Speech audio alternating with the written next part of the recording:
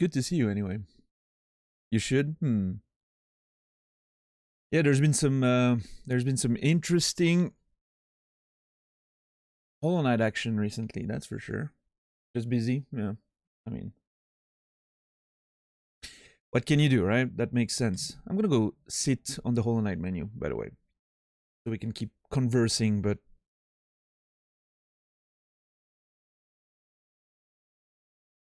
with a nice background soundtrack.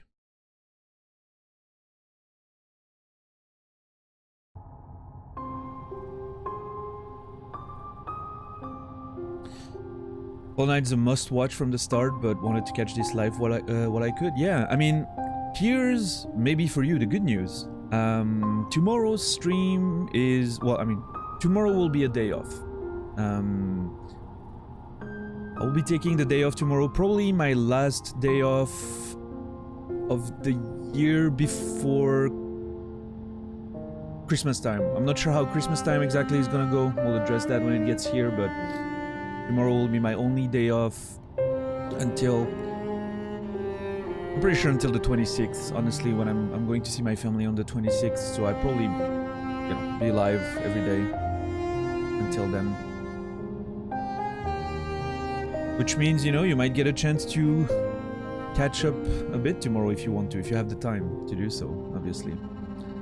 You know how my streams go. There's a lot of conversation, there's a lot of stuff, so you can probably, go through the VODs pretty quickly if you stick with the, the actual gameplay progress moments, so.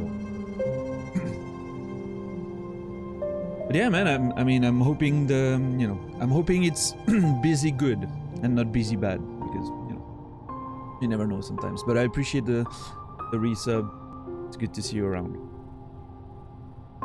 And yeah, we'll be getting into the game in a few, and you'll be able to see our progress, which isn't much so far. I feel like I barely scratched the surface, but we'll see. But yeah, how was the start of the week for everyone? Wish it was Friday already. This brainy. Well, that's fortunately that's not how it works, but I feel like I can relate. I remember when every Monday I wished it was Friday already. Done enough work to justify it being Friday, yeah. It's one of those Mondays. Makes sense. I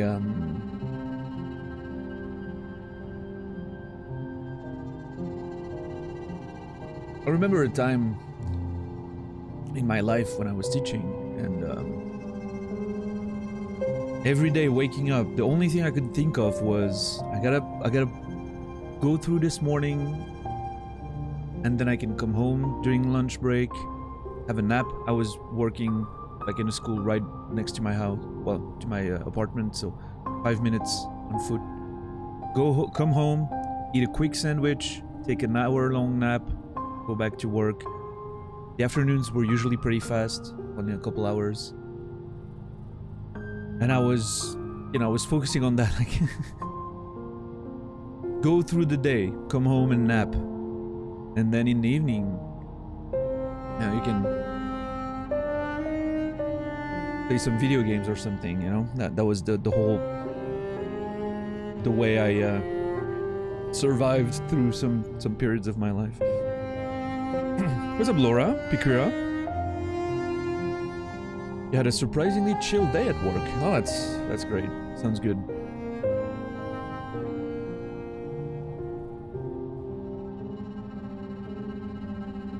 Wish I could get back into the routine of work. 1-2 hours of chill on voice with mates, then you're streaming at night.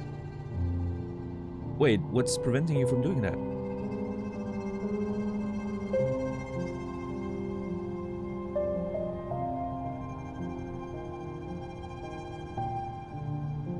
Aren't you currently, not going to work for the past week? Wait, hold on. Have I missed something, Dom?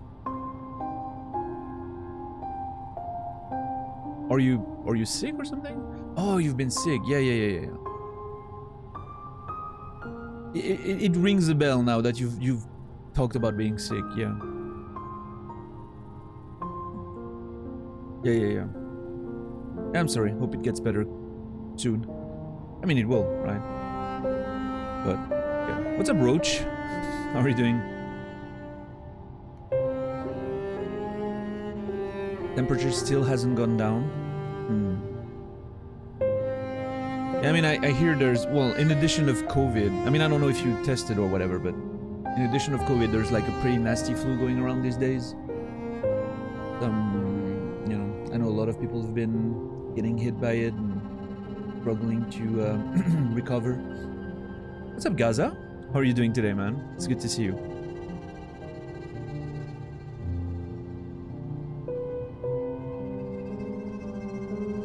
Haven't tested, but I'm assuming it's the flu. Well, I mean, that's the thing, right? These days, you never know. Oops, wasn't what I was trying to do. Better. My monitor's just not the way I want it right now. It's better. Yeah. I mean, I've heard so many people saying they were sick lately. Like, it's really pretty intense.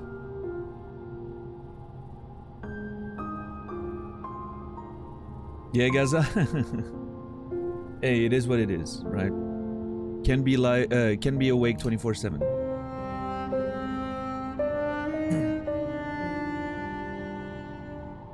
Yeah, I caught a bit of a very little bit of Cody playing Crisis Core today, which seems to be pretty much the same game with better graphics, but like it's interesting because you can tell that it's not a full remake, right? Well, it's a new engine and all. They like ported it to UE4, I think, and like new assets obviously to cover, but it definitely feels like it's the same animations, same cutscenes obviously. So yeah, it's kind of a mix between a remaster and a remake. It's pretty interesting. It blurs that line, you know, that line between a remake and a remaster, and like you can see that it looks pretty good. And then you get those animations that are a bit stiff, you know, like the old PSP game. Interesting. I mean, here's the thing. At some point I'm considering playing a FF7 remake, you know, in preparation. I've never played the I don't know, the PS5 version. Like I think there's a DLC that came with it that I've never played. So I'm considering playing it at one point, like playing the full remake with the DLC and all that. Maybe then into Crisis Core and then into Part 2 whenever it's out. I mean, we're talking like 2024 stuff probably right there, but something that I'm considering. Yeah, Brainy, I mean, I've never played Crisis Core either.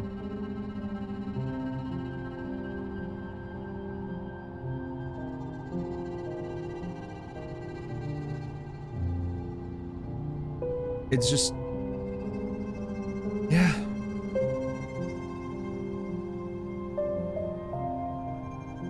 I've seen bits and pieces of the game, like over the years, just by like people running it or something, you know. GDQ probably saw a part of the game there. But yeah, I don't know. It's one of those things. What's up, Enable? How are you doing, man? Good to see you. It's one of those things. I'm like, should I bite the bullet, play this offline, and just on my own, you know, get my own experience with Final Fantasy, or should I wait to do like a big remake thing on stream with the second game coming out, whatnot? I don't know. We'll see. I've been focusing on watching TV shows and whatnot off stream these days. I have a lot of shows to catch up on, so it's pretty good. Meaning my gaming time has gone down a bit outside of... It's just that I don't want to play anything outside of Hollow Knight. And I don't want to play Hollow Knight off stream, of course. So I'm like kind of... I was playing Tales of Arise off stream, and I played it a bit yesterday again, like an hour. But... yeah, I'm trying to focus on catching up on my TV shows, because I've been saying for a while that I needed to catch up on everything, and yeah, there's a lot that I need to catch up on. I was able to catch up on Stranger Things and Cobra Kai in the past 2 weeks. There's still a lot more.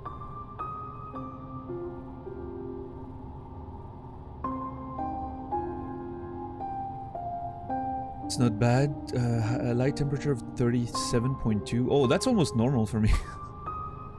I run around 37 point something most of the time. I run pretty hot. I don't know, it's always been a thing for me. I run pretty hot.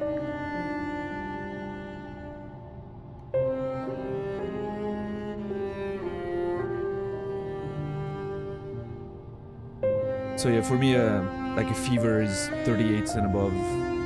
When it gets really bad.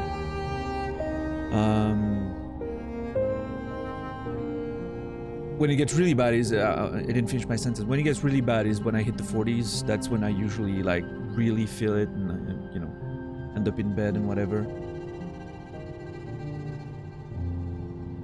The worst fever of my life I think was like 41 something. I still remember it. I was hallucinating. That was a very bad one. I was legitimately hallucinating. I remember trying to sleep and feeling my body was a puzzle. Like every part of my body was a puzzle and I needed to put them together again to be able to sleep. And I couldn't do it. Like it just didn't work. Pieces didn't fit. It was a mess.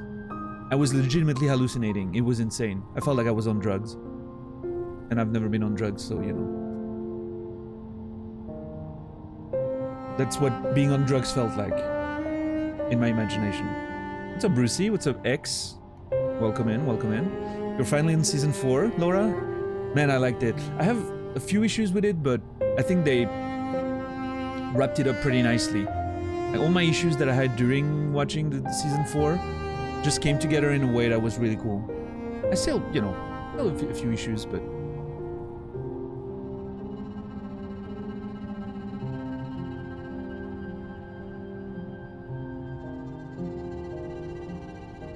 yeah.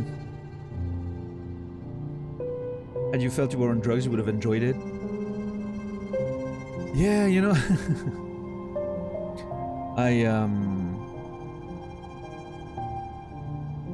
I started watching Euphoria again. I've never seen season 2, so I started watching season 1 again because it's been a while, couple of years.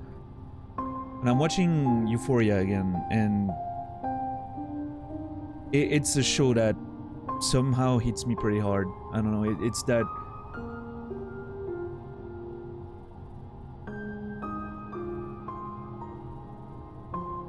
I don't know, there's something about, I don't know if it's because I worked with drug addicts in the past, as a social worker and all of that, and because I have some friends that are in situations like this, but it's just, man, what a great show.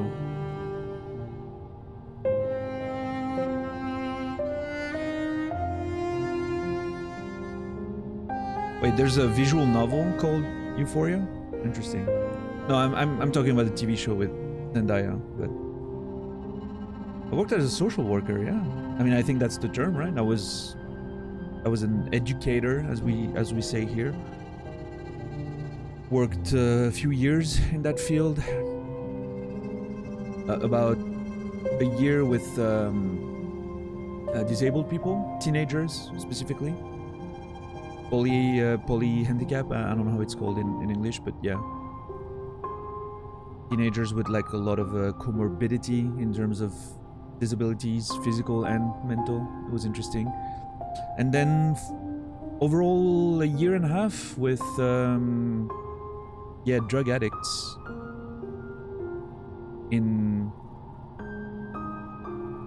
I was working in like a home where we would like welcome drug addicts as long as they stayed sober, and while they were here we would help them like get back on their feet, help them through like the withdrawal periods and recovery, and at the same time help them like look for work and have conversations, you know, like we had like a actual psychologist and whatever also that came in a few times a week, but the rest of the time we're just here to, you know, take care of them, like make food with them, do little landscaping work around the house and a few contracts we had in the town, and helping them, you know, make cover letters and resumes for finding new work, you know. That was the whole thing we were doing.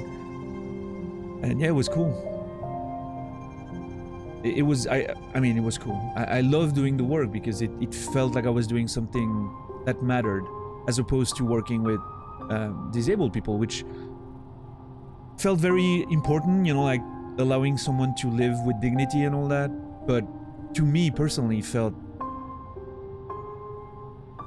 it was a struggle for me that there was no hope for improvement, right?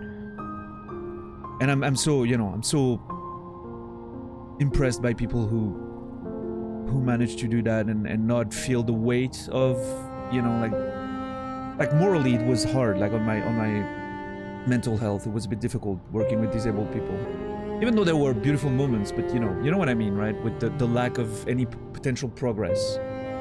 What's up, Brightwood? What's up, Gino? Good to see you, man. What's up, Div? But yeah, with thank you, Div, for gifting us up to Gino. 12 collected memories. Thank you so much, Div. And Gino, enjoy those emotes, and it's good to see you again. Yeah, with the, you know, recovering addicts, the great thing was that it felt like you could make a difference for the future, right?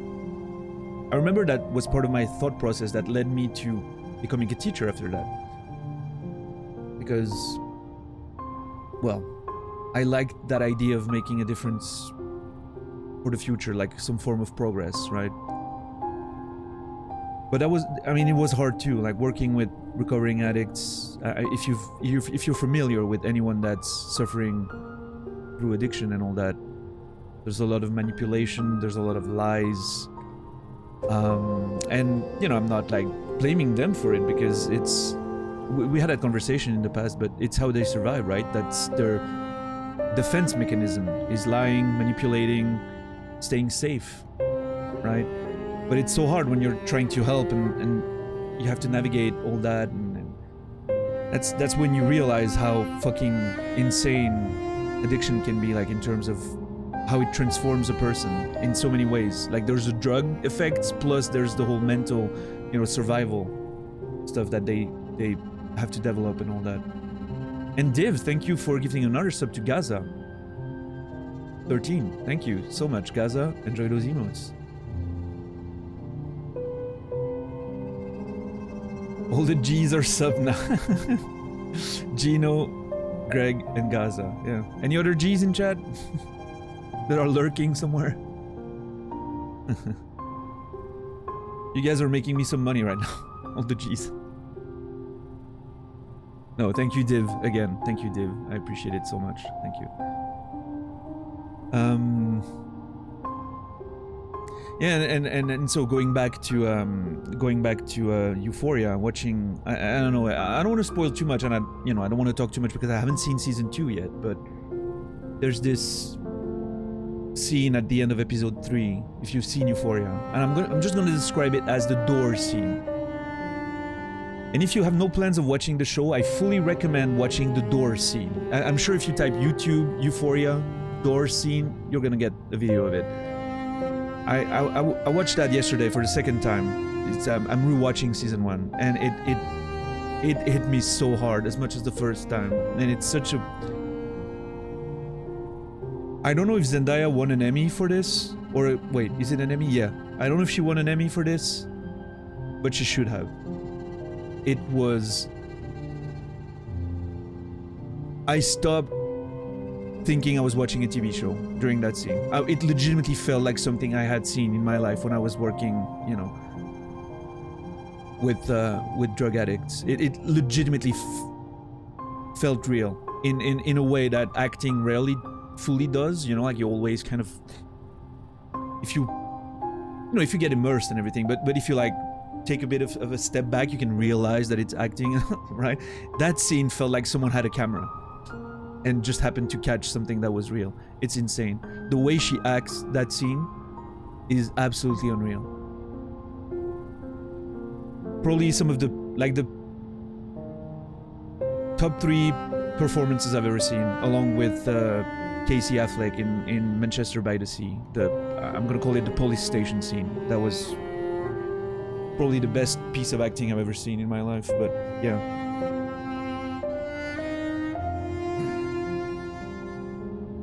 What's up, Brendan?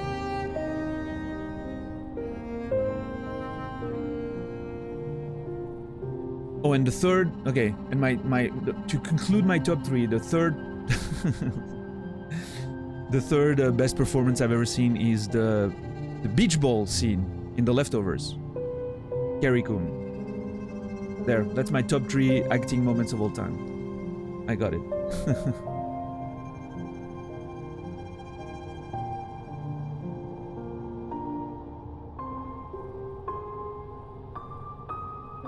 How are you today, Brendan? Have you been watching a bit of... I haven't seen it myself, but I know Max was going over some new Tekken 8 footage yesterday, apparently. I don't know if you took a look at it, but... You're soaking in the music, Enable? Works well with the talk. Yeah, I'm glad. This is one of those... It's like Outer Wilds. As soon as I start the stream, I want to just sit on that screen and have a bit of a conversation, because it sets the mood right for the rest of the stream, right? You've seen the new footage? Feeling a touch under the weather. Oh, that sucks. It's such a vibe. It is. It is. Yeah, Brendan? Max enjoyers? Yeah, I mean, I love a good Max. Here's the thing. I was such a fighting game fiend when I was younger and playing Tekken 3 pretty seriously for a while. That always brought me to watching and still enjoying fighting game content. And Max is pretty much the gold standard, right?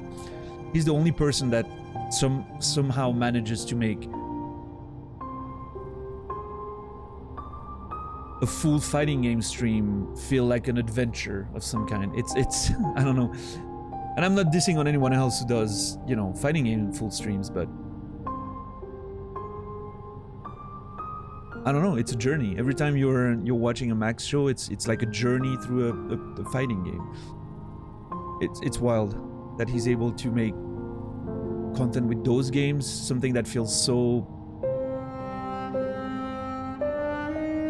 I don't know, I feel it's wild to me that the dude really has it nailed down, like he knows what to do. He has it figured out how to make fighting game content. He turns the niche community into a huge audience. Yeah, that's just... I mean, a lot of that comes from the years of doing it, right? Like, everyone who likes to watch fighting game content stumbled upon him at some point, right? And he's such a friendly character and has so many great, well-formed opinions about a lot of stuff, and he loves a lot of things outside of that, right? He sprinkles some variety in there, which makes it easier to follow him on different adventures. Like, he's a huge Final Fantasy fan and all that. Yeah, exactly, Gaza. It's wild. Even if you're not a fighting game fan, you can watch him and you're getting taken on that journey. He explains stuff so well. Like, it makes you feel like you understand it more than you do. Which is beautiful. 28 hours, that's the counter for today. Beautiful. Paul's new rage art is corny. I haven't seen it, Brendan. I don't know if I want to watch it or if I want to just wait. What's the release date, Brandon? Did they announce it? Or is it just 2023? Yeah. No release? Okay. Well, I guess we'll see then. Probably not until 2024. Oh, well. Then I don't care. I'll start caring whenever it gets closer. Yeah, how's it going, Brucey? I've, I said hi, but I'm really actually interested. Like I don't see you often these days, so I'm hoping everything's going well, Brucey.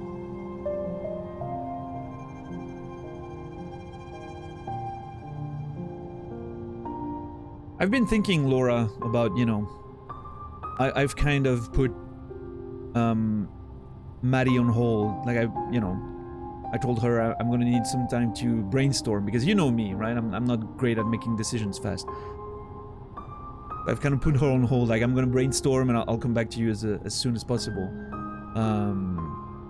Hopefully it's not too much of a. She seemed totally fine with it. She was like, hey, yeah, let me know when you have ideas, no problem. So hopefully, you know, I'm hoping I'm not taking too much time, is what I mean.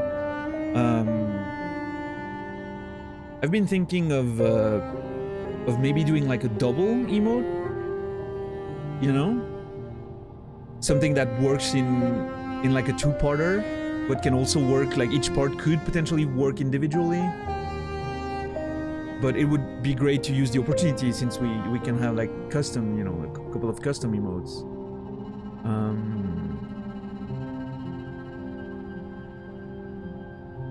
I think having she also does animated, but it's extremely expensive. It's over our budget.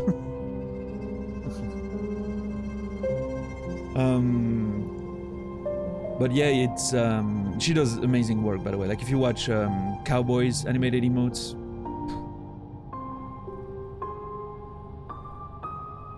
some serious work is happening.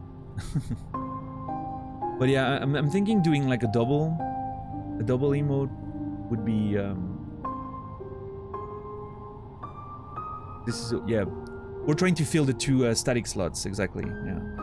But I'm thinking something, you know, that would work like in conjunction. I'm not sure.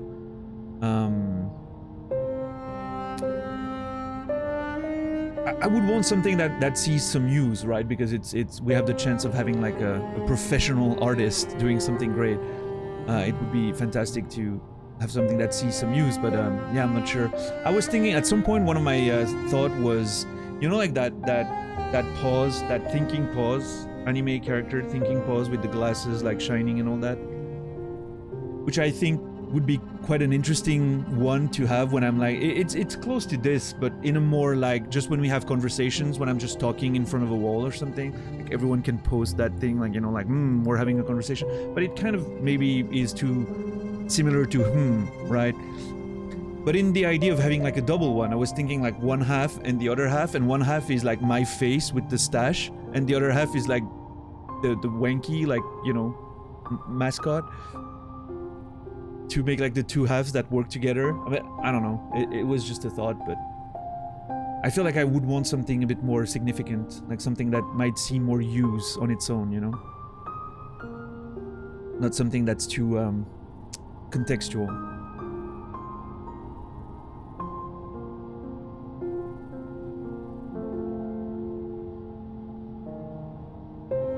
Staying sober, less engaged with Twitch, just having coffee and going for a walk in the snow. Dude, you know, I'm glad you're staying sober. Proud of you, man. What's up, Tenny? How are you doing today? Is it this week, $10, that you said you were gonna miss the beginning of the streams because of work? Is that usually the time you would get in, or?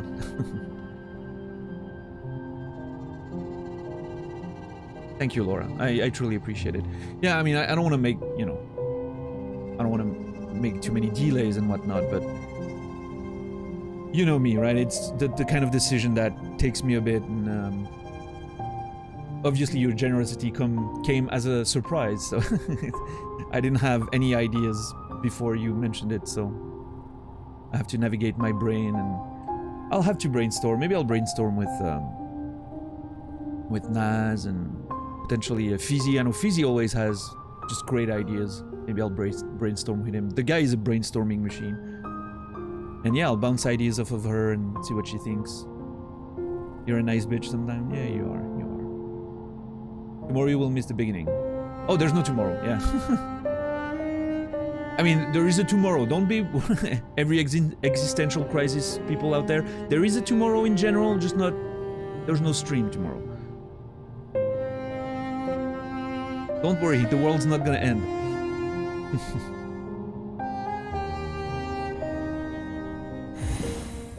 Alright, let's get in there. Too late, I'm already panicking. And here's another spot where we can hang for 20 minutes.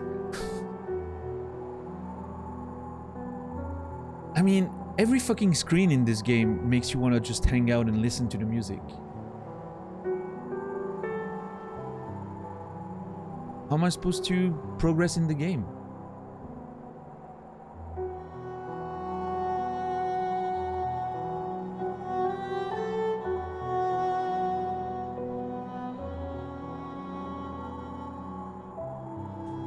Yeah, hopefully it will.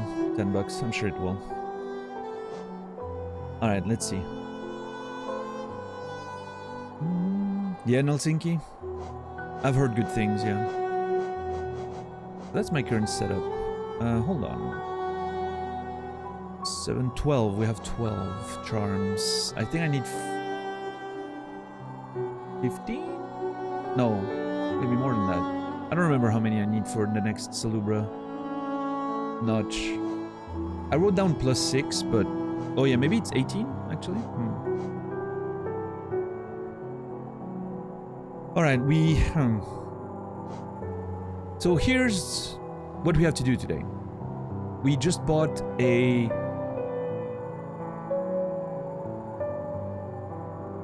how do they call it again? Lumafly lantern. We just bought a Lumafly lantern. Thanks to selling all those relics. So we do have to investigate those red pins here and there. Those are dark areas that we already visited, but we couldn't see anything. I want to revisit that. Explore those dark spaces. I want to see the hunter again. See if there's anything new now that we have a few creatures in the journal and whatnot. I want to go check on the grubs. I think I should get some money there. And then, in terms of progress, we have this place with that spawning mage that scared me the fuck off. We have the manhole here that we have a key to open now. And we have this pit that falls into Deep Nest, but that we managed to avoid the first time. And I want to kind of explore Deep Nest coming from this way instead of coming this way from the Mantis Lords, right?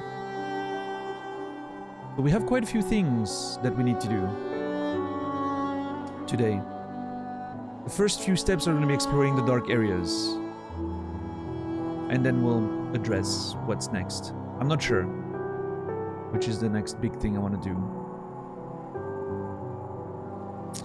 And again, for those who haven't seen it yet, here's my here are my notes. If you want to see how my notes work for Hollow Knight, I I'm using a mind map software to take my notes because it allows me to position the notes that I want to remember based on the map layout, more or less, right? I've created those spaces, and I'm, here's like Deep Nest that I don't know exactly how to draw it yet because of the overlap, but it's gonna be fine. Maybe I'll put a background color that covers the other one. And yeah, there's still some adjusting to do, but those are my notes for Hollow Knight, so. Dan, may I request to see your book notes again? Sure, why not? Not sure if it's riveting content for anyone else, but if it's you, Brendan, I'll show them to you. As a note nerd, yeah, here's one of my ongoing project book notes. So up there, character stuff, with relationships and all of that. Those are like characters. It's a master outline with roughly what happens in every act, in every chapter. You can see Act 4 is still very undefined because of the colors and a few notes around it. And this is my, that's the main event. That's the thematic conversation that I have with myself. Act 1, you have like the rough stuff happening in every chapter. and you get all the themes and the notes around it and the way it connects to one another with the characters and all of that, and it's just like a whole, you know, it allows me to have like a very nice laid out progression of the themes, and it goes into like I haven't completely worked in the next few acts yet, but yeah, that's pretty much how it works. It's a big mess, but the best way I get to you know, understand what I'm doing. So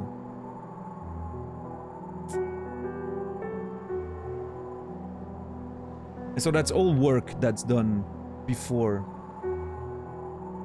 I get to writing any line of text, right? That's just... I take the notes in English. I actually work everything in English until I actually start writing the actual text. Then I switch to French. It's a process I've used for years, and somehow it helps me being more creative. I don't know why. I think the fact that I'm developing the story in English, outlining it in English, allows me to be a bit more free. And then once I switch to French, I'm like, okay, now I'm gonna write something that makes sense, right? It's gonna be like, it has to be better, beautiful sentences. I switch bipolar, depending, like right now I'm thinking in English, for instance, when I'm working on my, you know, novels, like during development, if I'm writing in English, I'm thinking in English. When I'm writing in French or speaking in French, I switch to thinking in French. I dream in both languages as well, like it's just depends. What's up, Wolf? How are you doing, man?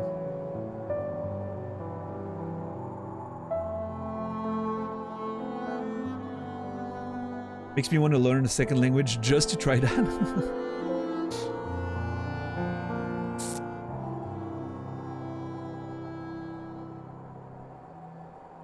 Yeah, how are you, Piff? It's been a while. Good to see you.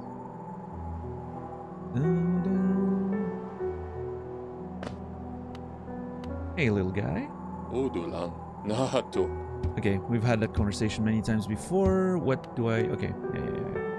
Okay, so, first dark area I want to explore, I think I'm gonna go for this one first. I mean, I could go King's Path and then come back and then go down. Okay, here's the thing. The most inaccessible one is probably the Stone Sanctuary. Because I need to go here, check on the grub, go down, traverse here, check on the hunter, go to the Stone Sanctuary. And maybe I can revisit the Fog Canyon, see what's in there. I kind of ran out of the Fog Canyon as soon as I could, but... This one's pretty close, right? You just get to the stag, up and right. So that could be a nice first one to explore.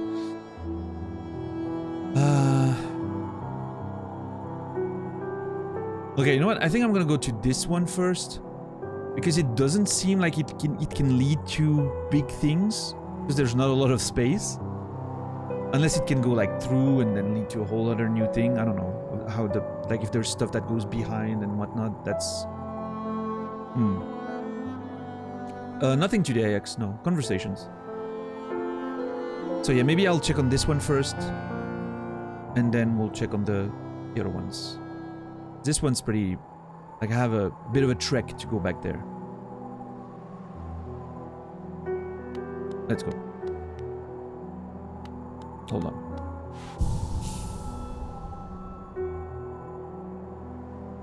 Yeah, Div, you too? Interesting. Yeah, I don't know. It feels like thinking in a different language, at least for writing for me, allows me to just not have to worry about how good my thoughts are formed, right? It just... my English is going to be janky anyway. The thoughts are going to be janky. That's fine. I can fix that later once I switch to French. It helps the process of being just free. And I don't know, maybe it's because also I consume a lot of content in English, so some words come faster to me sometimes. $10. Thank you for gifting us up to Piff. Thank you so much, man. Wolf Piff, enjoy those emotes. And $10 once again. I don't know what to say at this point. Thank you. I'm running out of adjectives to thank you. -6, got some mac and cheese cooking. Dude, awesome, Wolf. I'm jealous. I could go for some mac and cheese now. What's up, Jedi? Good to see you today. Luminar, good to see you as well. Beautiful to see everyone. Ooh, I wonder... hold on. If I'm gonna be doing exploring, maybe I want to switch... Well, actually, no, you know what?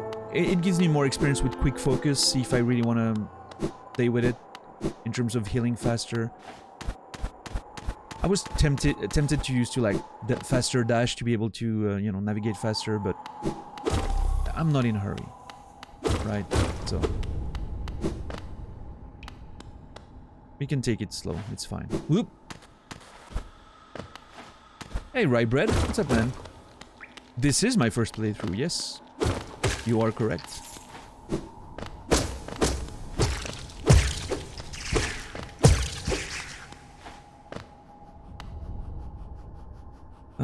Do we say more well-spoken or better-spoken? I would say more better-spoken. But actually, I have no idea. Hold on. Hold on. I'm not sure if that's where I'm supposed to go. Let's see.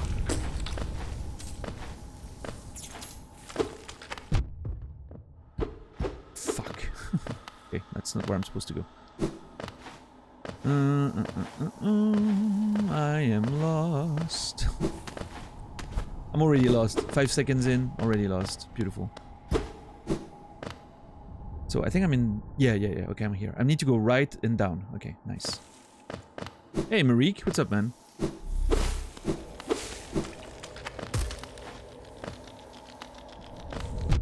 Oh. It was... The little thing was just behind the door. Right there. So I didn't see it coming. Sneaky.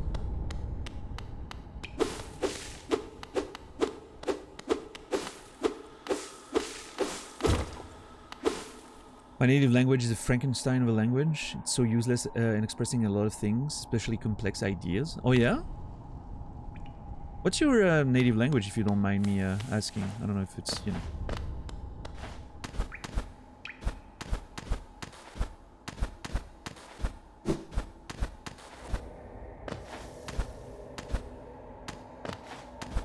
But yeah, Indonesian?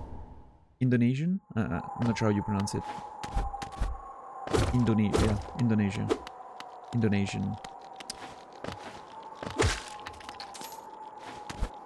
Is, I don't want to say something stupid, but do they speak Indonesian in Singapore? Am I right, or am I just confused?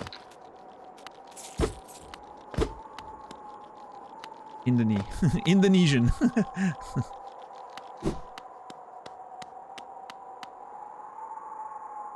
I think they mostly speak English. Okay.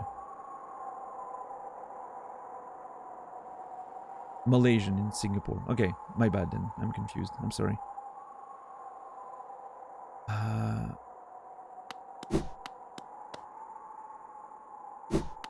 not sure where I am anymore.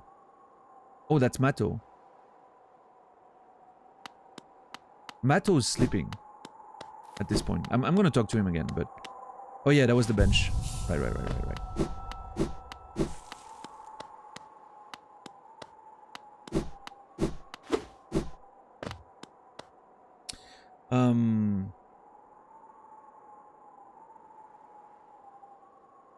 Yeah.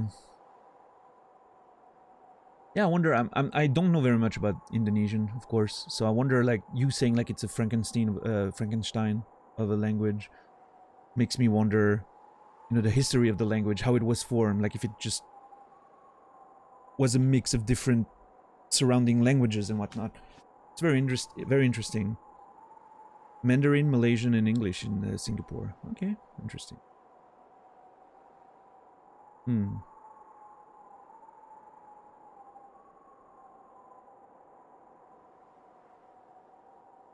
Yeah, language is a very interesting thing. It's weird how there's some stuff that I very often find myself trying to express something in French, but I only know how to express it in English. Like I have, like the words in English make more sense. Like,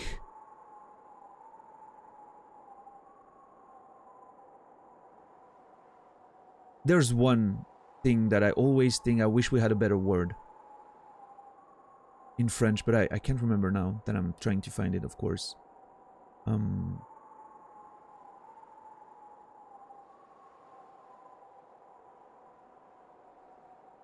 I remember thinking when I was writing a few times, I was like, man, I wish we had that word. I don't remember. It's right, but... And I don't know exactly where it comes from, but... I know English seems so flexible as a language sometimes. French is much more rigid in the way it just works grammatically speaking. And maybe that's in part why I feel more free when I'm like creating in English, right? When I'm developing stories in English, it's just so much more flexible. I can move very fast through ideas that would be a lot more complicated to explain in French, which is wild, I think.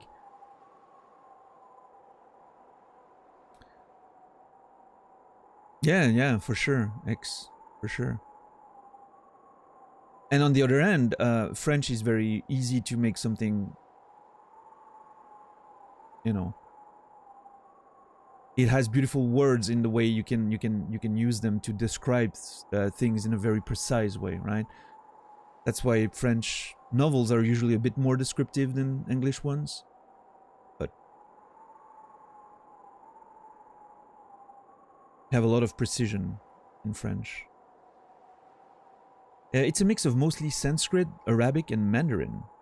A little bit of Dutch, very small amount of Spanish. That sounds wild.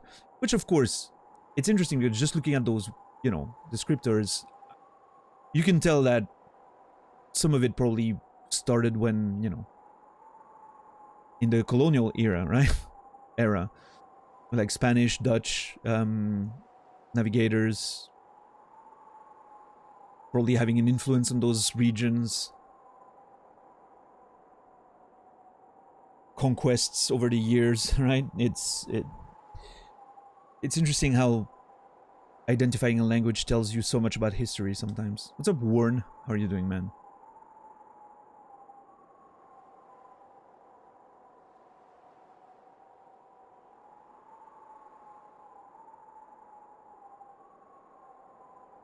Yeah, Nals. Interesting. Yeah, I don't know. It's... I guess a part of it is the amount of content we're consuming in English.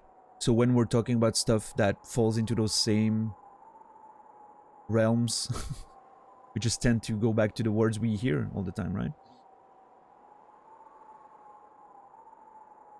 Ethnic languages, depending on where one is. In Java, one would speak a lot of Javanese. Makes sense, yeah.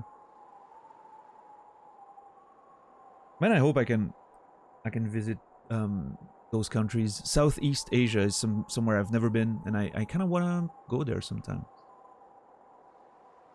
Went to school with a guy who studied linguistics, went to Africa to live in a small village and create a written language for their spoken one. That is wild, the Saub. I saw a video the other day. That reminds me, I saw a video the other day with some tribe from the south of Africa that have like a tick-based language.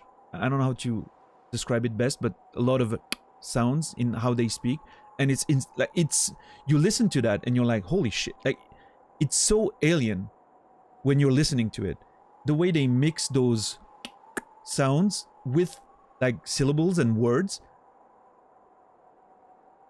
But it's not like a pure clicking language, right? Like, it's mixing. It's like, no. For instance, like, no. There's both the sound and the click. Nah, no. It's absolutely... You watch that thing and you're like, oh my god, like... It seems... It seems like you're not supposed to be able to make all those sounds at the same time. Like, it's absolutely crazy. And it sounds so cool and interesting. Like, I was fascinated listening to that. It's like beatboxing, exactly, yeah. It's so impressive. And that video was brilliant. I don't know if I saw it like on Twitter or Reddit, but like absolutely brilliant. Like, it was beautiful. They were just sharing their names and all that, but it was so wild. Loved it. Oh yeah, Sal, what's up, man? Good to see you, Sal and Shadow. I read a novel that's translated from French, some word written untranslated, footnotes. Yeah. Yeah, I tend to read in French, like even English books, I tend to get the translations because I write in French, so it's more important for me to read in the language that I write than to get the original version, I guess. There's a few books that I'm reading in English, but yeah. Learned it casually for 3 years, could barely speak it. That's wild. I think it might have been the Sosa. I don't know how you pronounce that, but yeah. Got me out of luck with that. I mean, it was a fascinating video. I wish I could listen to. I would love having a lesson on that language. I would love to see how it, you know, works and.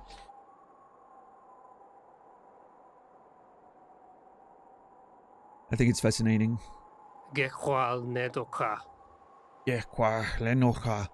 My pupil, you have come to visit your old master.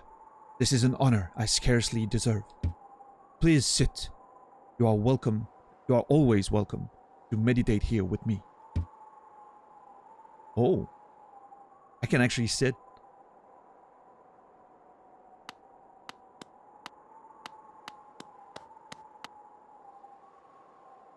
Interesting.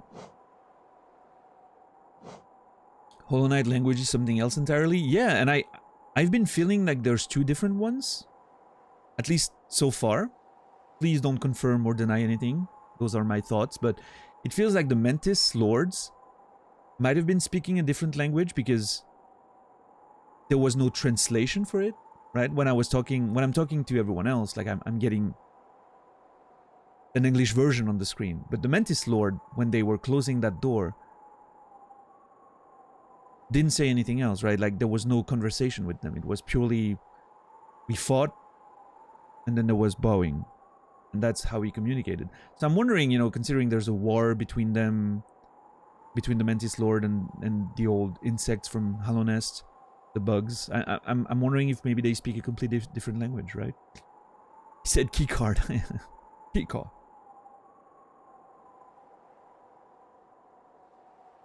Alright, let's sit. See what happens.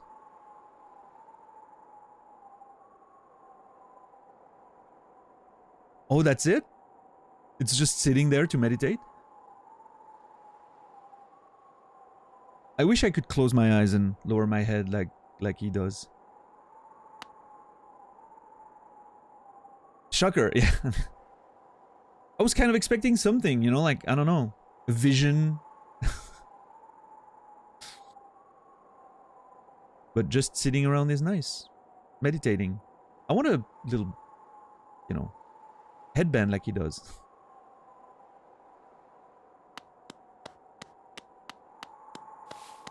Alright. Meditation is the real experience, yeah, I mean.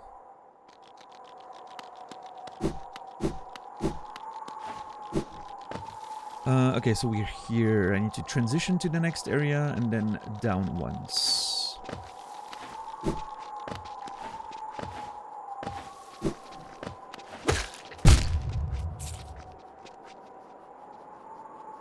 I felt myself, the moment I hit it, I felt myself bouncing that way and I knew what was gonna happen. That was guaranteed. That's it. Sounds like a very common reaction to meditation. Wow. Brandon's coming in with the response to that, I'm sure. Brandon is furiously typing on his keyboard right now.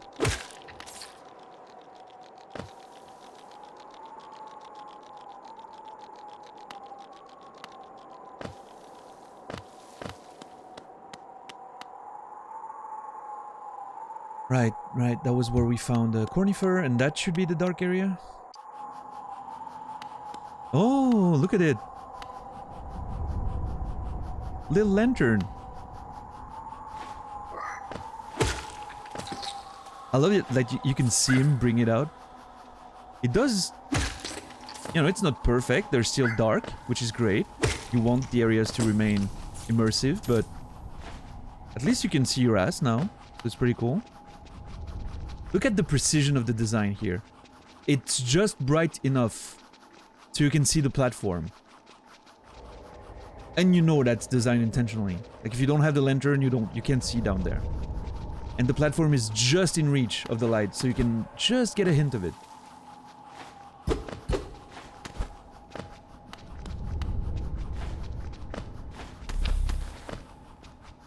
Hold on.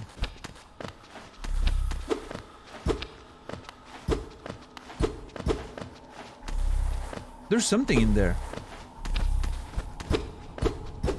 What the...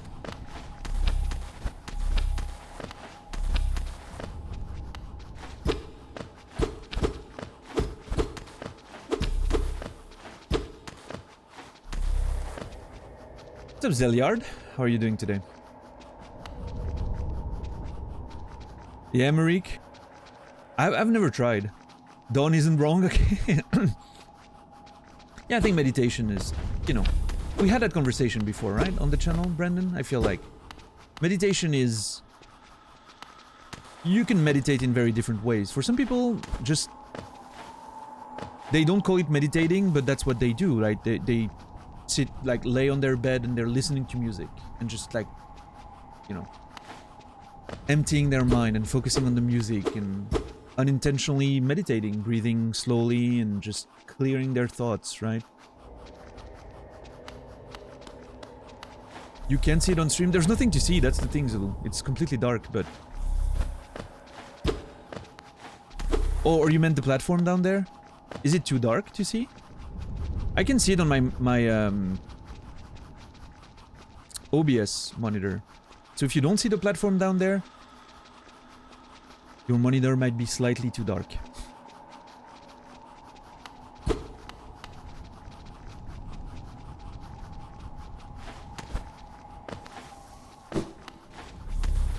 Did we find where I live in-game? Yeah, that's the Abyss.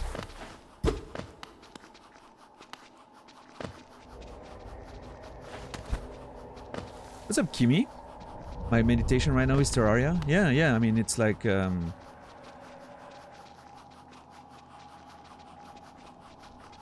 Meditation is like a flower at your feet. People be staring at the stars while missing something right underneath. Hard to want something you already have access to, kind of thing. Yeah. I remember reading something about... Well, this is my retirement from Hollow Knight. I spent 5 minutes looking at the platform and I managed to miss it. Embarrassing. What's up, Red? How are you doing today? Feel like you've seen this crowd hanging out in some other seedy places on this website? Yeah, just bad people around here, man. We get all the, like, you know, all the bad people of the platform just stuck in one place to preserve the rest of it. This stream is like the Australia of Twitch.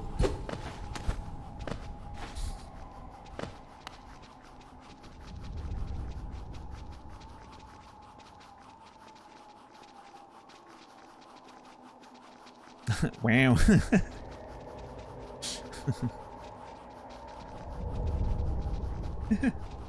Love Australians. Love you, my Australian friends. Alright, Rai, enjoy the classes. Good to have you.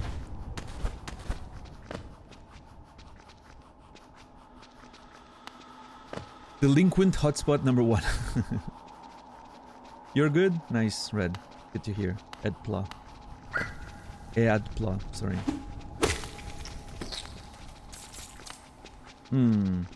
Why do I have a feeling that this wall is something I can work with?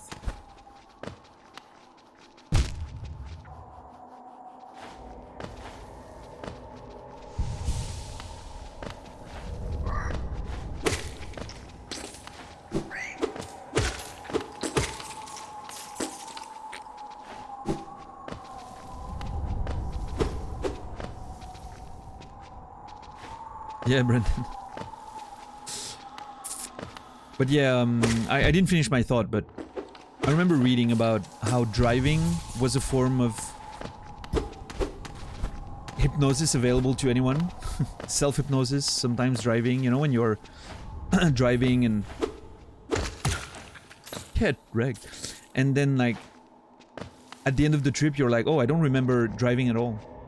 I don't remember going through those places. I know we're on the way. Because you're falling into self-hypnosis by just focusing on a task, you know? And I think it's quite fascinating. I often get that, you know, like that feeling of I wasn't paying attention to what I was doing for the last 30 minutes of driving, but you know, you're still focused. Like if there's anything out of the ordinary happening, you're gonna notice it. It's gonna bring you out of that hypnosis, but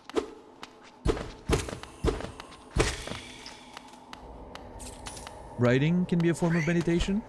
I guess so. Yeah, there's definitely a few moments when I'm writing where I'm in that flow state, right, as we call it, and I completely disconnect from reality. I'm not realizing that I'm writing. It's not always like that for me. Like most of the time, I'm aware that I'm writing, and it's so annoying because I like having written more than I like writing. But yeah, sometimes you're in that state and you're just living the story, and it's beautiful. Something I wish I could access more often when I'm working on writing, but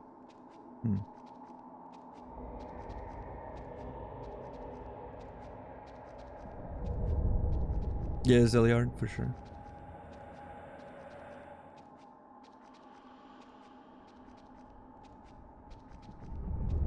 Oh yeah, Fear the Dawn, nice. Yeah, it's a day off and you want to go to the supermarket and you get in your car and like just automatically find yourself when you're not supposed to be because of just force of habit, I guess. Interesting, Brendan, yeah.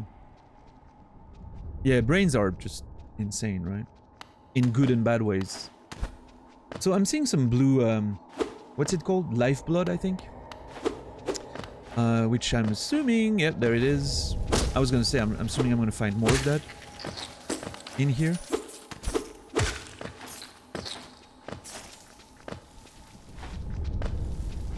It's interesting, it's the first time I see some of those Lifeblood leaves that look like butterflies without a plant being here. Which leads me to believe I might be about to find something even more interesting than what I think I'm gonna find. I really want to know if that one at the bottom there... No, okay. I had to know if it was breakable, because like the way it looks, it really makes me feel like it's breakable.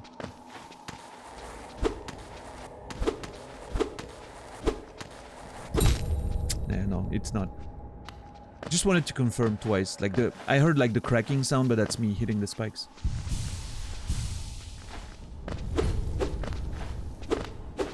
Yeah, more Lifeblood. Am I about to find like the source of the Lifeblood, maybe? That would be wild. That would be an adventure. Oh! Okay, I have no idea where I am exactly, but okay. So I went in, down, and up, I think. So roughly in there somewhere is a crumbling floor. I don't know if I'm gonna have...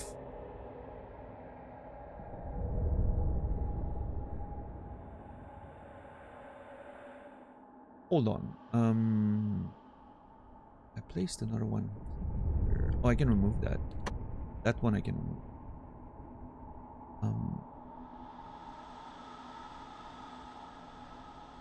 So the dark tunnel... I'm gonna move all of this just a bit and then do that. Dark tunnel and crumbling floor. Crumbling floor in the dark.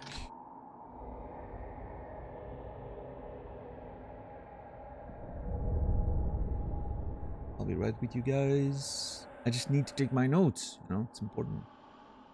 Right. Bit intense.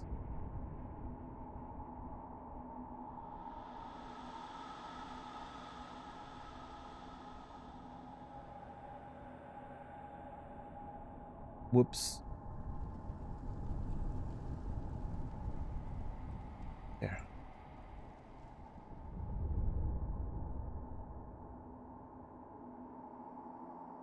Just curious how many languages everyone is fluent in. Just 2, as far as I'm concerned. I can understand German pretty well, by virtue of being in Switzerland, but I can't express myself in German. Barely.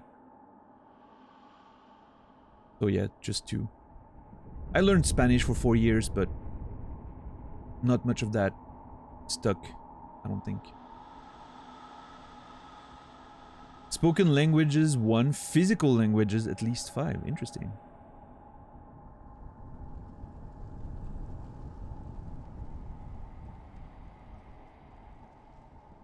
Czech is funny Polish. Is that accurate? Just like Danish is funny Norwegian or something? I don't know, there was a thing with Danish. I don't know if it's Swedish or Norwegian, but I remember someone saying like Danish sounds like drunk. One of these languages, like either Swedish or Norwegian.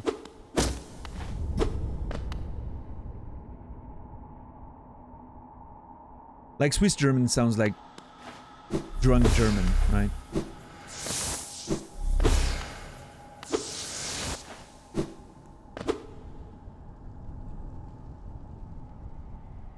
Yeah, I mean, Brendan, that can be considered a language. I agree with that. Physical expression is definitely a language.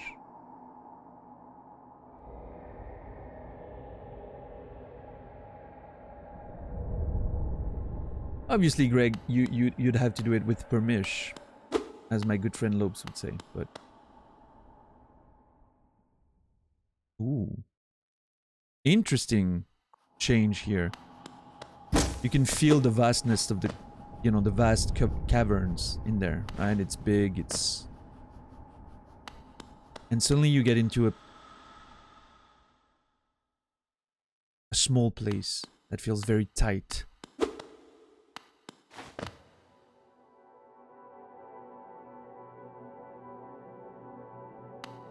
Hold on.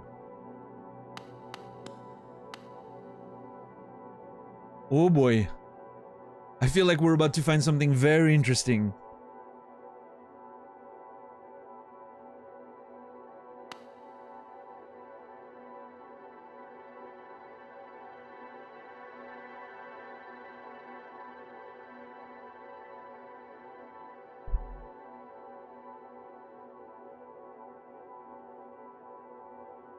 Beautiful music here. You can feel like the power of whatever's down there, right? With the light and of course the foreground butterflies and just the energy that emanates and the sound there. Beautiful. What are my thoughts on a Quebecois?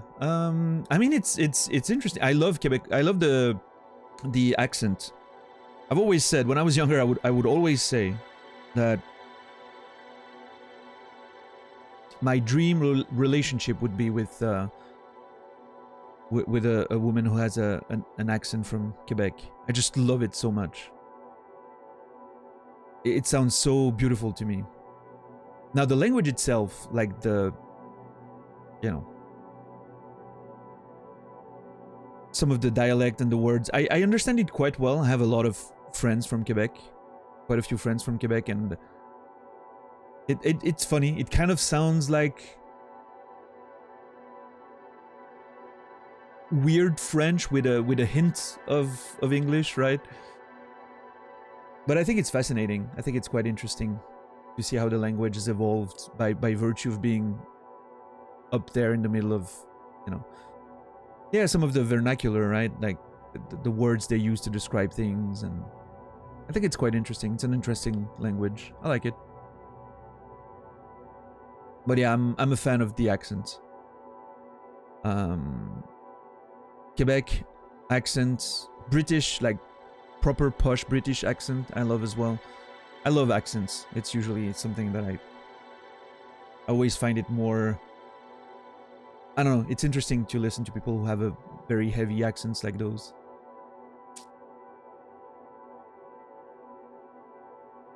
Hey, what's up, Kate? I'm from Quebec. This is funny to hear. Well, I mean, there you go. I mean, I'm sure if you're there, it's different, right? You don't get the same feeling, but...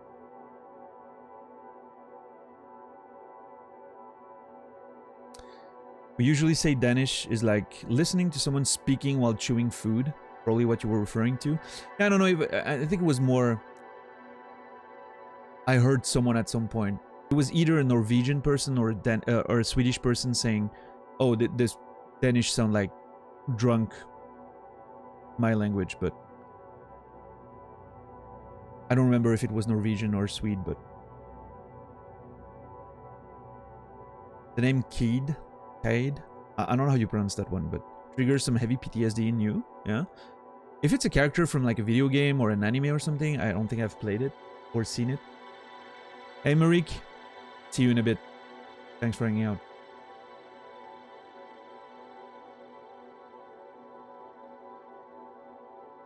Kaede. Alright, so I'm guessing it's from an anime. Yeah. Kaede. Visual novel. Okay.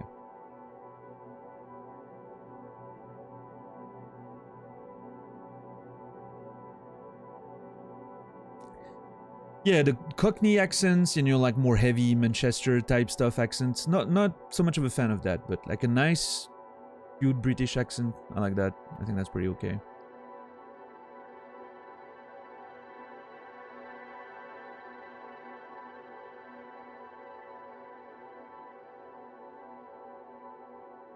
Kaede is a character from a book named Legend.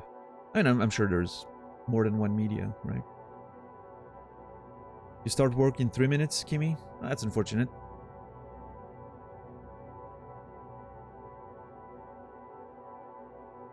Both say that? Okay, Luminar. Makes sense. Are you from Scandinavia yourself? You might have mentioned it in the past, but I don't remember. You're Swedish? I love the animation of hitting up. So cute. There's a lot of light. Holy crap. This seems like a commitment though. Like the wall. I feel like the wall disappears after a while. I feel like this is a committing jump. What's the worst that can happen?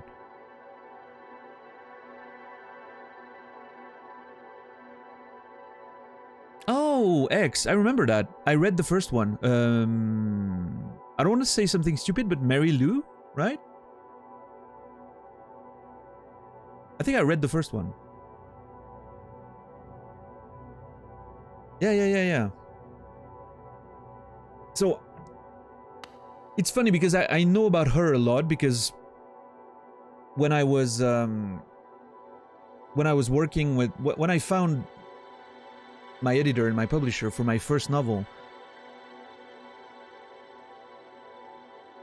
my editor was like, "Oh, this reminds me of Mary Lou," and I was like, "Huh? Yeah, that what was the name of that novel?"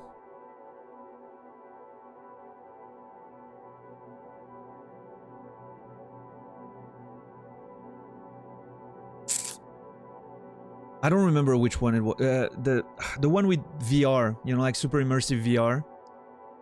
Warcross. My editor was like, "Oh, it reminds me of Warcross a bit," and I was like, "Oh yeah, never read that." So I got into Mary Lou, started reading Warcross, read the first Legend, and yeah.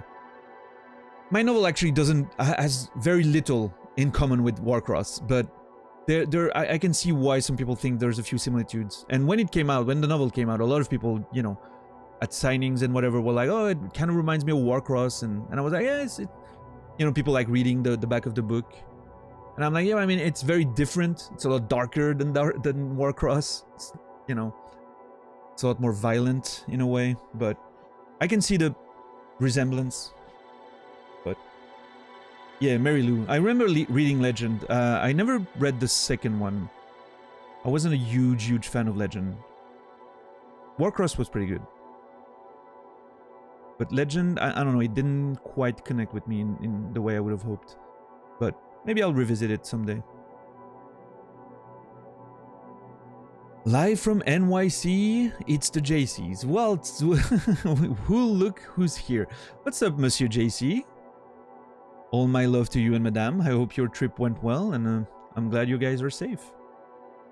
Are you just watching me in your hotel room? Like, these guys go to New York in a hotel just to watch me.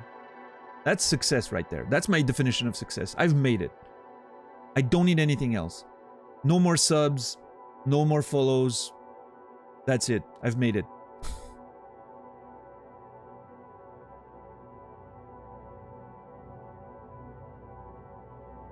Hey, Madame, how are you?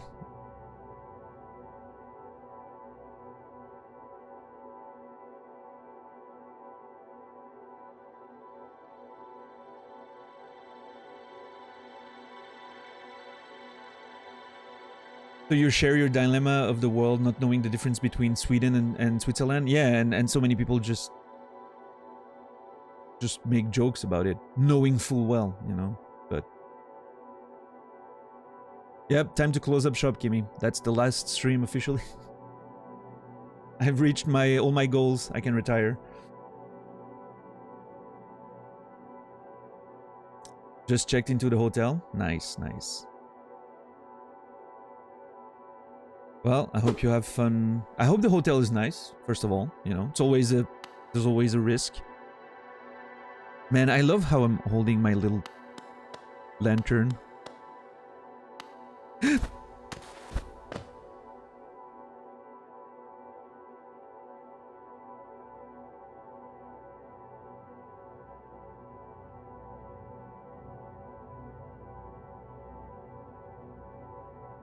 I mean, Schweiz is the actual official name of Switzerland, right?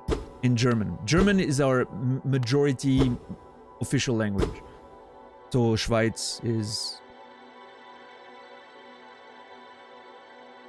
is the, you know, the one official name, technically. You're making it so frustrating to watch? Perfect. That's how I filter viewers, you know? How I know who's gonna be able to watch me long term or not. By being on the cusp of something and just waiting there and having a conversation for a moment. I don't do it intentionally, it's just that, oh, there's gonna be something, I need to jump down there. And then I look at chat and then the conversation starts and, you know, I'm like not intentionally stopping to frustrate people, but it's a good filter.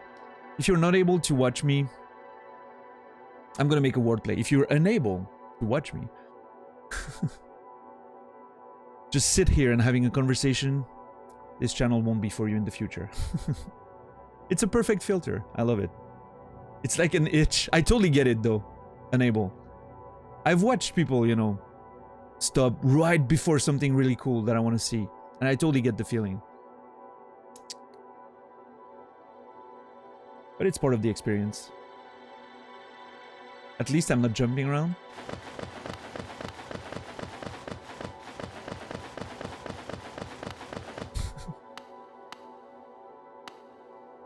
It's quite fun jumping down in here because of the roof.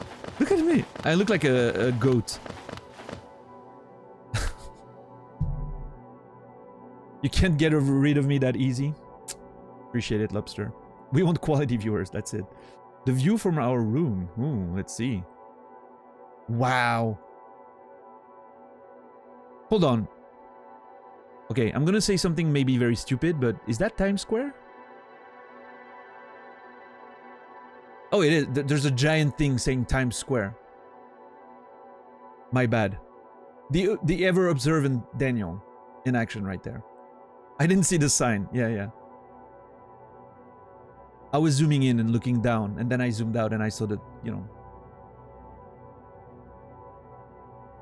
Beautiful.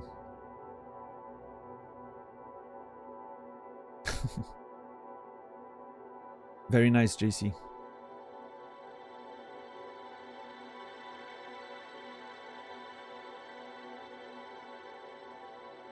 This game definitely made you 20 years old. 10 years old? Yeah. Life is Strange makes me 16. This makes me 10. And it's great. And some games you play make you like 60. Naz was talking about streaming strategies and said your strategy was to not play games. I mean, I love playing games, right? I feel like we're playing the game right now. We're just immersed in that little moment. We're taking it in, the music, the visuals, right? It's part of the experience. We're taking our time here. It makes it more memorable. That little set piece here. It's going to make the reveal even more tasty, right? Now, yes, what makes, you know, my stream unique? Well, I mean, other people do it this way, but I'm sure. But what makes me unique compared to anyone else doing first playthroughs is that I love doing that. I love stopping and discussing, right? Otherwise, might as well watch YouTube. That's my opinion. And I know not everyone vibes with that, and that's fine, but that's what I want to do, you know? That's how I like interacting with the stream and all that, so. Because I love just sitting there and listening to the music and having the atmosphere surrounding me and having a nice conversation. I love that. Feels great. Discovered you on Dark Souls 3. Like to hear you sometimes during work. Oh, well, I'm glad. Payday.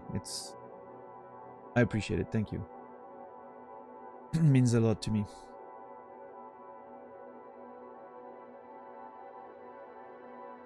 What's up, Kratos? How are you doing, man? Oh yeah, absolutely, Cassie. No, I totally get how Naz meant it, but it makes sense, you know. I get it. Yeah, just chatting with extra steps, right? But no, I mean the trick is to play just the right amount.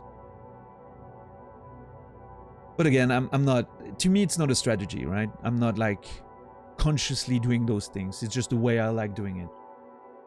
When I'm playing games by myself, I do the exact same thing. I'm playing, and then I'm finding a nice spot like this, and I'm stopping, and I'm interacting with the chats of the streams that I'm watching, and I can sometimes sit for an hour when I'm playing on my own, just chatting with, you know, with Naz on his stream, or Emmy, or whatever, or EXP, and then going back to the game, and, you know, that's just how I play games.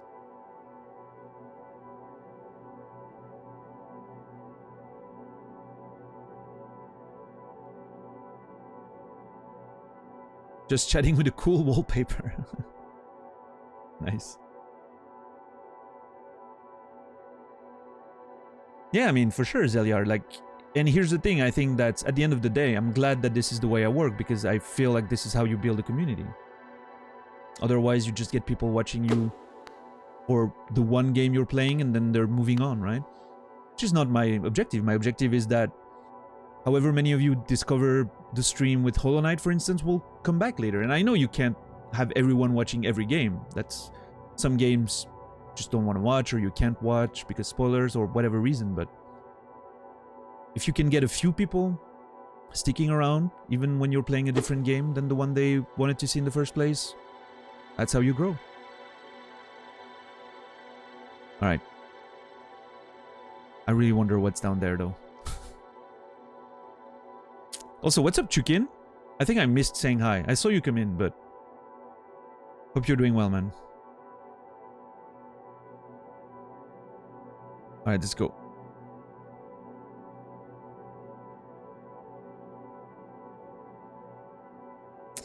We can't watch everything, so you stretch every moment so we can actually try to see every moment. Smart. Yeah, exactly. You miss like a 5-hour VOD, and if you really want to catch it up, you skip the conversations, because let's be fair, they're probably more interesting when you're live. And you just watch the actual gameplay progression. Like, you can see, like, by scrolling on the thing, you can see when I move and not. And you condense the stream down to an hour, and it's easy to watch. Alright, JC. Bon appetit. Looking forward to seeing you again.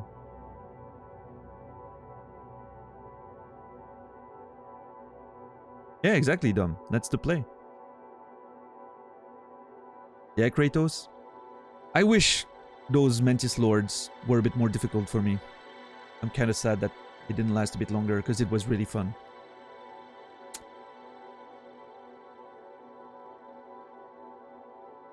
But I think part of it is because I didn't find them immediately. I went to the Nailsmith first, so I had more damage than I would have had if I went down immediately, right? So that would have made it a bit more difficult, I think. Yeah. That's all right.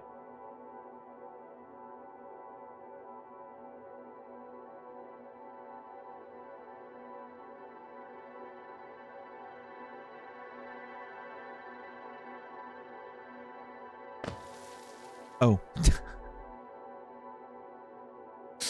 I was fully expecting to just fall in a big, large room with something in there. I was not expecting just a tiny platform and, you know, all of that for fucking yeah, I was legitimately just expecting to fall in a big open space with whatever is producing all that energy and light, you know? That's the beauty of it. That's the beauty of not knowing. Dude, where am I going? This is going all the way down. Oh, am I I feel like I might end up reconnecting with this. Which would be great. Perfect setup to go here then, after that. Hold on, okay.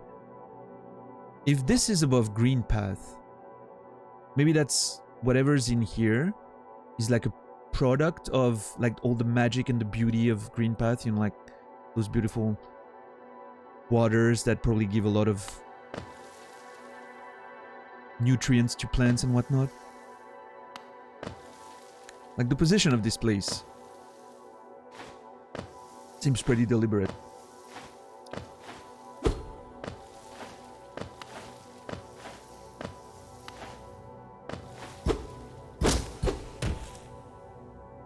Wow, was that? Did I break something or was that the wall? I think that was just... I think I broke something. I don't think that was a breakable wall.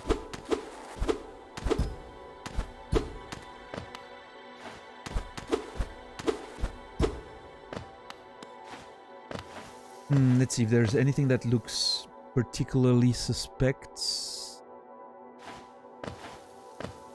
I don't think so. Left side.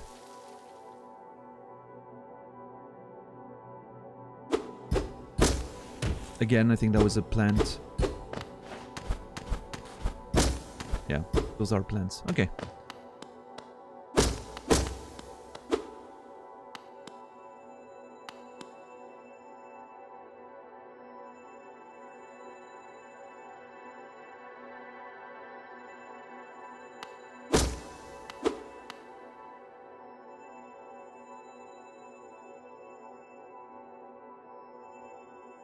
Interesting.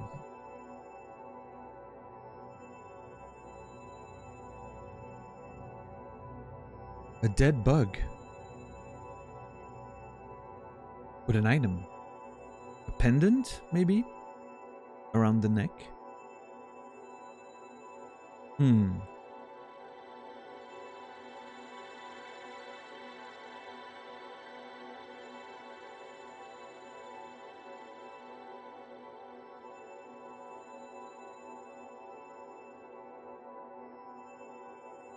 Yeah, Kratos. I mean, it's so much... Like, it's the game's fault. The game made it too much fun to break things. And let's see. Johnny's Blessing. That Johnny? Johnny's Blessing. Who's Johnny?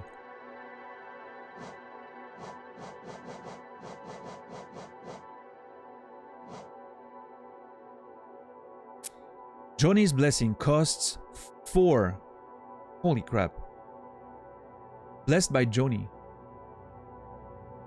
Joni, Yoni, I'm not sure, but blessed by Joni, the kindly heretic.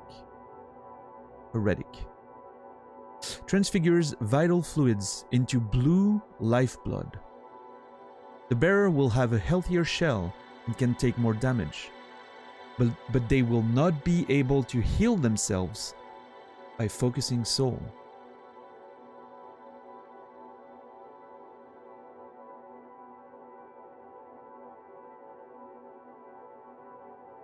Heretic?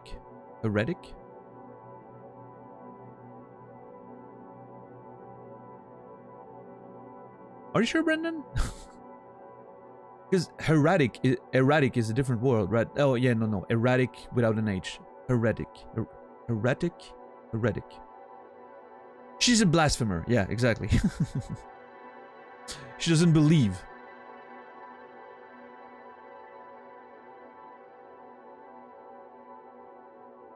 Transfigure vital fluids into blue lifeblood. The bearer will have healthier shell and can take more damage. They will not be able to heal themselves. Is that just an improved lifeblood heart? At the cost of not being able to heal? I'm gonna have to equip it to try. What an interesting little spot.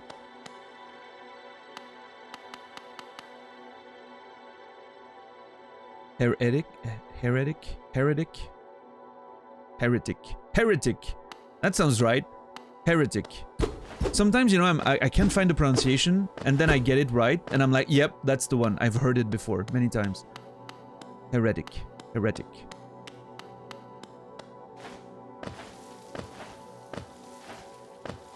Having to go all the way back up is so weird. Makes me believe that I missed something.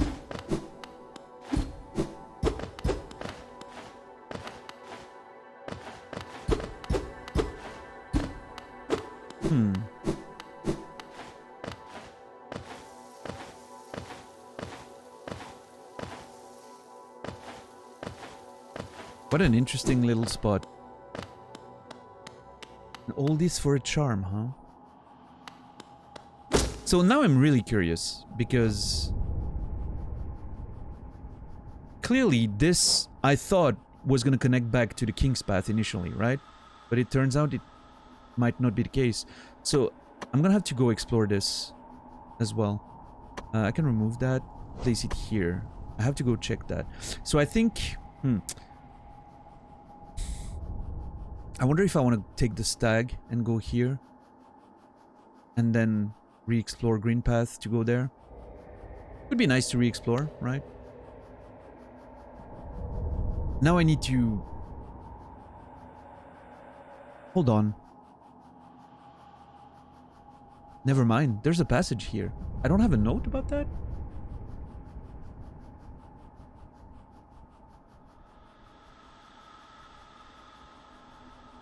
I don't have a note about that.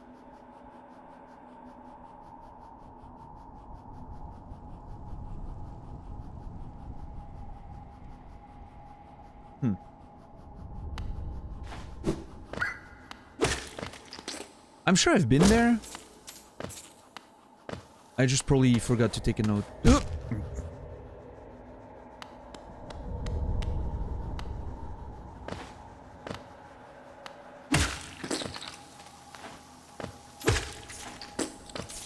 Yeah, Green Path was great. I loved it.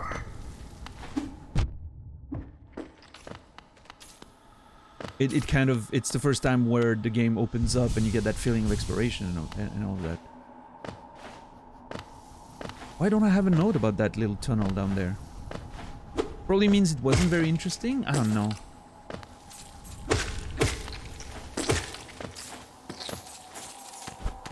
This is wild. It feels... It feels very strange that the game is...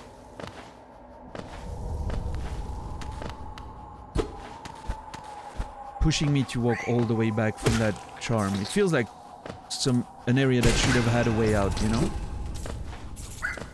I'm not saying it's bad, I'm saying it's surprising. It feels like one area that would have a back door of some kind. And now I'm scared that I missed something.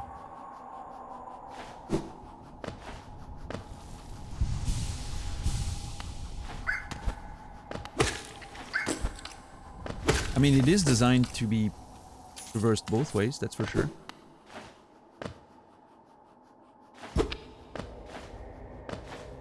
Oh!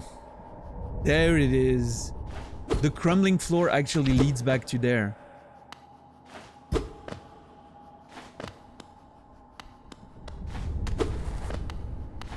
And the glowing that I was hearing was that soul, you know, charger thing that I found. Cool. So, I mean, I'll probably come back at some point to break the crumbling floor for the sake of breaking it whenever I find a way to do it.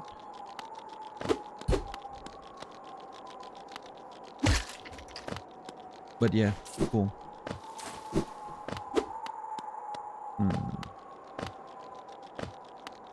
Wait, hold on. Right, I mean that little thing right now. I remember I read that, right? Yeah. Yeah.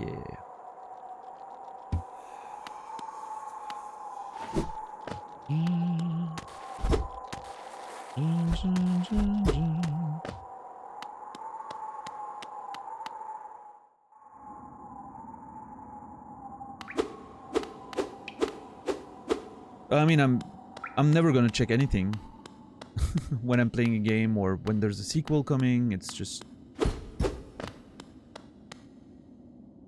no chance that I'm gonna ever check anything. So I don't even watch trailers. Like, why would I? But thank you for the heads up. But yeah, no worries there. Ah, I see. Okay. So the note I forgot to take was actually... Hold on. I'm confused.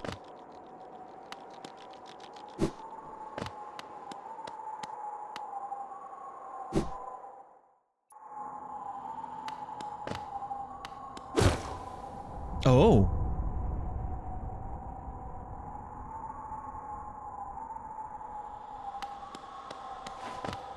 Okay, I either completely missed this or I forgot to write Dark Tunnel.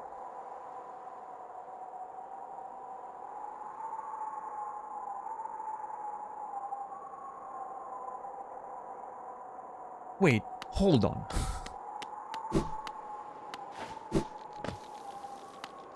I'm on the bottom floor, right? There must be a, like, one of those... Yeah.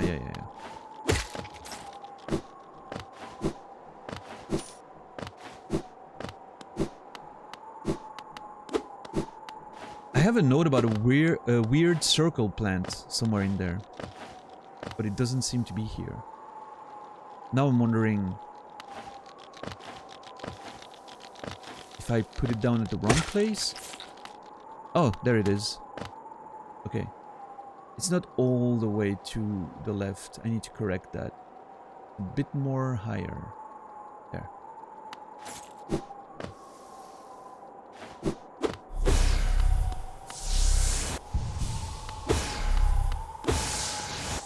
Alright, now I have a note about a large corpse. The corpse of a large bug. Ah! Yes. Corpse of the large bug. There it is. And the altar. I need to make a note of the altar. Otherwise I'm gonna be confused every time. Altar. I will know. I will remember what it is. It's just that... yeah. It looks like an altar on the map too. Perfect.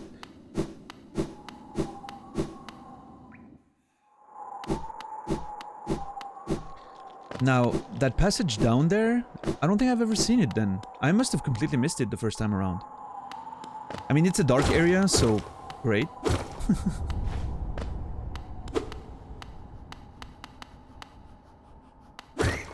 And I feel like this might be the one that connects to down here, potentially.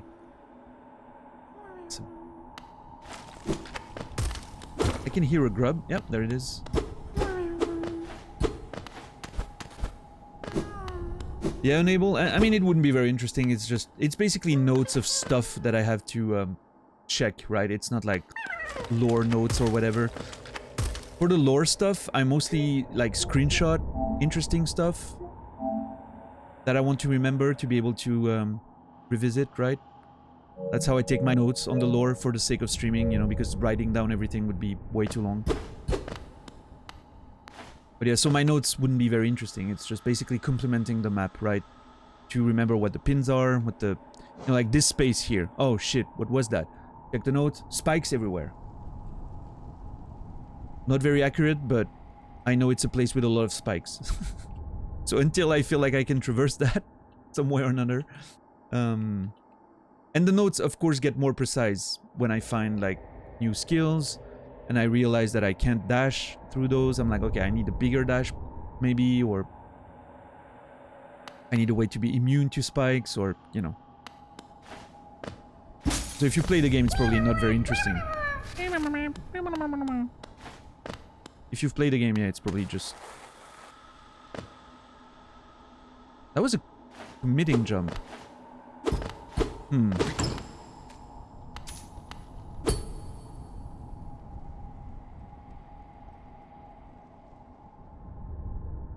One coin? Wow. 1 geo. Thanks.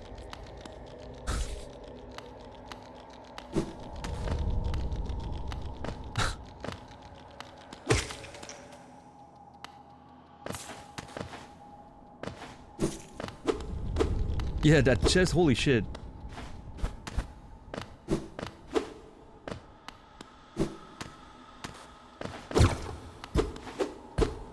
Hey, Itsta, what's up, man? Ooh, that's a lot of spikes. Oh! So, that was fun because there was the crackling of the stalactite at the same time I saw the dust come off the platform. And I was like, oh my god, is that platform gonna come down? And so I panicked. But there was no need to.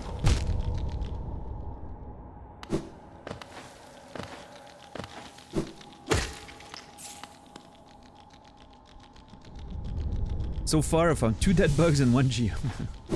Yeah, this place is wonderful. What a very nice place that I just uncovered. Full commitment too. Like, I don't know. I'm assuming I'm gonna come out in Green Path in that area, right? To the side we've seen. But that's pure speculation, right? Oh, I've been there. So that now I know that's the place. I've been there before. I broke the geo up there. Yep, there it is.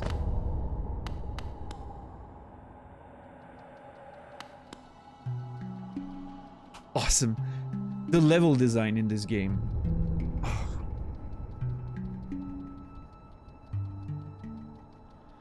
It's so good. It all feels so well just connected and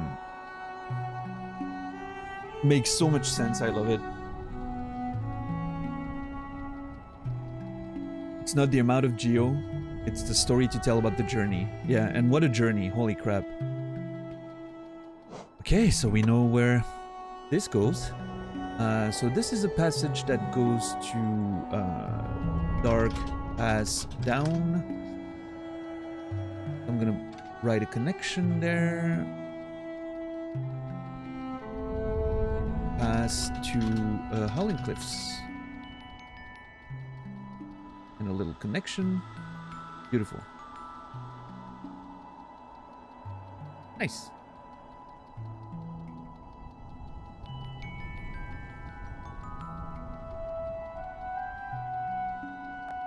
Cool. Yeah, I'm playing on PS5 with the D-pad, more specifically.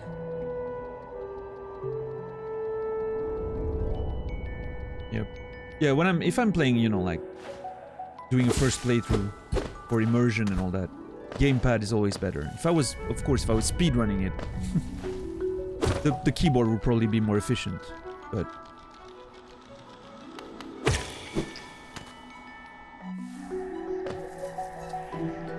I'm not worried about that for myself, obviously.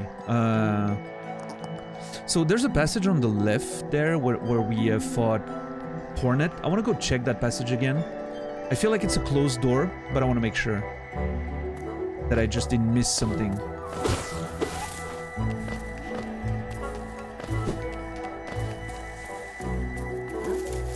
Oh, I forgot about those guys. Can I counter them now? Now that I know how to counter? They're so slow.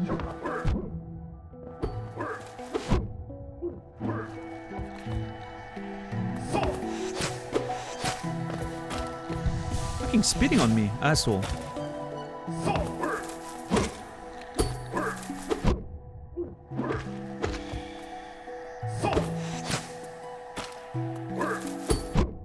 Too early.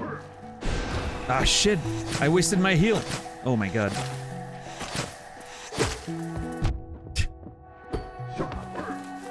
This would be bad if I died now. Perfect. That's what I need to find. Hey, Sally, what's up? How are you doing, Mr. Floating Head? Wow, thanks. I almost dashed into that one again.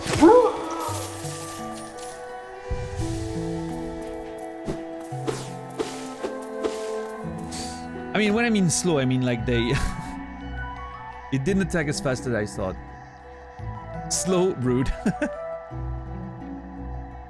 It's slower than I thought, which means my parries were completely missing every time.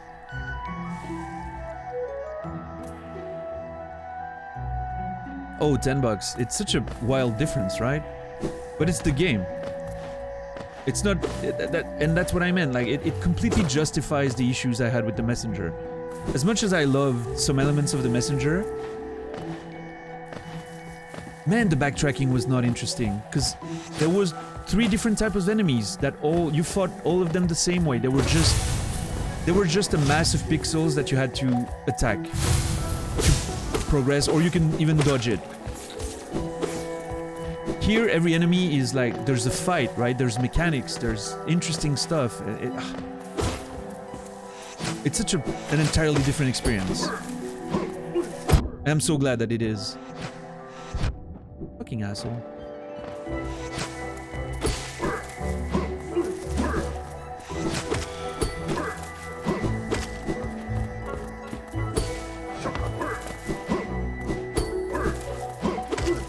I just realized that you can dash into an attack. Like, it's kind of fast, you know, like, it doesn't wait for the end of the dash before attacking, and it slides forward. Absolutely perfect.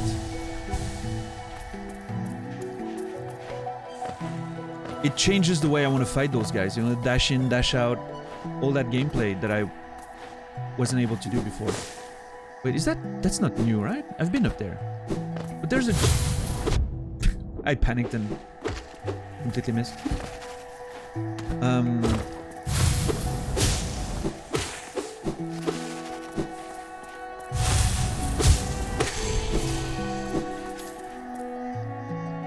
This feels like something I should be able to enter.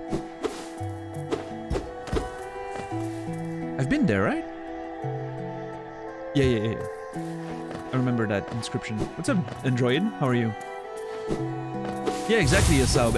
And all of my problems with the game, like the lack of enemy variety and all that, it doesn't really show the linear stages, like areas. It doesn't really show when you're just going through the game as a platformer, action game, right? But when you start backtracking, and then it becomes so apparent, the lack of variety and... Yeah. I'm finding a secret area that was locked for ages, and you see the same 3 enemies in there, drove me insane. That was such a moment of, oh wow, a nice new area to explore, an old sunken Atlantis type area. And then you get the same fucking 2 turtles. And it's like, oh my god, dude. Nothing breaks my immersion more than that. Here, every new area, you find like a bunch of new enemies that feel like they belong, with their mechanics and the way they look, and I mean, different levels, different games, obviously, like not the same goal, but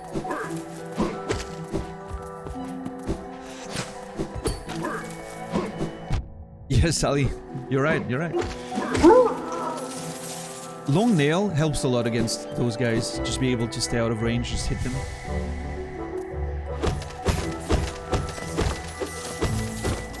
I can definitely tell that I don't have Soul Catcher equipped. And I don't know if Quick Focus... Okay, I think I just came to a conclusion. I'd rather have Soul Catcher than Quick Focus to explore. Obviously, because I don't need to heal fast when I'm exploring. I need to heal fast in bosses. Quick Focus is gonna be like a boss type charm for me. when you don't have those spaces to attack, you know? To heal, sorry. But for exploration, I'd rather have Soul Catcher for sustain.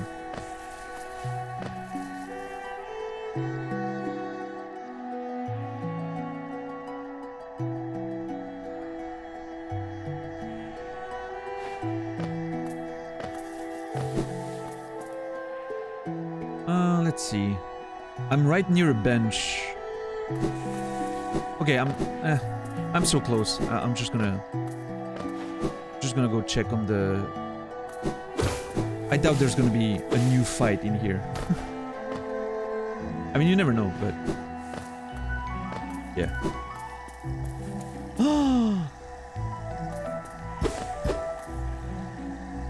Hold on. There's no way I didn't go down there, right?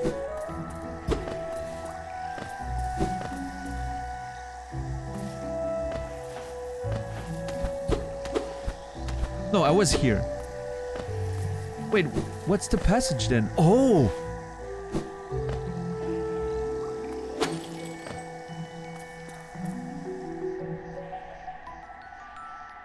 I don't think I've been here.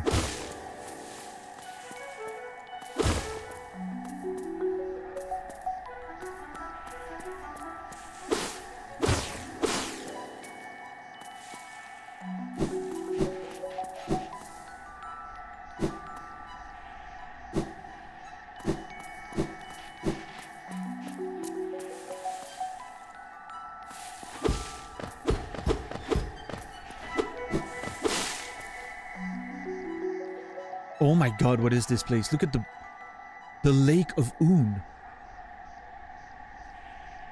I've heard of Un. Un was the great mind or the greater mind? Hold on. That was towards the beginning.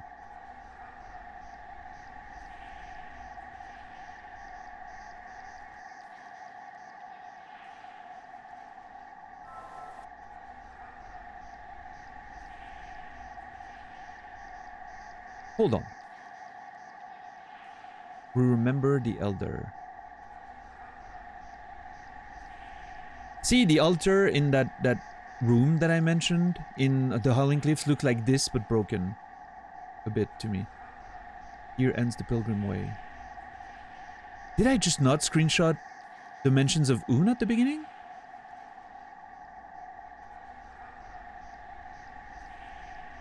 I am certain that I'm missing screenshots here. There's no way I didn't screenshot stuff in Green Path.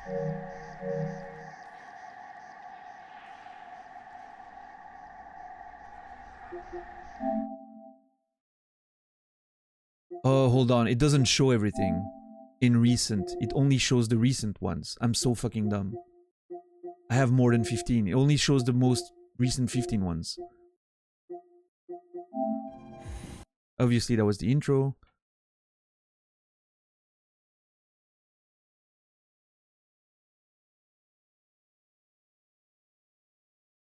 There it is. Those who stray from the White King's road shall face the law of Un.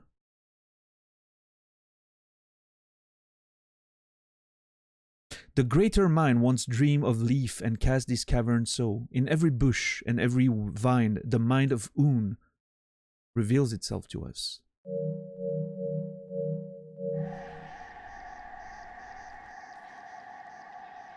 And I'm in a location called the Lake of Un now, which I still can access my map. It doesn't say that I don't have the map, so I'm assuming this is a sub-area of Green Path, more than like a brand new one.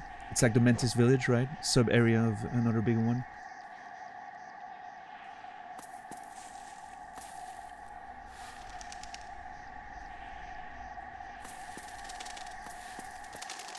Oh man, the bird's flying away. Look at that! Uh-oh.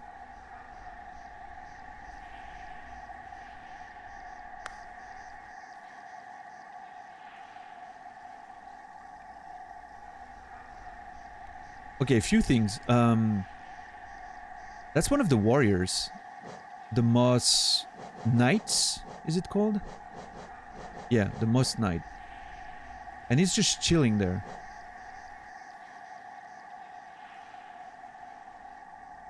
Watching the lake. He's being animated. I had some lore that appeared on this one. I remember getting the note, but not looking at it.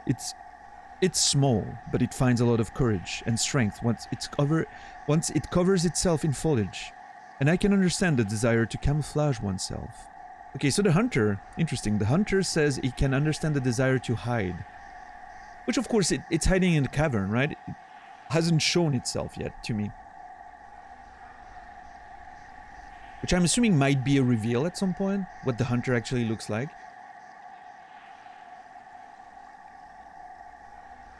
That'd be interesting. I wouldn't be surprised if the hunter in that cavern with the eyes, you know, was just like a tiny creature that's mostly eyes and just tiny. Because it's talking such a big game, you know, like terrifying.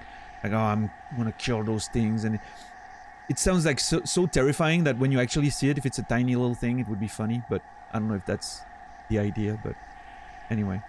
And look at those creatures in the background. They look like... What's it called?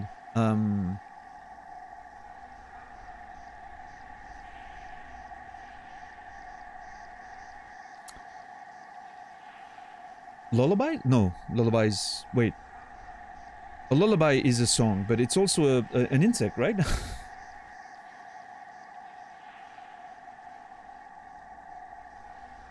No, not mantas, like those flying things. They're not butterflies, they're insects that look, you know, that come out at night with long tails and... Dragonflies, maybe, yeah. Yeah.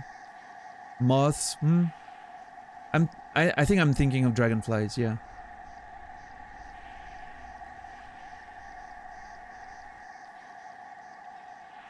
A moth has like bigger wings in like from what I understand, but yeah, dragonflies, I guess. Hold on, let me Google dragonflies. In French, dragonfly is a libellule. Yes, that's why I thought lullaby, because of libellule. In French, we say libellule. So it is a dragonfly. That's what I was thinking of. Yeah.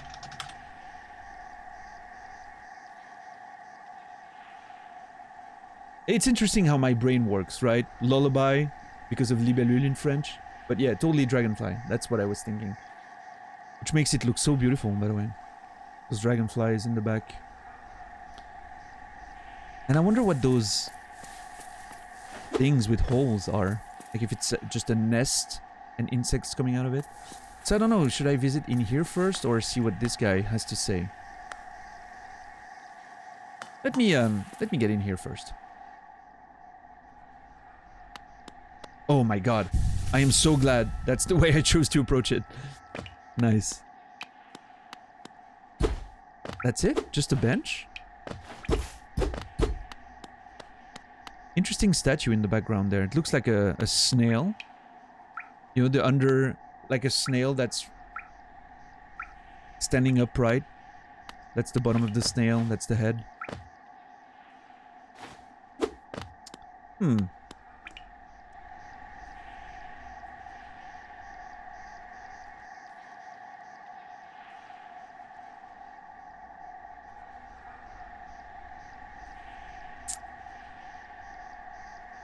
A dragonfly ate a wasp of my shirt one time. It was very cool. What the fuck? I believe the success rate of dragonflies' predation is 90%. Hold on.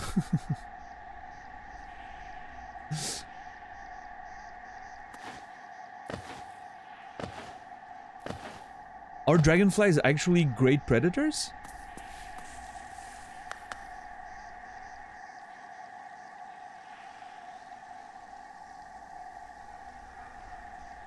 Yep.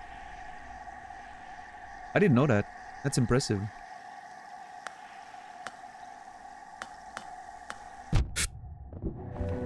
I thought we were about to have a conversation, you asshole.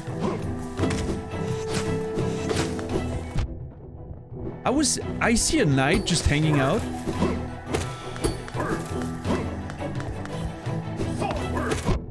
I'm thinking he's just chilling and, you know. Maybe doesn't want to fight anymore. Oh my god, I'm about to die.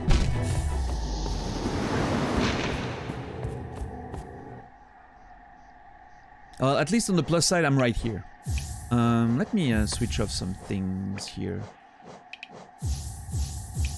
Gathering Swarm, Long Nail, Soul Catcher, Long Nail, and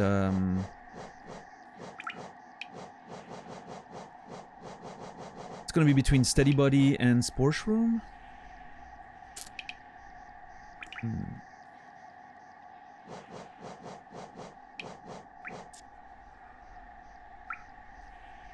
Should have expected that? Well, if you should have expected it, why did you write it?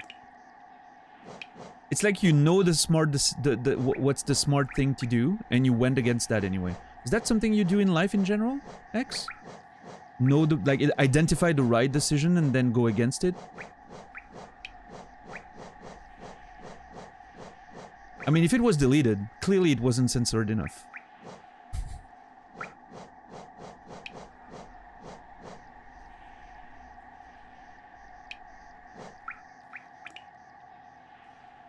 Keeps its bearer from recoiling backwards when they strike an enemy with a nail. Oh, yeah.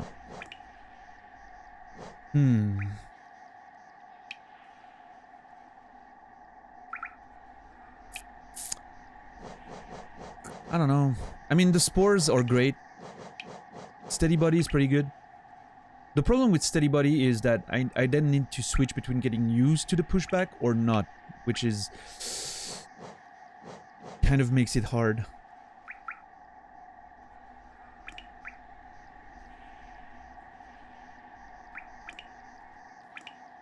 Okay, I think I'm gonna go with spores just for the sake of it. I don't want to get... I don't think I want to get used to... Otherwise, I'm gonna have to always have... Steady Body if I get used to it. Oh my god, this is kind of awkward. Is it chilling too? My shade is literally chilling. With the, look at them.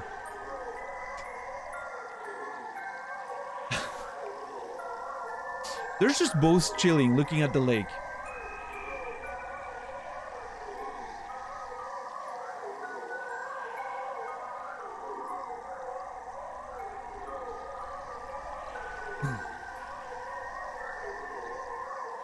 Enjoying the view. Yeah, my shade was just like, yeah, you know what? Why should we fight? Let's just chill. It's much better to look at the lake. This makes me wonder if the lake has some kind of property, like, you know, magical, fascinating property that makes people look at whatever's, you know, all the way there.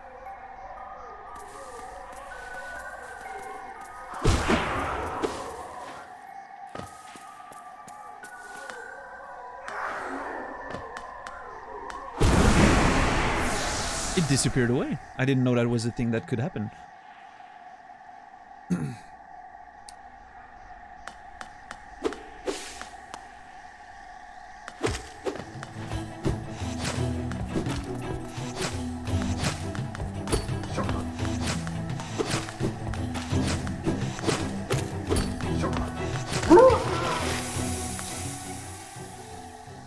Well, don't you feel stupid now?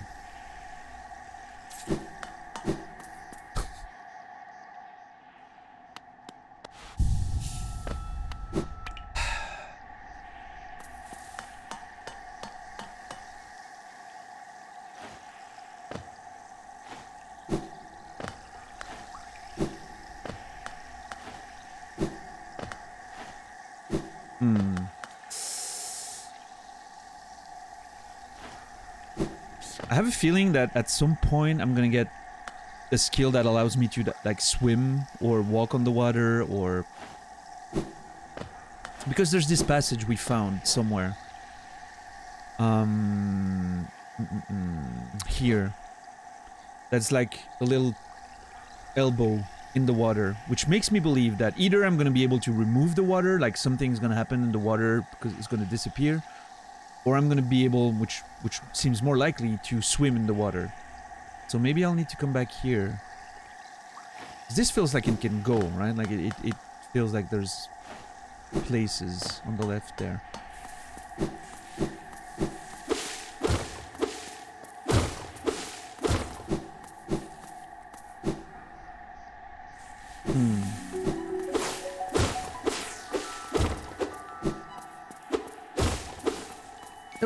There wasn't a whole lot there. I mean, it's a bench, right? Which is not very useful because there was one here anyway. Oh, actually, doesn't seem to be a passage, but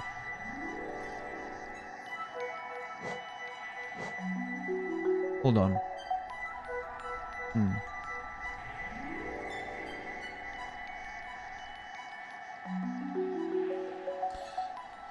I wonder.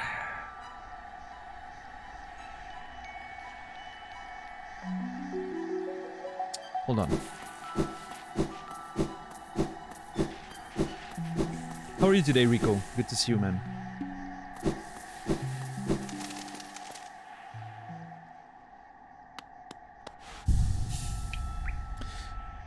This place feels like... See that rock here? Makes me feel like someone would be sitting on there at some point. I wonder if maybe I need to return later, or... Unfortunately, there's a chance that maybe I missed something? Because I logically should have found my way here after the Hornet fight, right? I left because I didn't push forward and found this place. So maybe I missed something?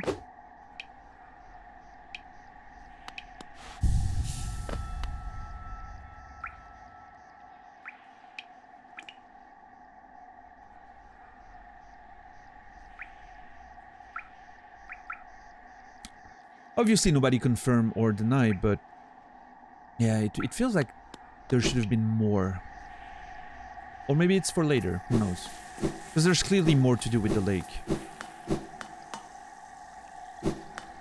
Well, maybe not. Maybe it's just a nice lake.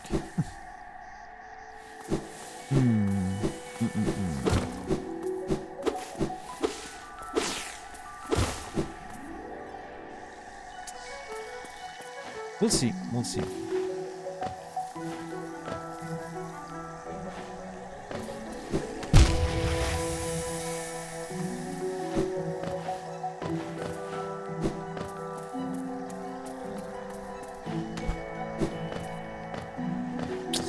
Okay, hold on. I'm gonna go here.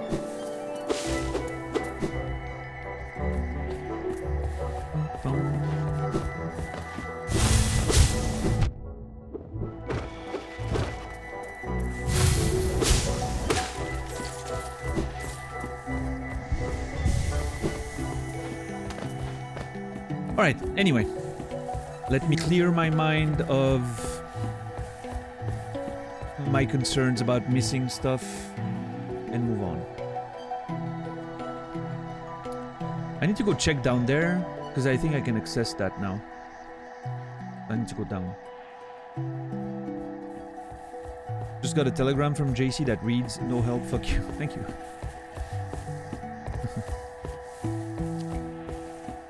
Yeah, Rico? I can see that, yeah. Has a good vibe for a night adventure.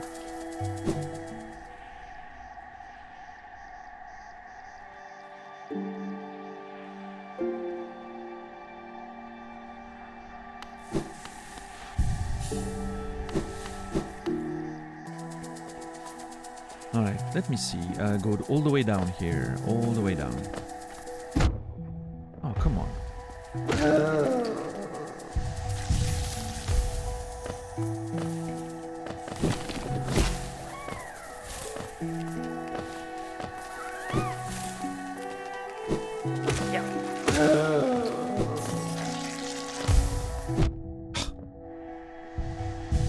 Okay, that orange smoke lasts just a bit longer than I think every time.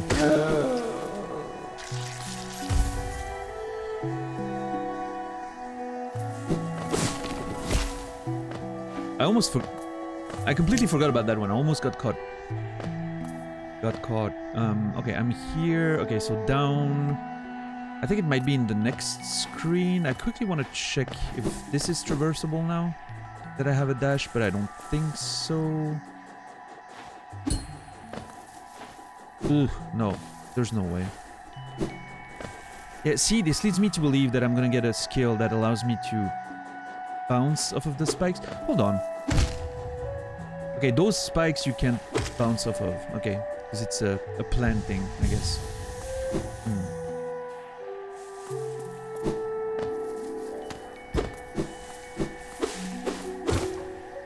I've seen that one, right? Yeah.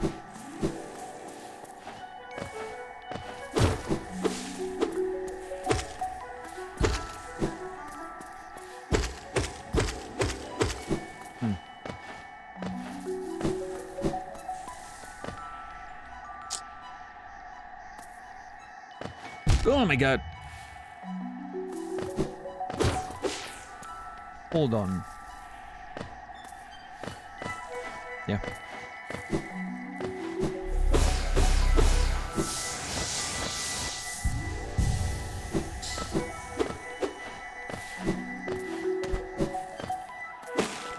Alright. I'm at the bottom there. Okay, so now under there, I should be able to access that now. Not like this, that's for sure. God, I'm not sure if I can make it. It seems very tight, but I think there's a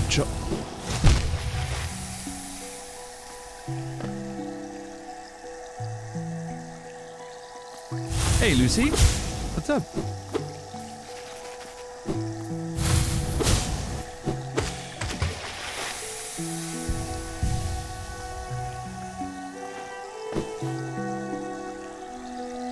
I think I can make this.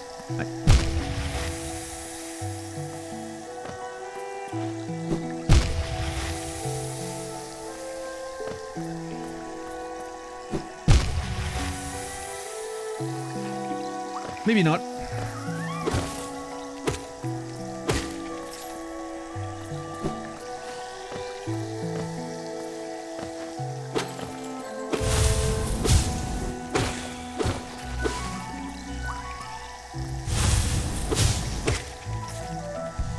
How are you today, Lucy? Fizzy told me you were catching up on the VODs and everything.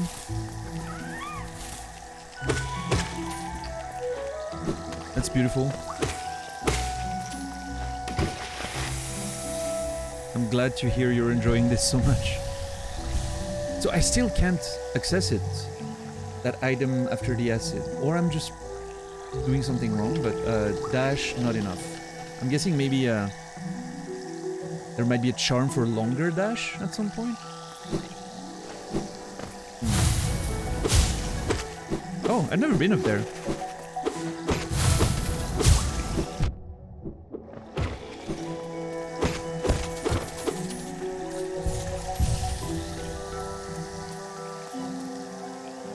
Still catching up on yesterday, rewatched the one from 2 days ago, yeah. Nice. Hey, Dino, what's up, man? The Danimals. Unofficial term of endearment for Daniel watchers I'm trying out. The Danimals? It's actually not bad, to be quite frank. Not sure if it works with the theme, but... Come on. Why am I so bad at this?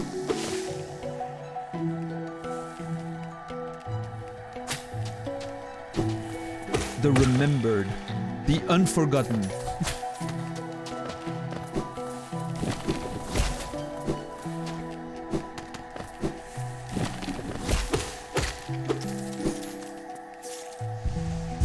Yeah, Rico? Yeah, it sounds like one of those games, like you just don't want it to end. I've barely scratched the surface and I'm already anxious. And in a bad way, like I'm scared of finishing it too fast. I want this to last forever. And I think I barely started scratching the surface. So.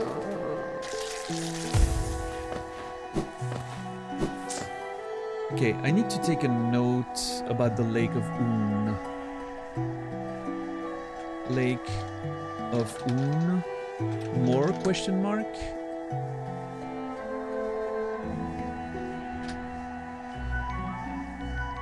There.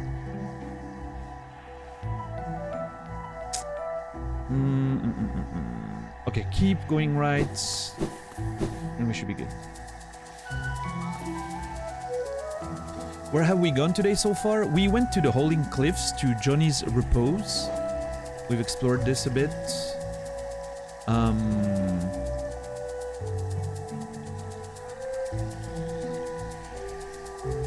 And then went down here in the dark back to Green Path.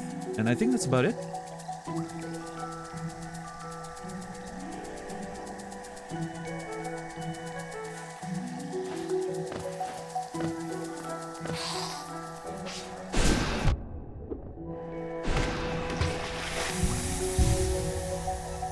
Thank you, $10. I didn't see what Greg wrote, but apparently it was a mistake. Okay, I want to go... Okay, I think I know what room I'm in. Which means I need to go up and right to go to the hunter first. Okay, hold on. Now... Yeah, let's do that. And then I want to hit the bench. And I probably want to check the Fog Canyon again. Since I'm here anyway. Might as well. There it is.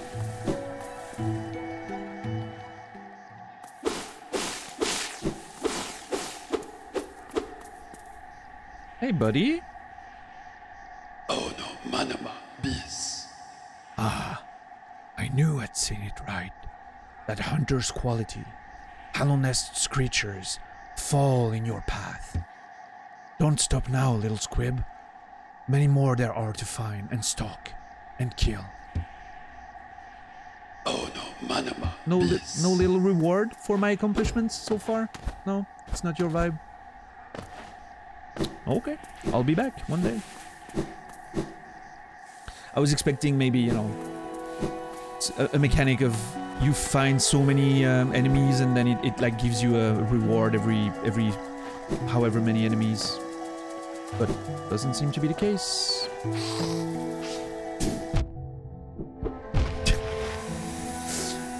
Totally played myself there. That was beautiful. That was just me being bad.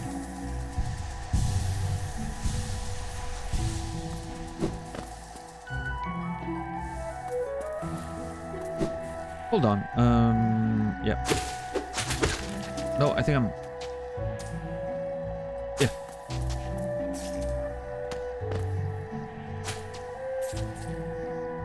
Wait. Oh, yeah. I went from here, here, down, and then immediately right. Yep. There it is. Little bench. And now down and right.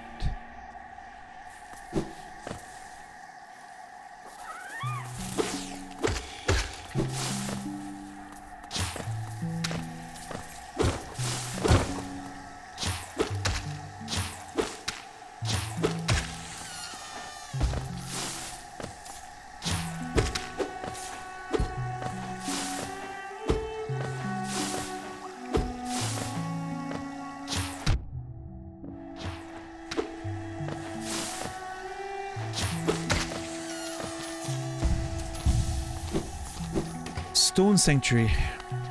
Alright, this is the Stone Sanctuary. We can finally explore it properly.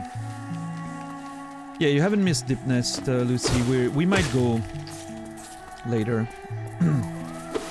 It's starting to... Here's the thing, like the map is opening up and there's more and more stuff. Like it's insane. More and more places I need to go. I'm running out of red pins. I can remove this one. But I'm kind of running out of red pins because there's so many places I want to explore. We still have that dark room to explore here. That's something I still need to do once I'm done with the Stone Sanctuary. And then it's going to be either falling down in Deep Nest from this side and seeing what's up. checking that keyhole here and whatever's down there, or in the tower of the City of Tears with like the mage that spawned on me and scared me away. One of these. Which one? I'm not sure, but so many exciting new possibilities. Yeah. Fuck you.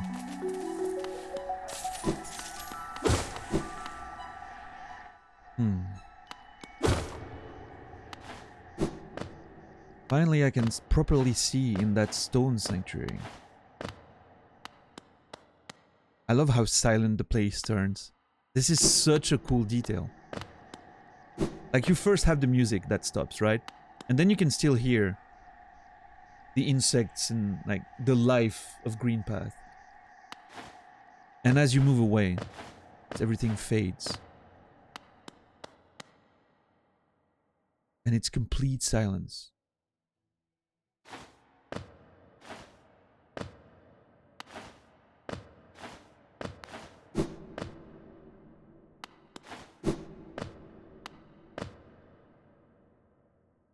Just the sound of your footsteps, exactly. What's up, Flying Toy?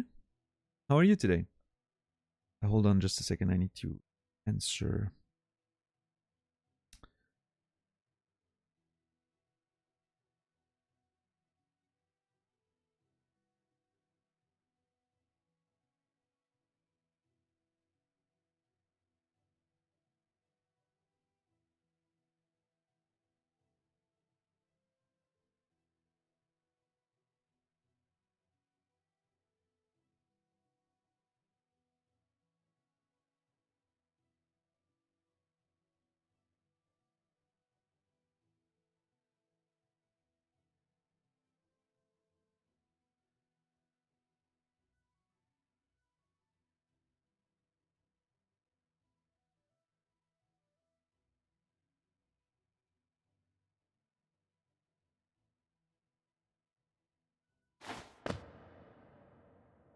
They did enable, yeah.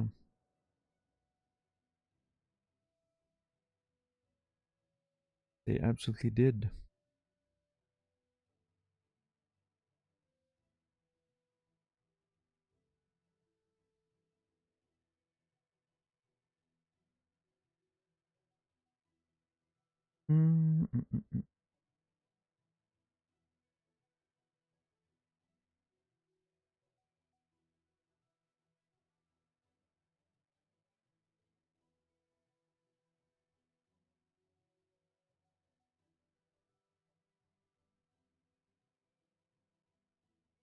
Alright, sorry, I had to quickly answer something regarding tomorrow.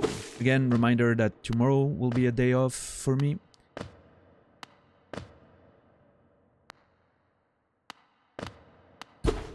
So you'll have to do without without me and Hollow Knight tomorrow. But I'll be back on Thursday, for sure. No, on Wednesday. Yes, I'll be back on Wednesday. Tuesday off, Wednesday, I'll be back.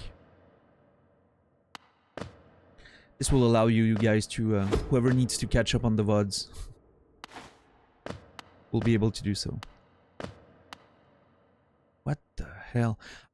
I don't think I was able to inspect this last time I came here. I remember noticing the, you know, the statue or whatever this is, but I don't remember being able to inspect it.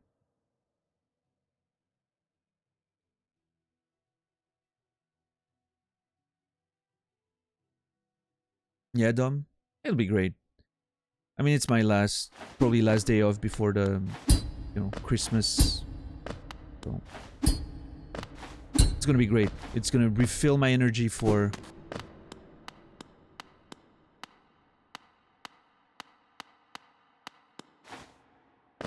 the rest of the month. It's gonna be great.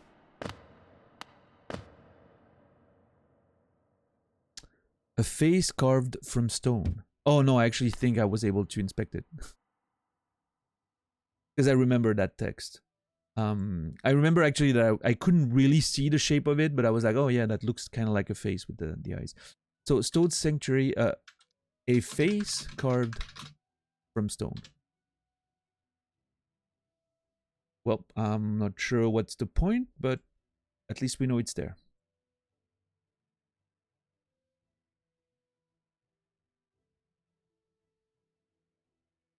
Yeah, we do one meal with my family.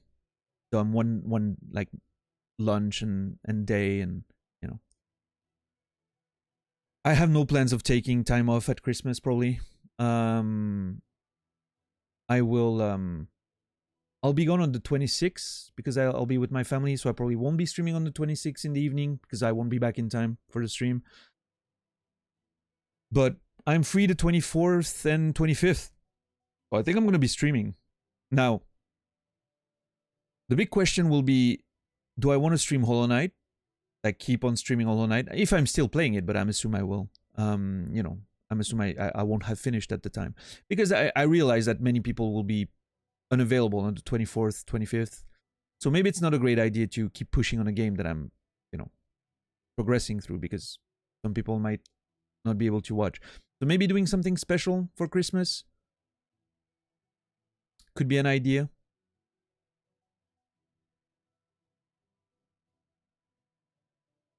But you know how my stream is, like when I start a game, I like to just be playing this game.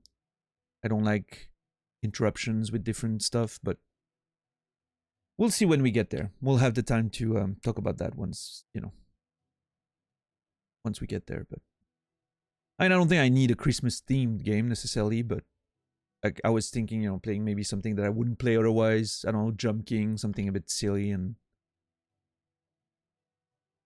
I don't know. We'll see. We'll see. But I mean, you know, maybe I'll just keep playing Hollow Knight. Stick with the schedule, and whoever's here can enjoy it, and everyone else can use the VODs to escape the, you know, to escape family dinners if they don't enjoy it and whatever. You never know.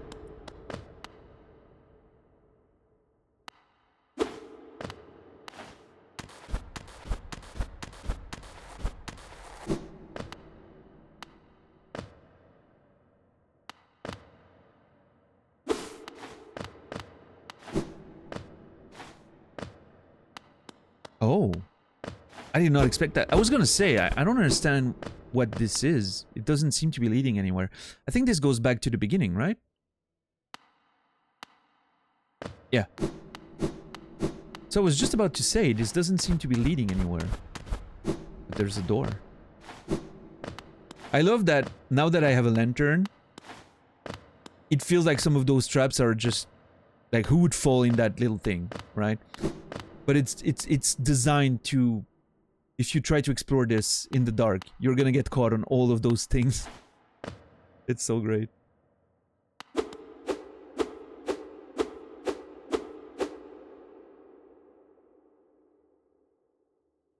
I will be playing Dead Cells like as a proper playthrough at some point, because I haven't seen anything since the release day, you know, version. I haven't seen any of the added content and whatnot, so I'll be playing Dead Cells as like a proper thing at some point. New save and, you know.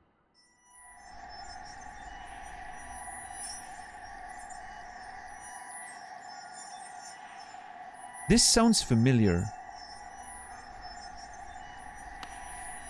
What else sounded like this? Just a random item? Yeah. Oh, a piece of... interesting. A piece of health, right? A mask shard.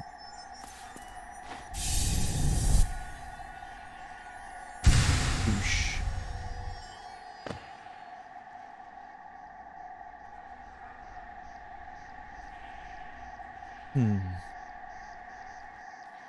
Hey, Facehugger, how are you, man?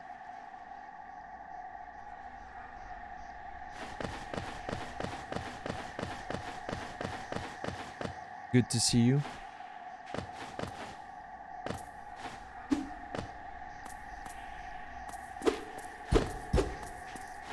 So, all of this for a mask? I don't believe that. I refuse to believe that this was all for a mask.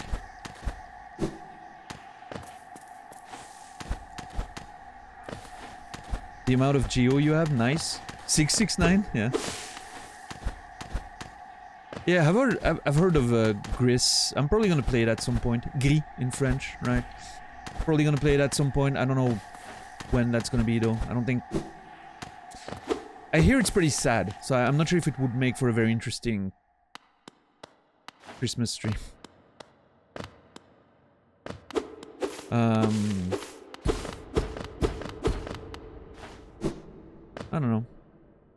It's gonna be something I play at some point for sure. So, I'm thinking there's gonna be something to do with that. It's like the corpse of a large bug, right? The face carved from stone. There's gonna be more with this. I refuse to believe that this is it.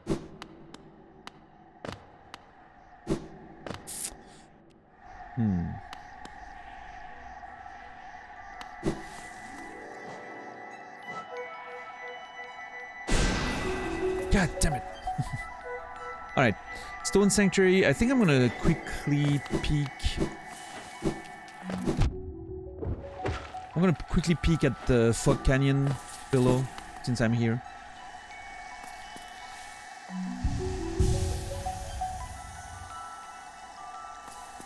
You're obsessed with Terraria right now, Kimmy? I quit my job today, so ask me in a few weeks. Holy shit, Facehugger. Should we be congratulating you? Like, is it like a straight up good thing, or you don't know yet?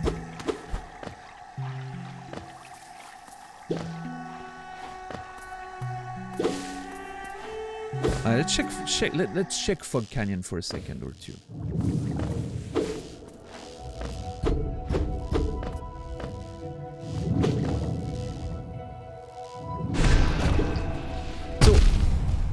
Ow.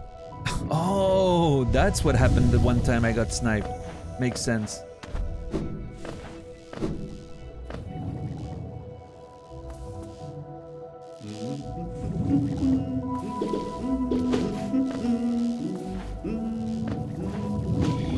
So this area is interesting in the sense that it feels like we're underwater, but we're actually not. Like you can see there's water down there, but it feels underwater because of the sounds being occluded and the enemies floating.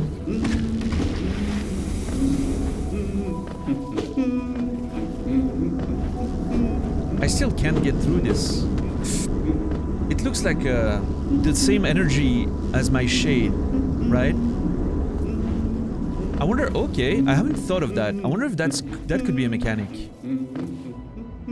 Maybe I need to not have my shade in me, right? I need my soul to be separated to be able to traverse this. That would be an interesting mechanic, you know? I don't know if that's the case though. Maybe I'll have to try.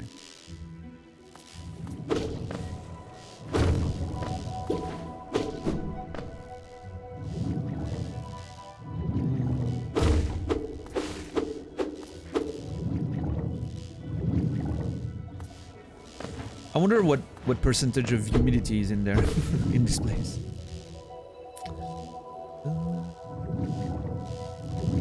You're playing RDR2, Zelyard? That sounds good.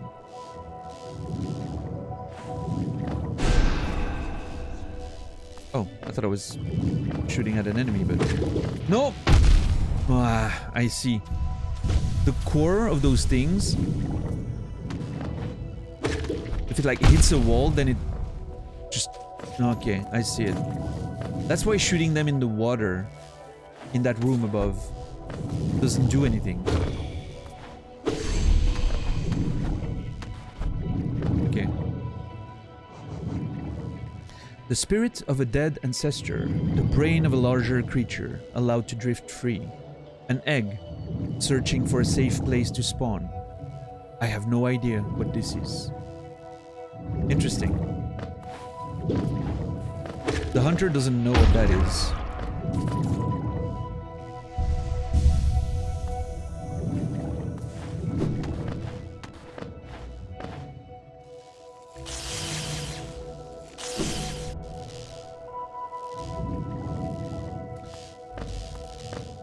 So obviously I don't have a map, which is a bit scary.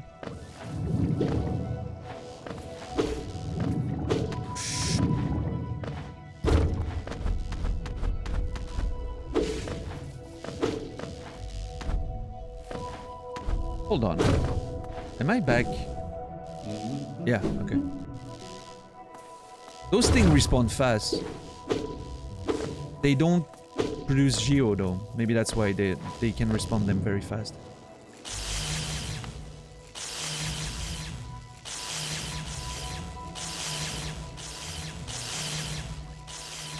Yeah, I never really got into Terraria. That's a game. I played a lot of Starbound, which looked a bit like Terraria, but Terraria itself I played maybe in 2012. One of the early access versions, I think. I played a bit, but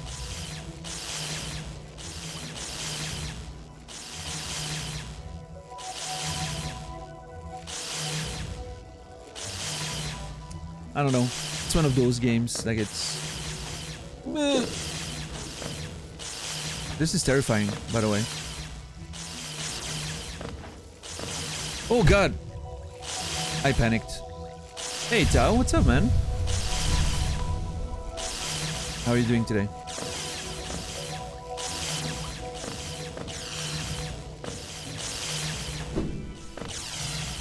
I have no idea where I'm going right now. This is absurd. I shouldn't be doing this. So I'm in the Fog Canyon is somewhere here, right? I know it connects to the Queen Station, but I'm somewhere here right now, I think.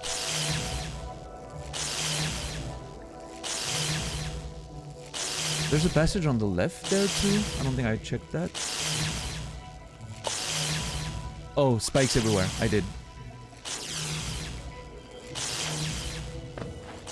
Playing Dwarf Fortress? Nice. Nice.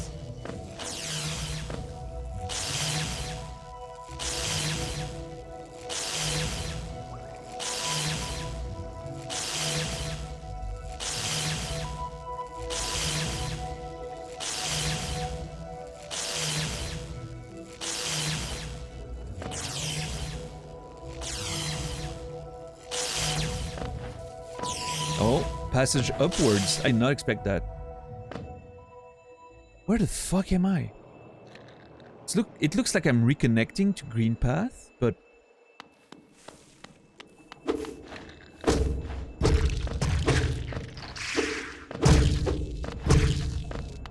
That is a lot of extra health right there. Oh. 2 dead bugs. And an item.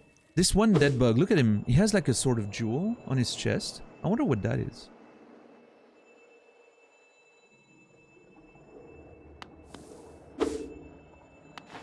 And the way this place looks with... It almost looks like some of the fences in the capital. Hollow Nest Seal. Well, I mean, just a bit of money and extra lore potentially, but...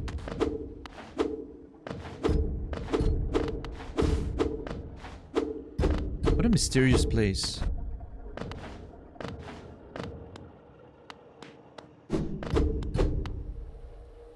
Oh.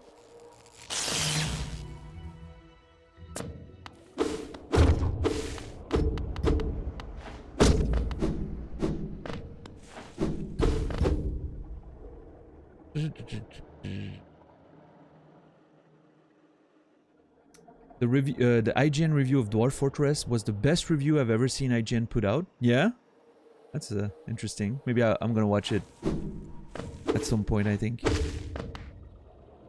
Man, Dwarf Fortress. I wouldn't even dare trying to stream something like that. It sounds terrifying to me.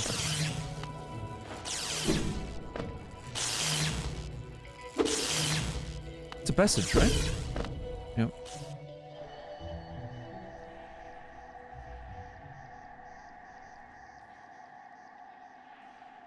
Hey, Sephois, what's up, man?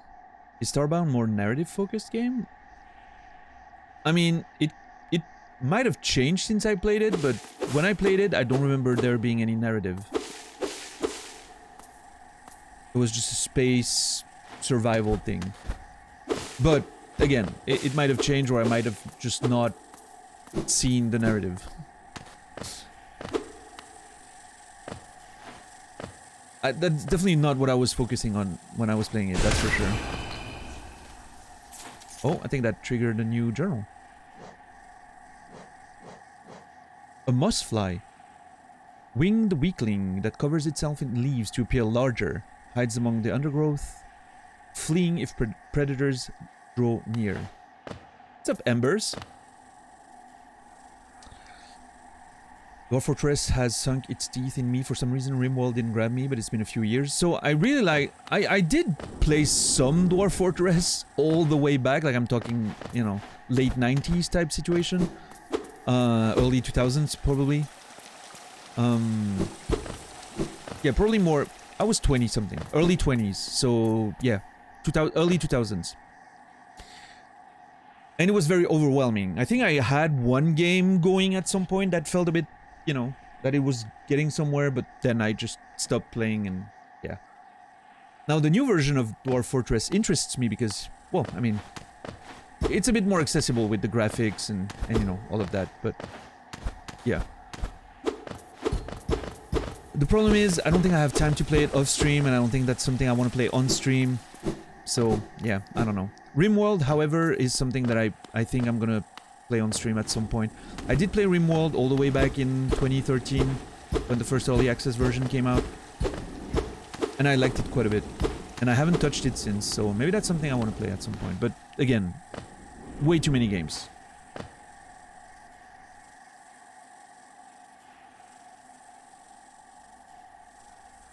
Yeah, Dino? Well, maybe I just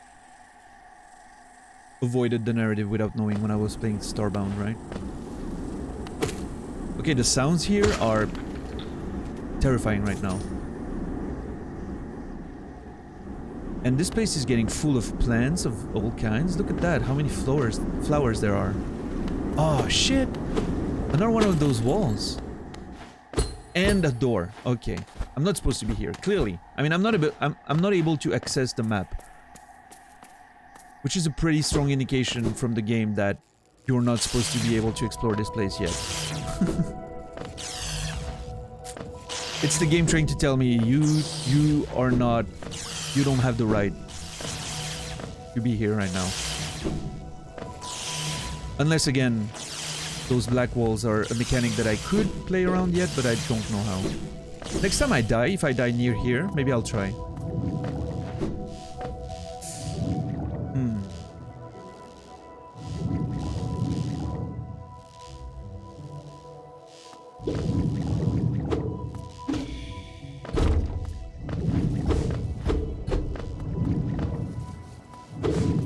But yeah, I generate... Fuck.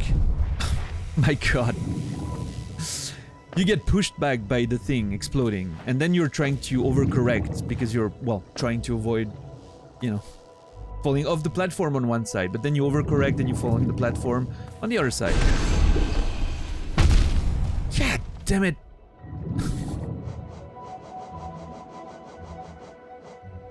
Ghastly, eerie creature made out of thick liquid.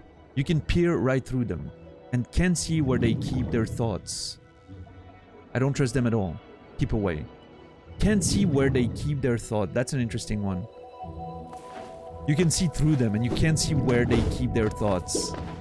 So it makes them untrustworthy. It's a pretty interesting way to look at it from the hunter's perspective, right? So at this rate, I feel like I'm just gonna go all the way to Queen Station, right? I think I'm going down here. And I'm gonna reconnect with Queen Station.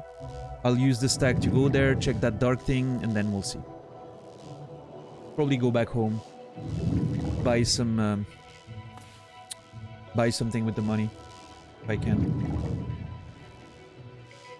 First food pick. There was no room for the banana and tape measure. It sounds to me like you didn't try hard enough. It sounds to me like you kind of gave up on the idea because you were embarrassed. No, it looks great. Beautiful.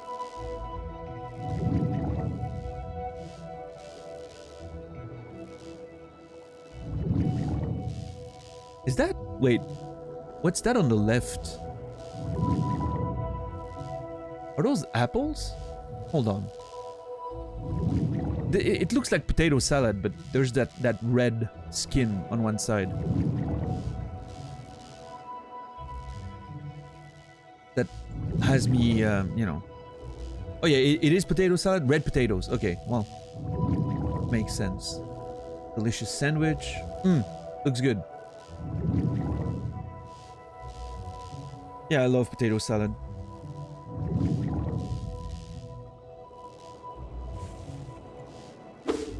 Those look like beets, yeah. Or red carrot, as we call it in Switzerland. For some reason. We call beets, like, you know, beet salad or whatever, we call that red carrot. Which makes no sense, but it is what it is. Okay, I have a path to go there on the... You have the urge to get some food, Dino? Yeah. I have the urge to watch Battlestar Galactica every time beats are mentioned. I wonder who will understand that. Probably a lot of people. Very popular show.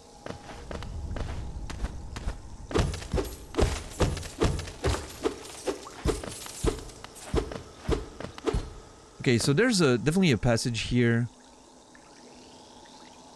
Yeah, there has to be a way for me to walk in the water at some point, or swim. Because there's no way. Unless there's a thing up there.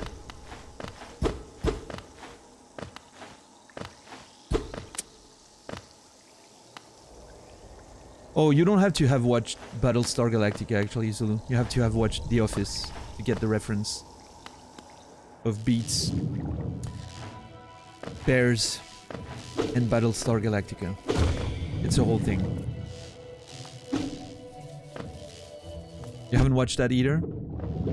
You have stuff to watch, man.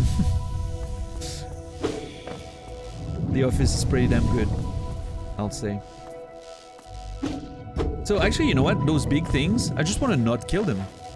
Because they're not giving me Geo anyway. And if they're gonna blow up in my face every time, or are they giving me Geo? I'm not sure. Hold on. Let me experiment without getting hit. They do give Geo, okay.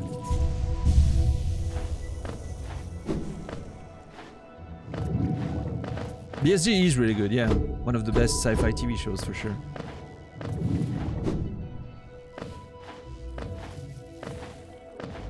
Okay.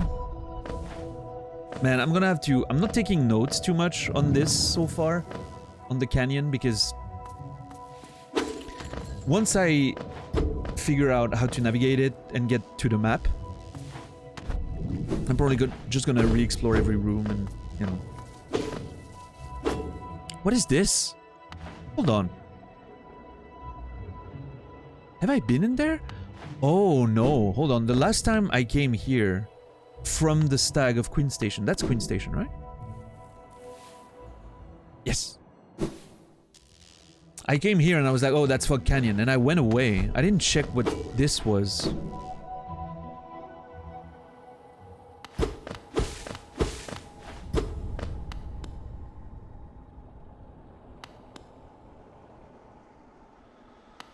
What can this mean, those signs? They look like... They look like,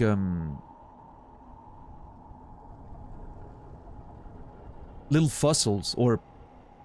Actually, they might look a bit like bits and pieces of Geo. You know, like the big Geo that you get sometimes, and the small one in the middle.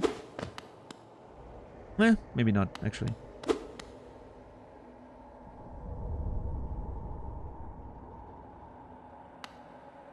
Is that a subway station? Like, she looks like a subway clerk.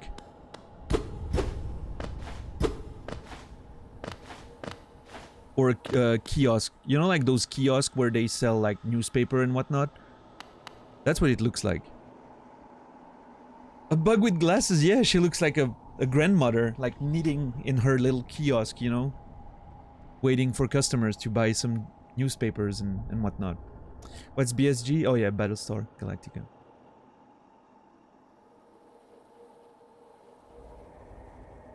Alright, who are you? Interesting person? Oh, Bakura Pinedo. Oh, Bakura Pinedo. Oh, hello dear. Hello there, dearie. I'm summoning my Madame Doubtfire voice for this one. Hello there, dearie. I was about to close up shop and run till you came along. I provide a banking service if you're interested. Millie Bell, the banker. Oh my god, there's a bank. And it's right next to the fucking stag. At Queen Station. It's perfect for so many ways. First of all, gameplay wise, you're right next to it. You find a stag, you go get your geo, and you know. And from a lore perspective, of course there would be a bank next to the biggest station of the realm, of the kingdom, right? Millie Bell, the banker. Losing one's geo is a terrible thing, and it's so much more likely if you carry it about on yourself. My vault is much more secure.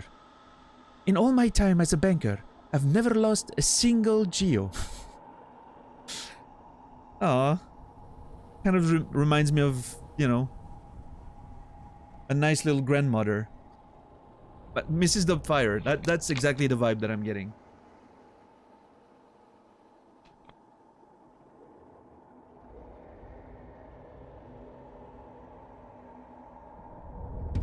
Maybe you'd consider opening an account.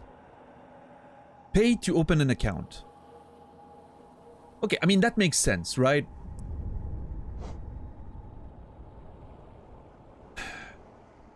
It makes sense to pay to open an account, but Madame Doubtfire the banker.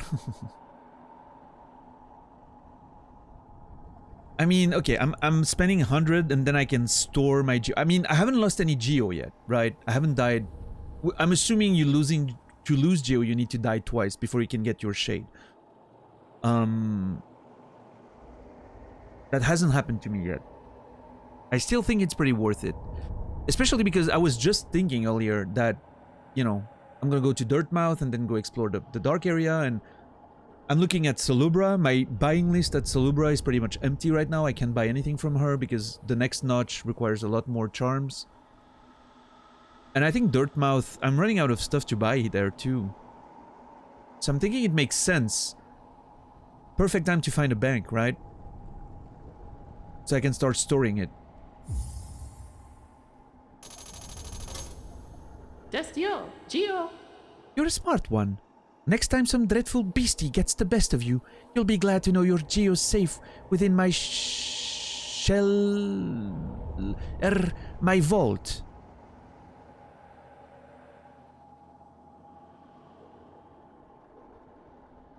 Hold on. What's up, Bruxus? Within my shell? My shell, I guess? Now, let's do some banking. Max balance of 4,500. Deposit, withdraw. So that final line, you know, her like having that moment of, makes me a bit suspicious, but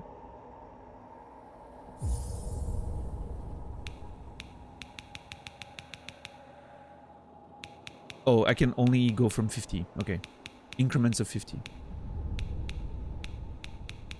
What's the interest rate? Yeah.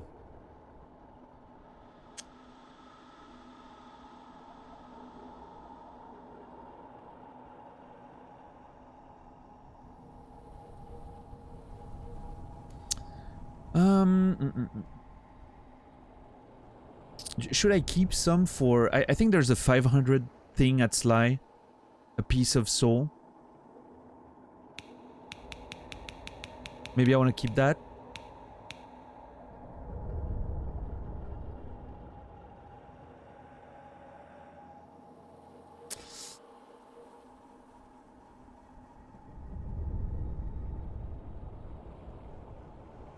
Yeah, I think there's a piece of soul at Sly for 500. I should have taken a note of that. Alright, I'm just gonna deposit 100 to start. Especially with withdrawal? Does it work perfectly? Plus 100? Yeah, I didn't lose anything. Okay, I was wondering, you know, like if the way she was being a bit sus, I was like, maybe if I deposit and then I can only like withdraw like a percentage, like if she keeps a percentage of it, of every transaction. But no, it's just a flat thing. Gio, Kalala. Gio, Kalala. Goodbye then. Stay safe.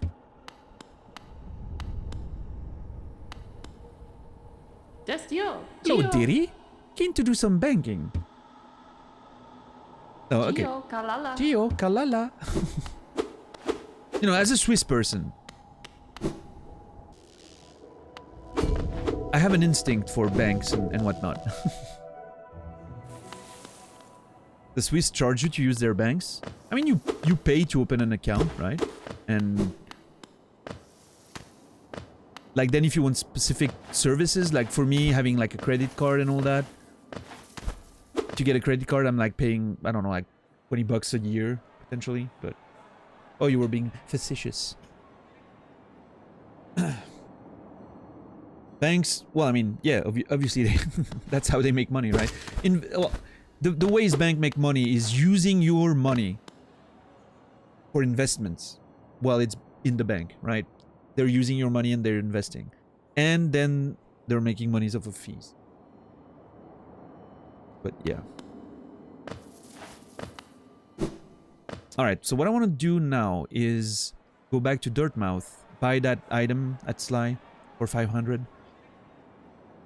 Take the stag to go check this area. Oh, I need to hit the... fuck, I forgot to hit the grubs. I'll do that as well.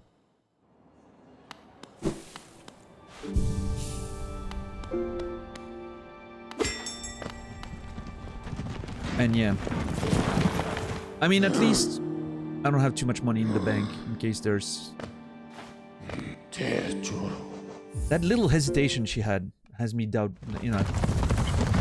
My red flags have been alarmed a bit, but at least I didn't put too much in. If I lose it, it's okay. I'll see next time I come.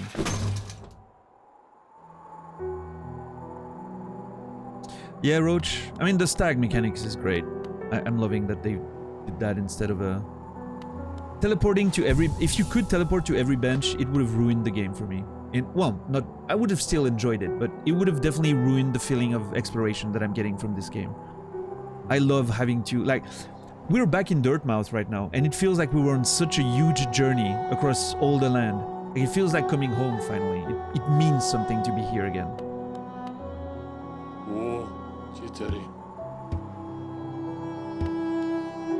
It's not just, oh, I'm teleporting back every time I want to, right? Oh my fuck.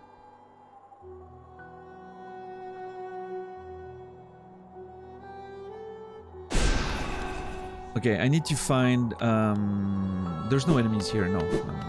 What's up, elves? Actually, can I...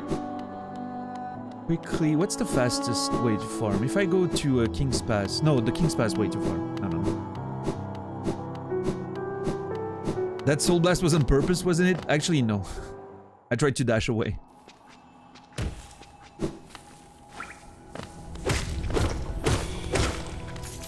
Oh, well, never mind, actually. I need to go check the grubs anyway. Let me go check on the grubs.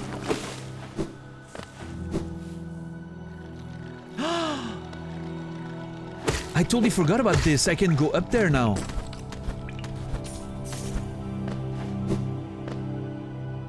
You remember? I broke that thing super early on by jumping on enemies and hitting the thing, but I couldn't ever get there. Now I can. A whole bunch of Geo. Nice.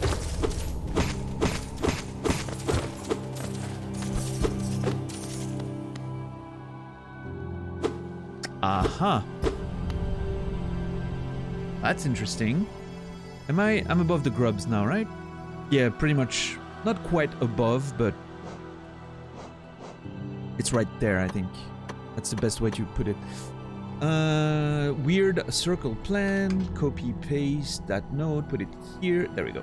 Nice. I did try to even bounce off of the enemies to get up there. Yeah, couldn't make it. It's interesting how you can see the mechanisms for the platforms down there. That whole thing is probably you know, is probably used to higher and lower those platforms there,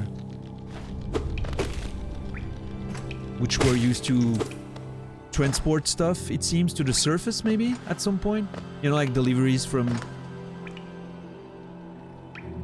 Queen Station, like being brought up to the surface. And this feels like a storage room of some kind, right?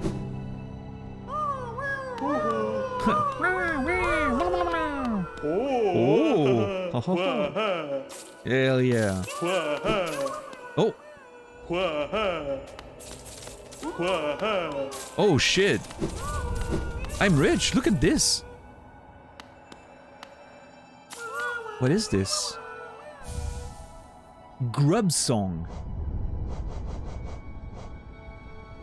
Contains the gratitude of freed grubs. Gains soul when taking damage.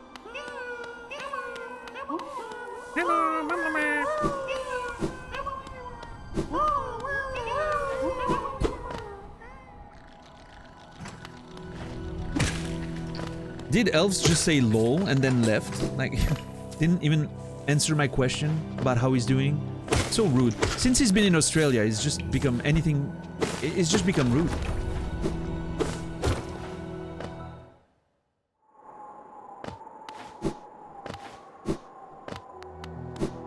Alright, let's check on Iselda if she has anything new. Opum Sanjo. Okay. Nothing new to say. Bapanada. Papanaba, the compass. I still need to buy the compass just to have it in my collection, but I'm not gonna use it. But I don't think... Okay, I have a thought now that maybe I need to buy everything she has so that there's new stuff coming in store. So I wonder if I should just buy it for the sake of, you know, having it. Bapanada. And then just not buy it, not use it. Because I'm worried that maybe I need to buy off her stock before she restocks with new things. So I think I'm going to do that.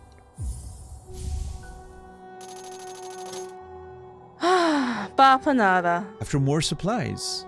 I've already bought so much. Unfortunately, for now, you've cleaned us out of anything worth selling. Cornifer will no doubt be pleased. Though I wonder what he plans to spend all that geo on. Okay, nice. I feel pretty okay about Opum Sanjo. having done that. I feel like it might refresh the shop at some point or change something. So yeah, that was a good move. I'm just not gonna use it, but at least I have it, right? Yeah. Hey, what's up, fat guy? Oh, no worries, elves. I was just giving you shit in case you were still listening, but I apologize for taking you out of lurk. Enjoy it. Sounds like it, Brainy, right? You need to... It's one of those charms that rewards you... Well, I mean, that's only useful when you're making mistakes. Which is fair, because you're gonna make mistakes anyway, but... Yeah.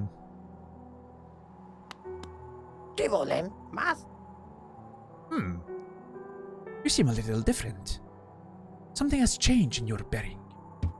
Ah, the way you hold your nail. So you've learned a nail art. Very interesting. I wonder, do you have the passion to continue your training? Oh, come on, yeah? You found a new nail then. It looks like a much finer weapon than the last. It's interesting how he's interested in my moves, my new weapons.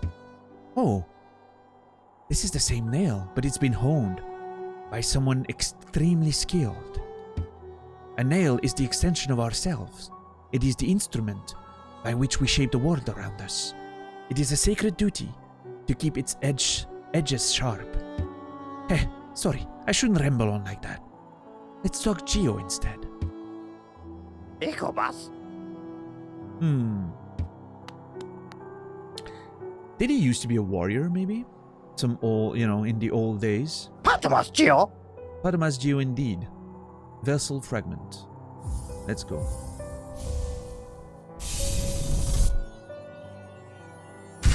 Alright, another one, I guess, to get more soul. Ecobus? Still looking for something to buy. Is your Geo weighing you down? Unfortunately, you seem to have cleared out everything I'd be willing to part with. Nothing left at all. I think there might be a few old trinkets down in my storeroom, but I lost the key a while ago. So no more business between us, I'm afraid. For now, at least. Get out of here and Let me spend some quality time with all the geo you've gifted me. Ecobus. Okay. I'm guessing I'll need to find a storeroom key at some point, right? Mm-hmm.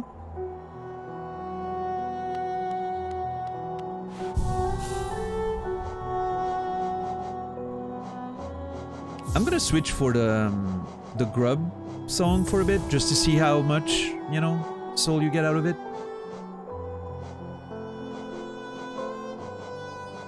I just want to see how worth it can be.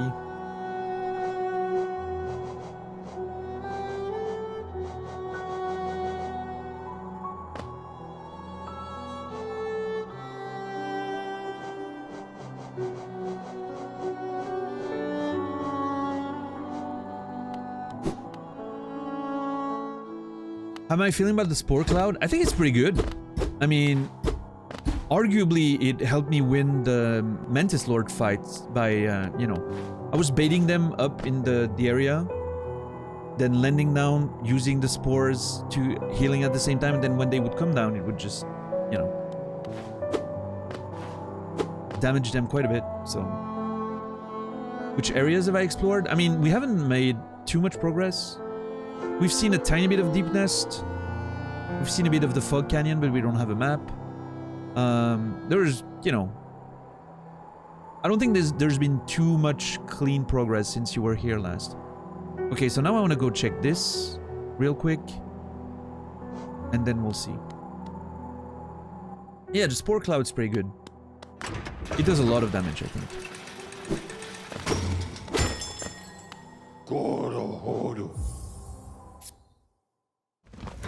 You haven't seen Deep Nest yet? It's a bit of a... I'm not gonna say anything about that area, but yeah, we might explore it today, I'm not sure. We'll see where we go once I'm done with the little backtracking I'm doing with the dark areas. That's the first one. I want to go to the second one. That's the one I want to go. God damn it. So that's the place. I've already went into it a bit, but quickly realized that a toll machine with the symbol of a gate. Insert Geo 50. Well, yeah, sure.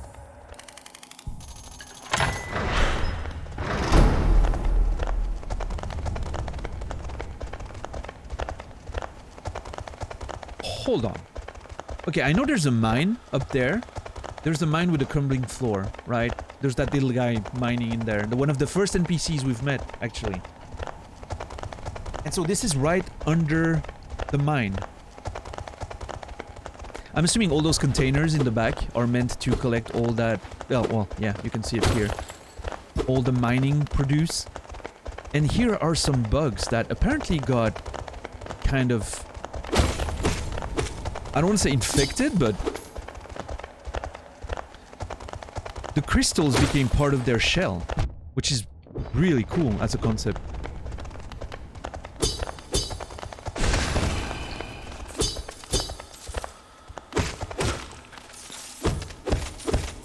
Oh my god, this is so cool.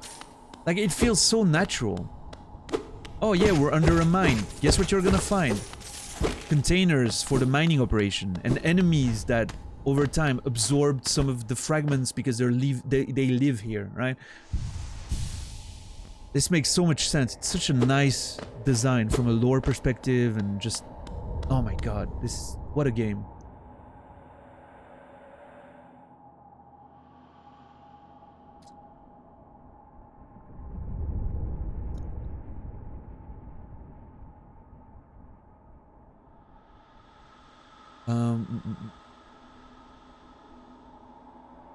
This is like Fog Canyon around here. Hold on, I'll take a note like this. I want to just update my map real quick. Fog Canyon. Yeah. And so there's a link to here, and Fog Canyon links to the Queen Station. Nice, perfect. Right now we're in a dark tunnel here, and there was a closed door. I even noted that there was a closed door, but... oh yeah, Embers, you're not too far. I mean, it shouldn't be a problem, right, Embers? At the pace that I'm playing, it shouldn't be a problem to just push on and quickly be ahead of me. So.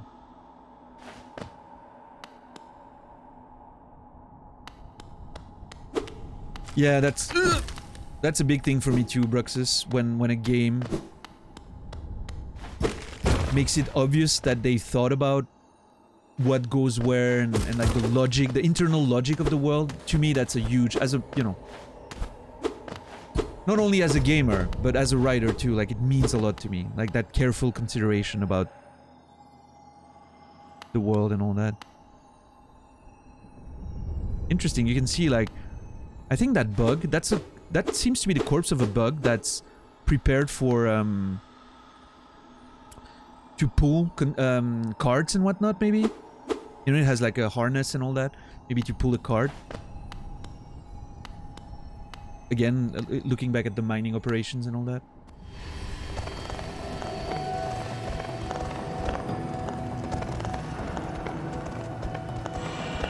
Crystal Peak. It's a whole new area. Oh my god. What are those sounds? Is there still a big mining operation going on here? What the hell? Those crystals floating in the foreground. So cool. What's up, Lunigan? Noger? Lady? Welcome in, everyone. Good to see you.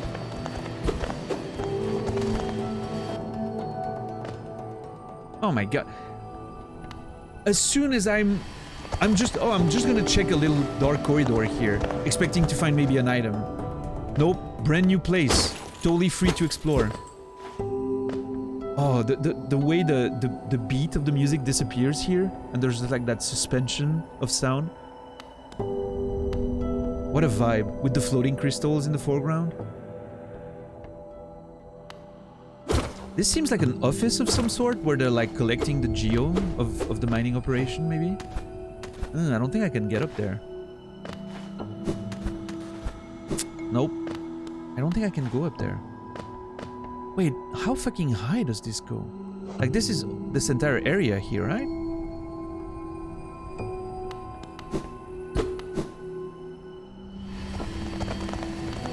And then you get the beat that starts again. And the music variations in this game is so great.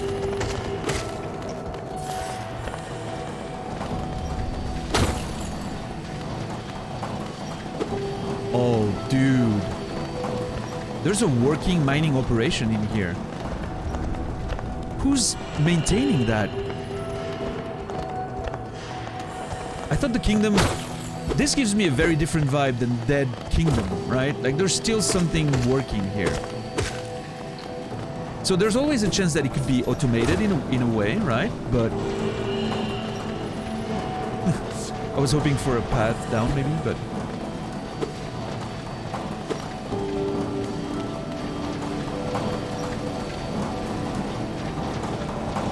Dude, this is sick.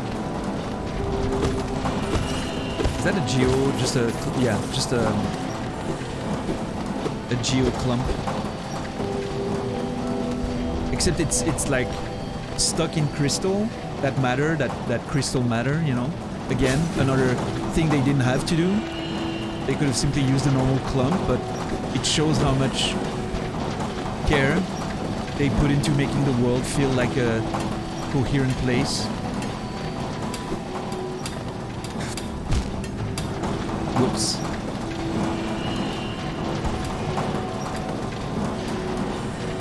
Whoops. One might say a geode. Yeah, Warren. How dare you make a pun in this place?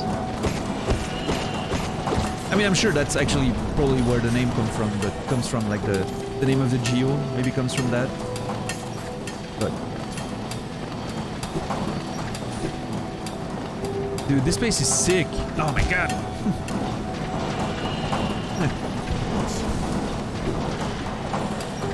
$10 won't stand idly by while people make puns in this stream. Oh, a little miner, dude. I met one of you. Hey. Okay, chill.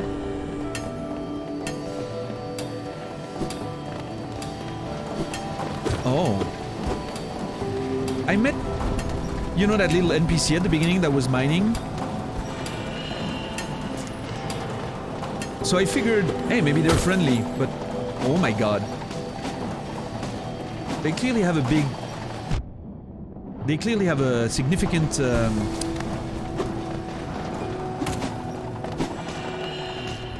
budget for... What's it called again?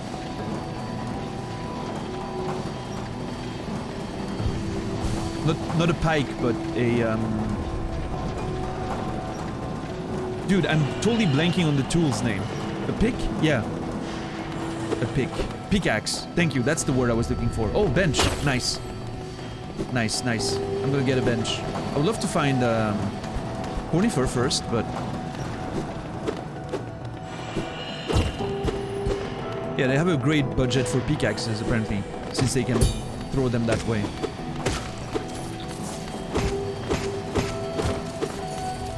Selling rune pickaxe, 30k. Cheesecake, madame? Let's see. Nice. Beautiful. What a picture. Amazing. Thank you.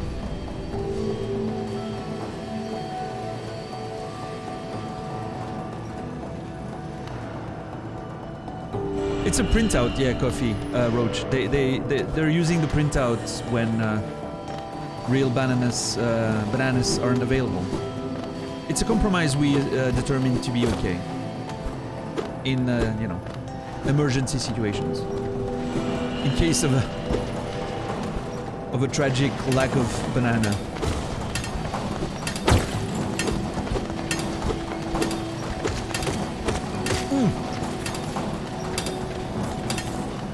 Wait, hold on. Oh, dude. I'm so glad that this works.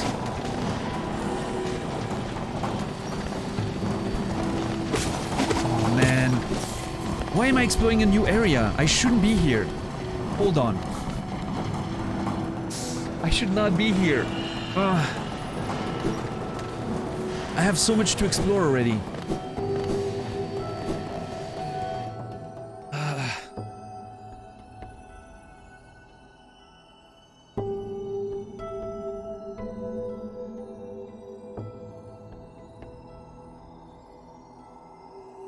Wow, $10 is on the rampage right now. Right now, is it backseating or puns?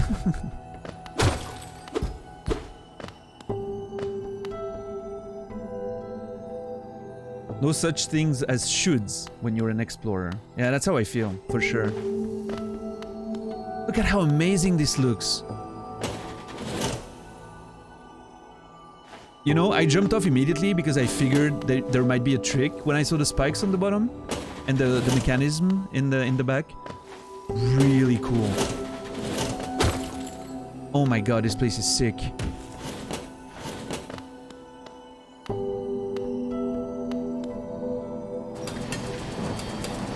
Oh my god, new enemies. Dude.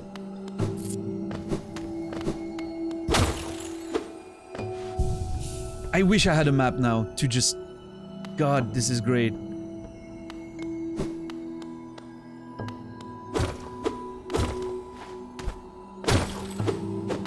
Oh, he knows X. They're deleted because they're puns.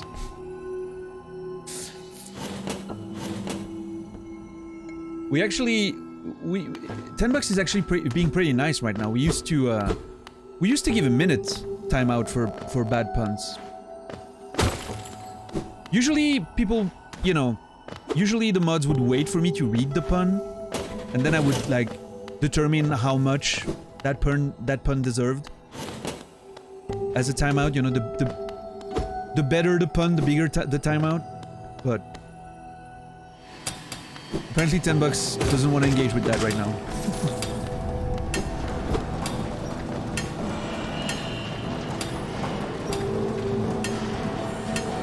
$10 the Punisher. Okay, see for instance this one, Zulu is awful. Please give 30 seconds to Zulu. $10 if you don't mind.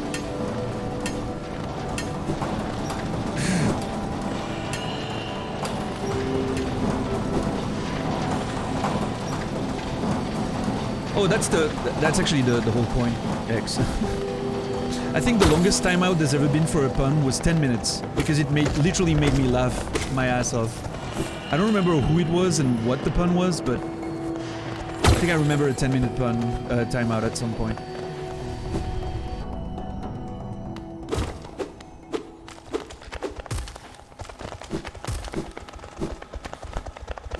That was you, the Yoda dad joke? Oh yeah?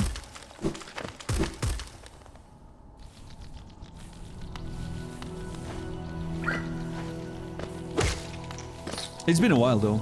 That was that during Outer Wilds probably? I mean, God, fuck.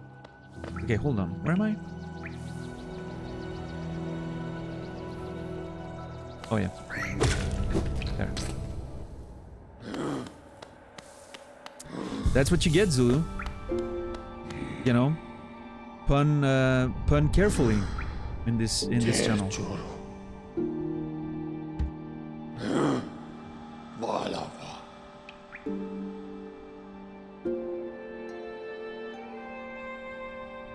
I got away with absolute power corrupts absolutely. Electrical power corrupts electrically. I don't know. Does that count as a pun? It's more of a general wordplay, right? Yeah.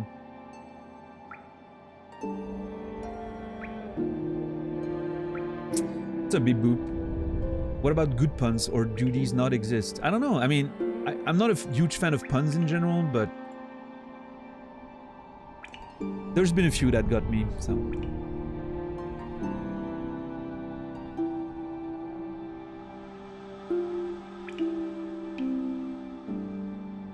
Wait, did Lady say anything after the thing? What did Lady say earlier? I thought the practice of getting times out for puns was all mine. Oh, because I'm in a mine. Wow. Can we get a retroactive 30 seconds on Lady, please? $10? I would appreciate it. Also, hi Lady, I hope you're doing well.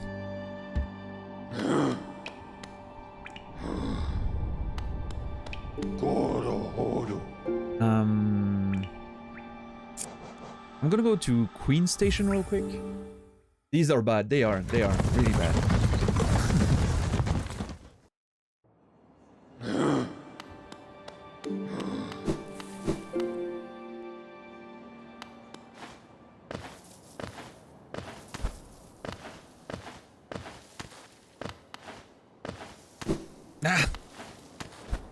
Yeah, I mean, I'm not surprised, Shadow King. That's a lot of content, right? To go through, to find everything again.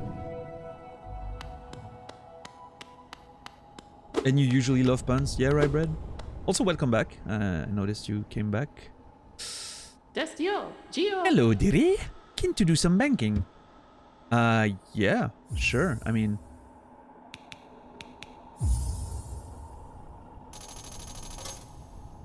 Gio, Kalala. Gio, Kalala. Goodbye, then. Stay safe. Goodbye, Millibel.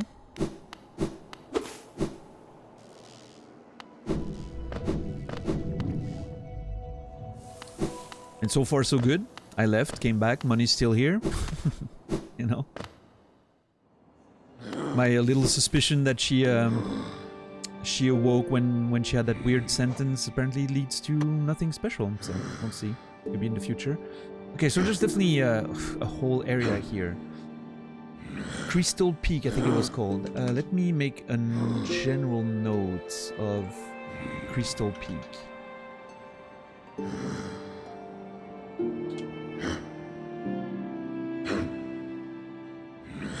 I'm thinking the dark tunnel leads to the Crystal Peak, and I'm thinking the crumbling floor in the mine might be leading to that as well. We'll have to go back and check that one. Okay, I'm not gonna explore Crystal Peak now. Gee, there's way too much. Jesus Christ. I have so many locations that I can go now.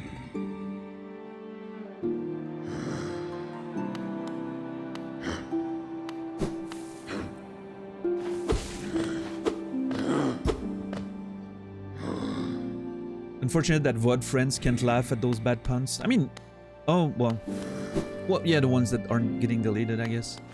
And that's the thing. That's why, you know, the usual system was that I would read them first and then elect what amount of timeout it was meant to get. I'm gonna listen to those sound effects here again. Yeah, right there. You can hear all the people who used to be in this place. And the ringing of the bells for the stags coming in and out. Man, I would have loved to see that place when it was, you know, pulsating with activity and whatnot. Okay, so 3 choices now. Deep Nest here.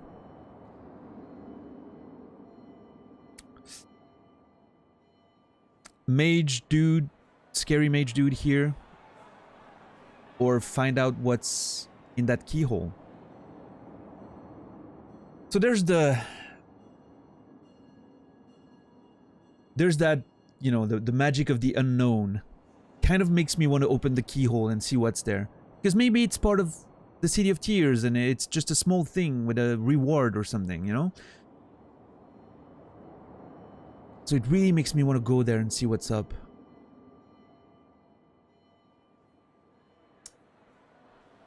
I haven't taken a note of what's there.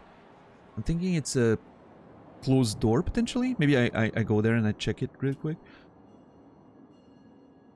What's up, Jakin? How are you doing, man? Is there a way to see what you played on August 6th or 5th even? I was playing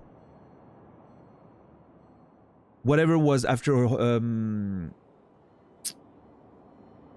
Outer Wilds. So I'm assuming it was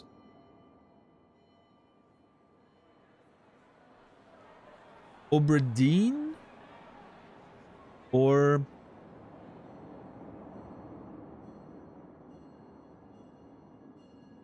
wait, did I play Dark Souls 2 before Obra Dinn?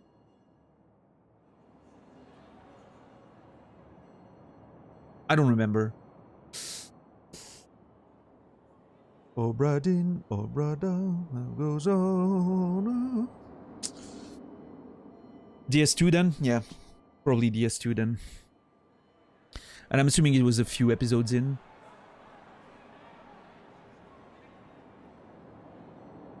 Oh, we're never voting. Unable. Chat will never have any input in how I play the game that I'm playing. This is not a thing we do here. Yeah, 100% of the time it's just me thinking out loud, or all my questions are rhetorical. It's never meant to... When it's about the game, right? If I'm asking questions about, like, outside of the game stuff, or sometimes English language stuff is something I accept chat input for, but...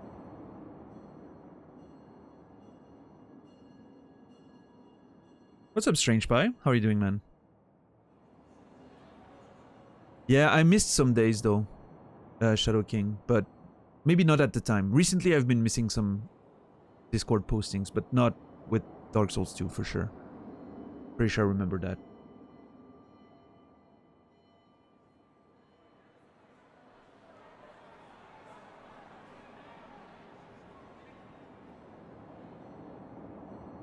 Oh, no, I was talking about where to go in the game. In terms of the games to play, yeah, you can give me opinions on what games you'd like to see and, you know, all that stuff. That, of course, is absolutely open conversation, but, you know. It's rarely going to be like a... I'm never going to have like a sort of, oh, let's vote for the next game, you know? Like, I don't do that. I play what I want to play. But yeah, no, that's fine, Greg. Just a mistake. Yeah. Okay, Deep Nest or... Man, it's not that I don't want to go to Deep Nest, because you know, the little I've seen of this room didn't make me want to go back, that's for sure. But, and it's not an excuse. It's not that I don't want to go back to Deep Nest, but I'm really curious what's down there. So I think I'm going to go there first. I just want to go check what's down there. And also check where this leads to, in case I missed something there. I think it's a closed door, but I'm not sure. And I can sell a relic, maybe, potentially? We'll see. Now, here's the thing. part of me, I'm in Queen Station already, so maybe I could go here and just check on this, if there's a passage there.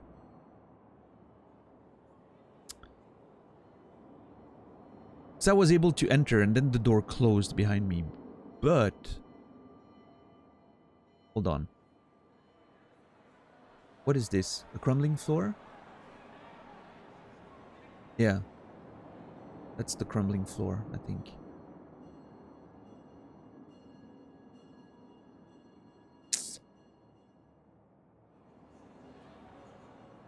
No, absolutely unable. That makes sense.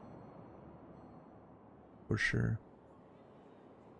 My vote goes to Signalis. Oh, Edsta. I've seen like a minute of Weddy playing Signalis and I was like, oh my god.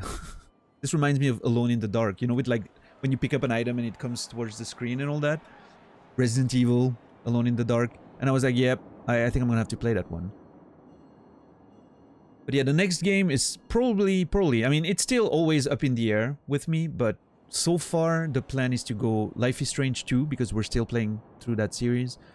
Life is Strange 2, then into Prey, 2017 Prey. 2017? 2016 or 2017? That Prey, right? That's the plan so far, but we'll see.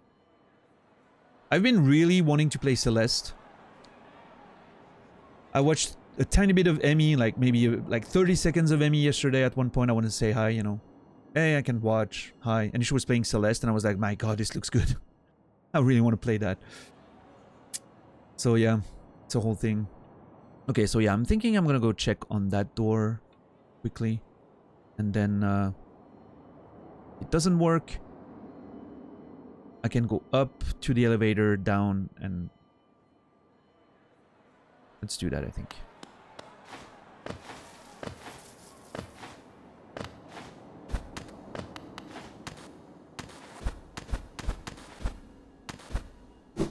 What's up, Good Trooper? How are you doing, man? Ah, god damn it. Signalis has a lot of PS1 era vibe of horror. It's the nostalgia factor. Yeah, for me it was either like that, you know, the graphic style of course reminded me of PS1. Parasite Eve kind of vibe in a way.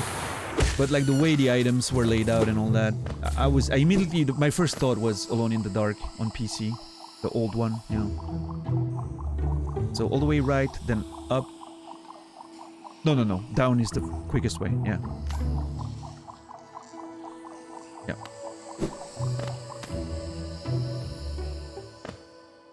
Yeah, right?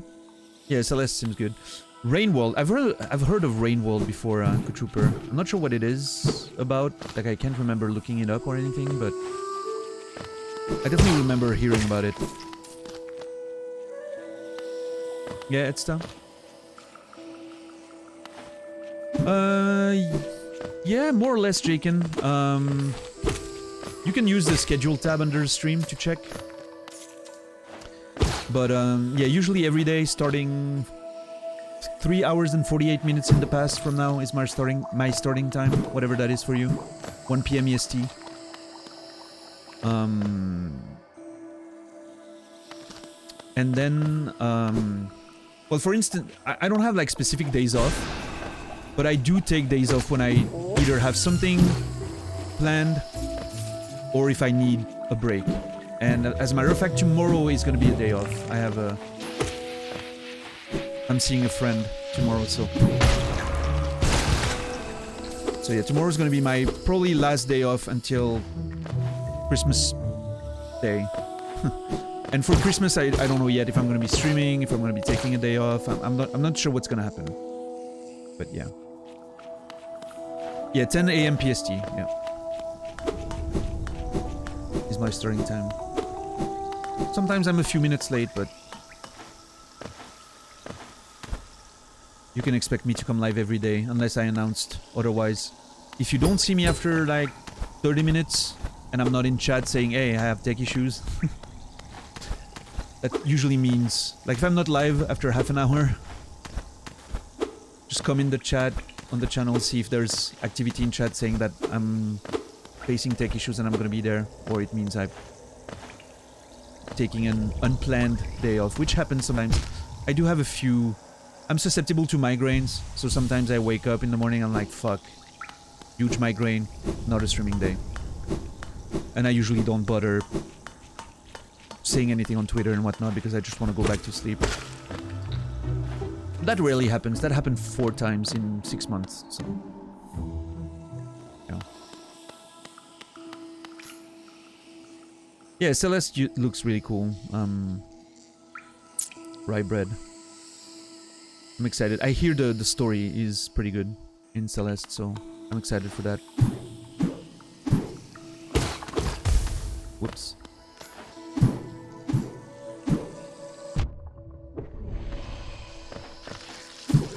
Okay, I got some information about this.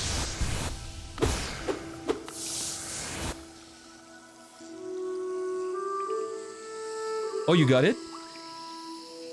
Shadow King?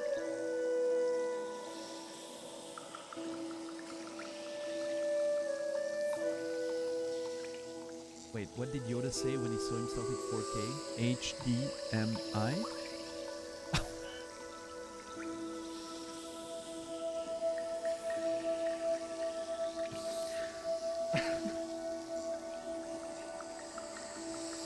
Wait, what did Yoda say when he saw himself at 4K? HDMI. It's pretty funny, I'm not gonna lie. It still makes me laugh. Can you time out Shadow King for 1 minute, $10? There's you know, that echo of that pun deserves a little timeout right there. Thank you.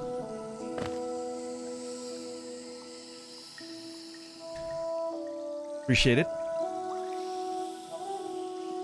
You're replaying Celeste. You've died 200 times in the first 3 levels.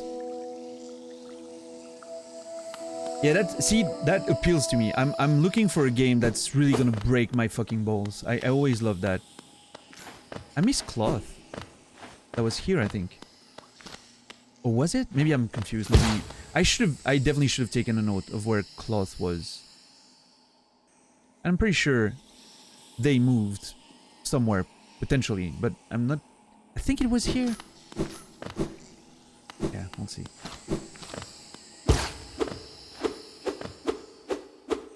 I have a feeling Celeste will be nothing for your Bushi hands. I mean... Here's the thing, though. I've talked about it with Buki. So Buki hasn't played Bushi.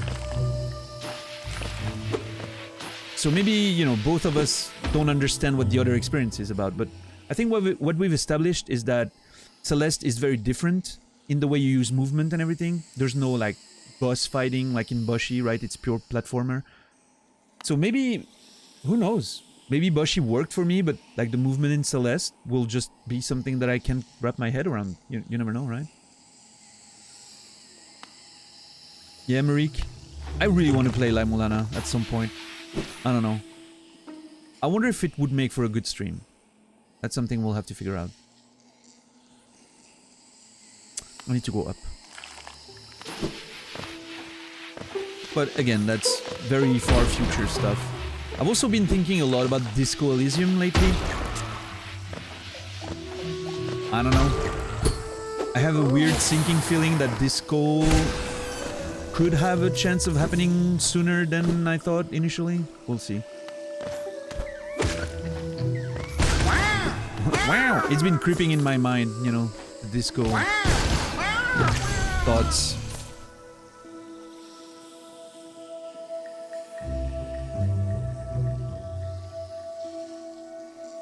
Yeah, lady. Yeah, that looks like it looks cool, that game. We need a better system for punishing puns.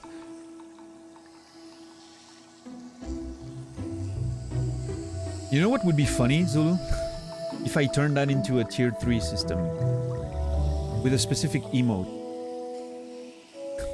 The first person to react to a pun with a certain emote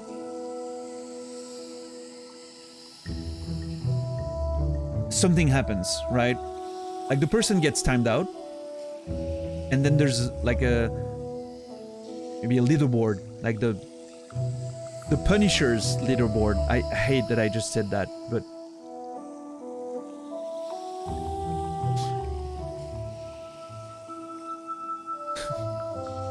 But then the problem is, and here's the thing, I don't want the whole stream to turn into a fucking pun chat, right? Can we give Daniel 10 minutes? No, but I'll take 10 seconds.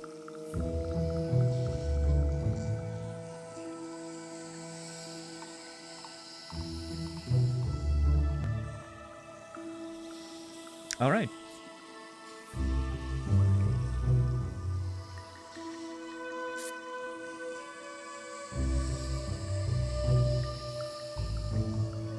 Time them out 3 hours. Well, I mean, the goal is not to completely kill chat interaction. I don't know. I'm still thinking about what to do with like higher tiers. I mean, okay, here's the thing. Just now I have the opportunity to get a new custom emotes made, which I could, if I should so desire, make one tier 2 and one tier 3 and like move some other emotes to the 2 slots I have open in tier 1 and have those emotes be something. Since it's custom, I could have them be anything I want, right? And maybe that could be used for a system in the stream, but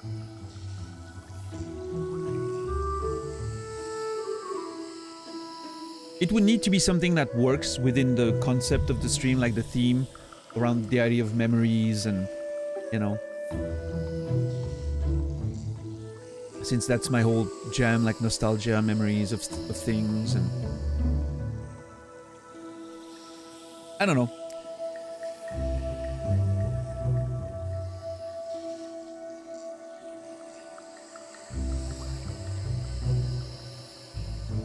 It needs to be something that encourages nice interactions with the chat, with new viewers potentially, with... We'll see.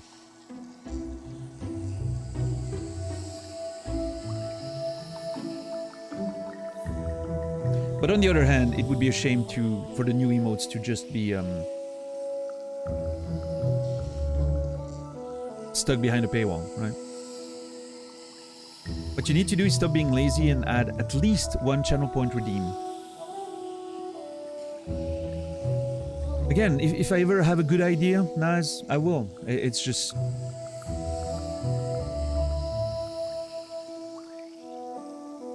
I barely find ideas to make money with higher tiers. And you're asking me to do point redeems that have literally no, you know, value. I don't know. 1 million channel points to play a game of our choosing? That's never gonna happen. I'm just saying it. I'm telling you, I'm not putting myself through a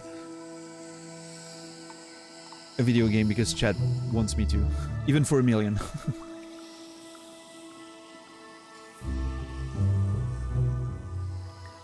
Anyway, let me read those descriptions here. The Glimback.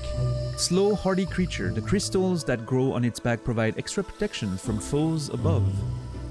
And in the back, apparently. It also stops me. The Husk Miner. Remains of a bug drawn to the crystal peak for its precious crystal. Its claw pick now doubles as a fierce weapon. A claw pick. That's cute. So what did I just get now?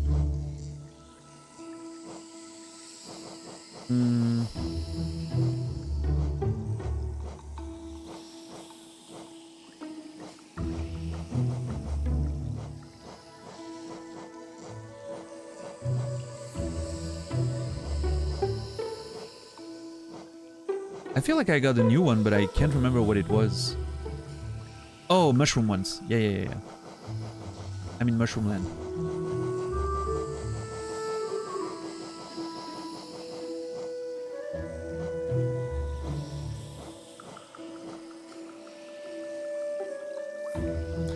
Just a child.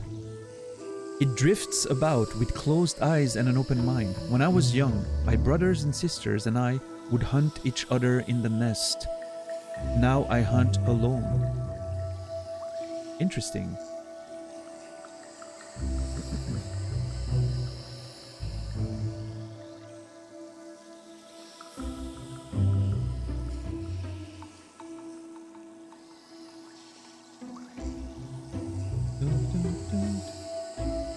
Oh yeah, enable? That's wild.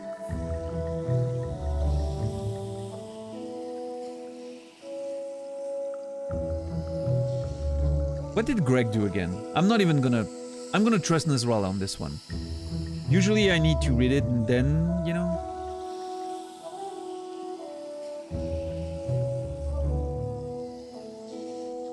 Timeout Nasrallah redemption for 10 points. You asked for it, Greg.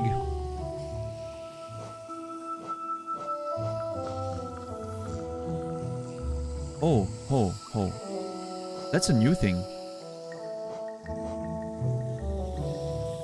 Hold on. There's a lot of new lore I missed there. If you're skillful, you can lead their spores back to them and watch them perish in the destruction of their own making. There is a lesson to that. In that, I think. That is a beautiful... That's one of my favorites so far. Lead their spores back to them and watch them perish in the destruction of their own making. There is a lesson in that, I think. That's beautiful. The bugs of Hallownest are so pathetic that being infected by poisonous fungi actually increases their chances of survival. They really are absurd creatures. He is, Bruxus, he is.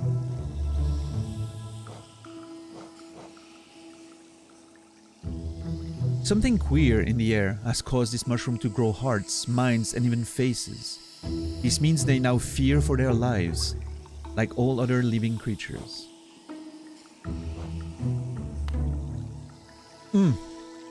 That's a nice one. Alright, I need to go... Wait, where am I? Yeah, I'm in the... Right. Left and up.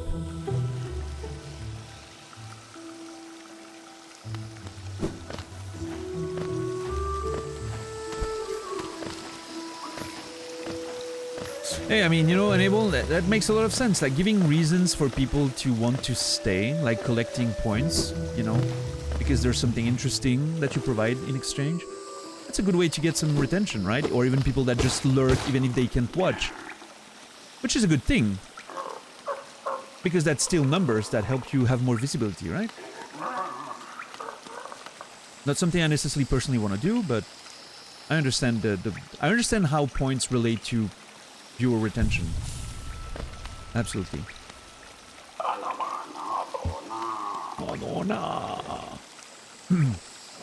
I should buy those at some point just to have them. 900. I don't have that much. I should have kept a note of how much I had in my bank. Fuck. Next time I go to the bank, I need to make a note of how much I have in there. Just to make sure, you know? Make sure she's not stealing some of the top. She was suspicious. She was suspicious in the way she was... She said, it will be safe in my vault, right?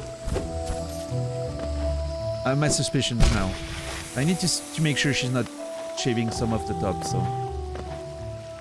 I need to remember to take a note. Yeah, it's that. See, I think it's very cool. And it makes sense for wedding, right? I don't think it's something, for instance, that a show like mine would work with, because it's very distracting. Like, it takes a lot of room and it takes over the show a bit, right? And since I'm someone who's very much about staying in immersion, even if we're talking about something else, I like having the immersion kept up and all that.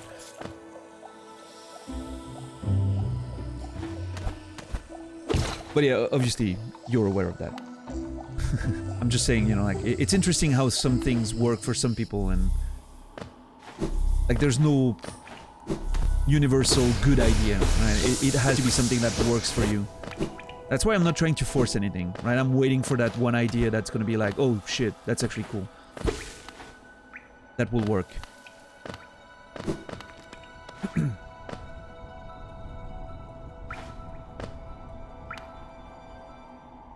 Yeah, Marique, I love that. Hold on. Ah, shit. I can't go there. For some reason, I felt like I could go through here and go down. I have to go all the way up. Well, it's nice. I'm gonna check a few spots. I'll be checking the hot spring and, you know.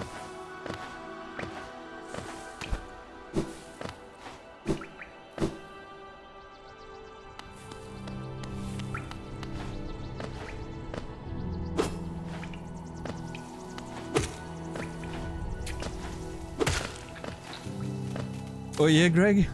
Interesting.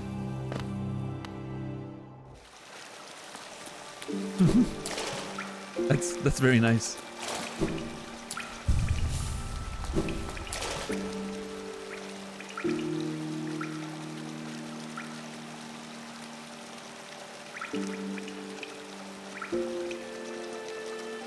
That's cool, Enable. Yeah.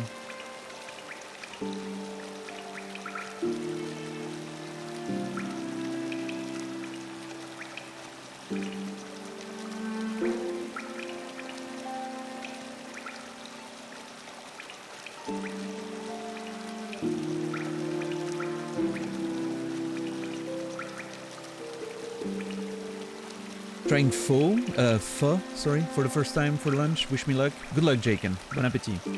Pho is delicious. I never noticed that. Holy crap. This is the first time I noticed that I can splash. Oh my god, I'm so sad that I didn't try splashing the bugs that were in there.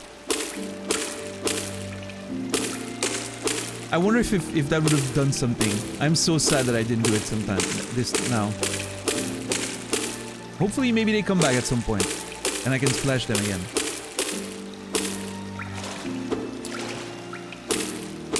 It's funny that this place is so peaceful. I never tried to even use my nail in there.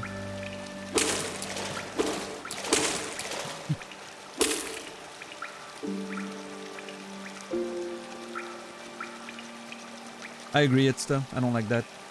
I don't like anything that can be loud and disturb the only compromise I make for something that occupies the stream or interrupts the stream is sub alerts and donation alerts for obvious reasons, right? But that's my only compromise. And I'm trying to make them not too loud on the stream, right? So that it like blends in. Like if someone's sleeping, listening to the stream, they shouldn't be woken up by anything that happens on the stream. Unless it's the game that suddenly does something, right? But that's usually my my baseline.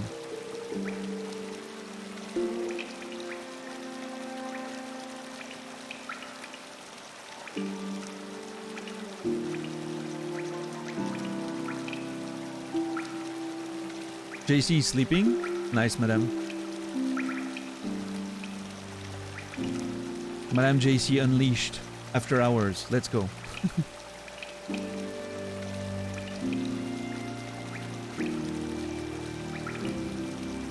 Can we like tell you to draw stuff on his face?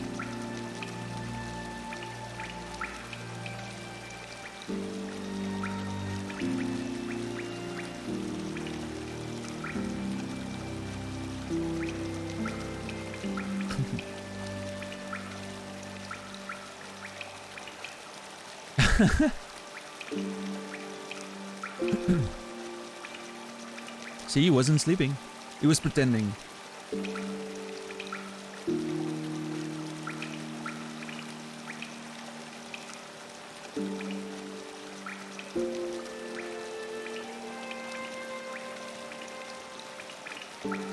Yeah, Red. See, I don't like that either. I understand why he's doing it, right? It makes a lot of money. But personally, that's something that would prevent me from lurking in his channel if I was riding or taking a nap or something, you know. But, you know, that's the beauty of Twitch. Everyone can do whatever they feel is best. And it's obviously a very solid financial decision. It makes a lot of money.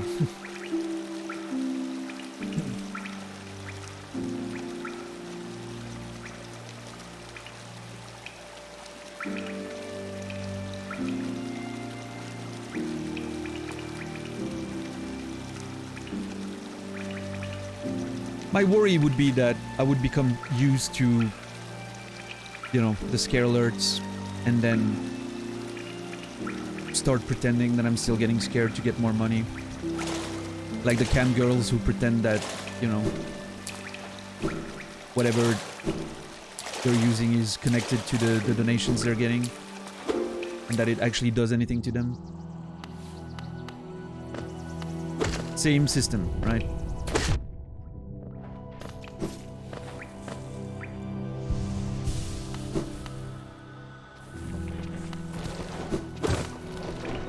Alright. Those things kind of remind me of the deep nest worms that I saw. I wonder if there's a connection there. Doesn't seem like it. It's pretty far from deep nest, yeah. Whatever do you mean, Ogre? I don't know. If you don't know, you're probably better off.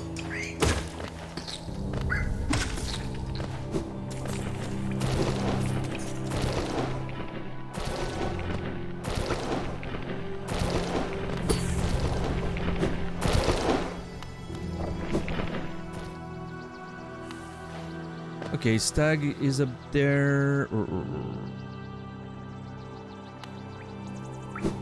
I mean, am I not? Wouldn't it be faster to just go get the Stag? Yeah, actually, it would. Okay, fuck off. Okay, hold on. What's left of the elevator again? I don't remember what I found in there. I'm gonna go check that real quick.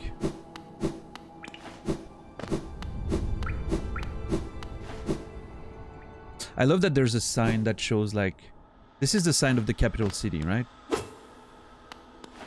I love how it just leads you there. Okay, I don't remember what I found in here. Maybe a grub? I know I've been there. I've cleaned that place, but...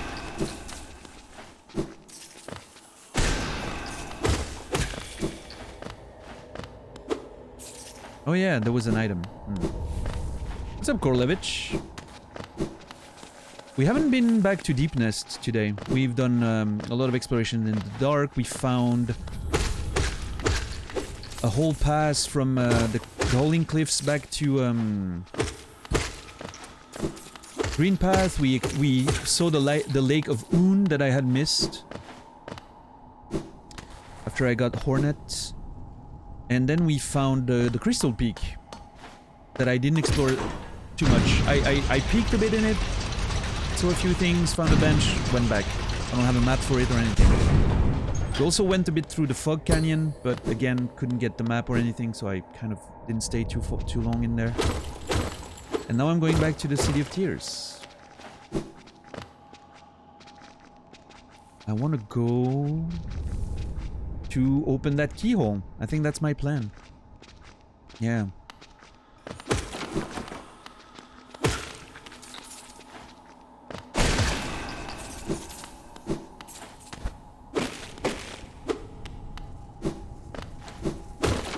Oh, and we also started investing in our future, saving some money in at the bank.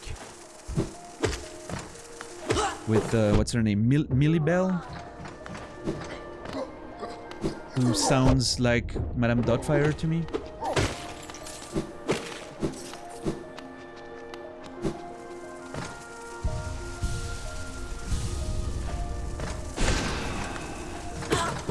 Yeah. When I was exploring the Fog Canyon a bit, we made our way there.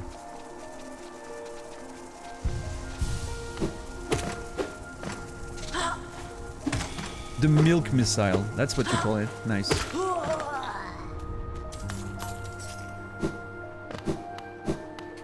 Sounds a bit like a euphemism for, you know. Anyway, you know.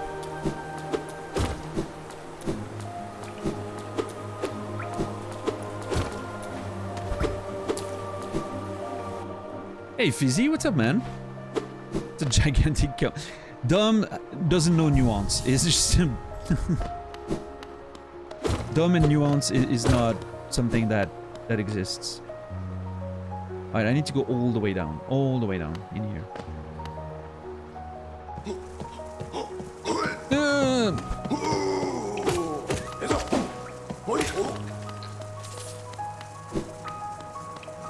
What's up, Fizz? How are you today? How's the World of Warcraft money? How does the World of Warcraft money feel in your bank account?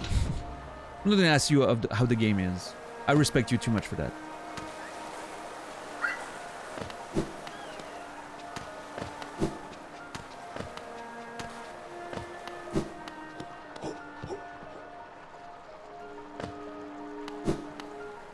That's the relic, dude. Do I want to sell some relics? Felony Artred. Since I'm here. I'm about to go explore a new area. That might be a terrible idea. Because there might very well be a new area down there. Yeah, no, I'm not gonna risk it.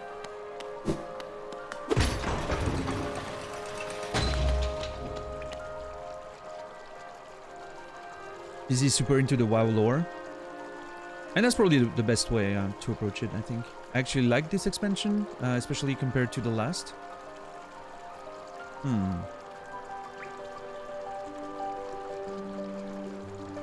Yeah, Naz doesn't like Pandaria. My old flatmate, who's a full-time WoW streamer, thinks Pandaria is the best they've ever made. Like, it was his favorite. I don't think he thinks it's the best, but it was his favorite based on like the vibe and the lore and all of that.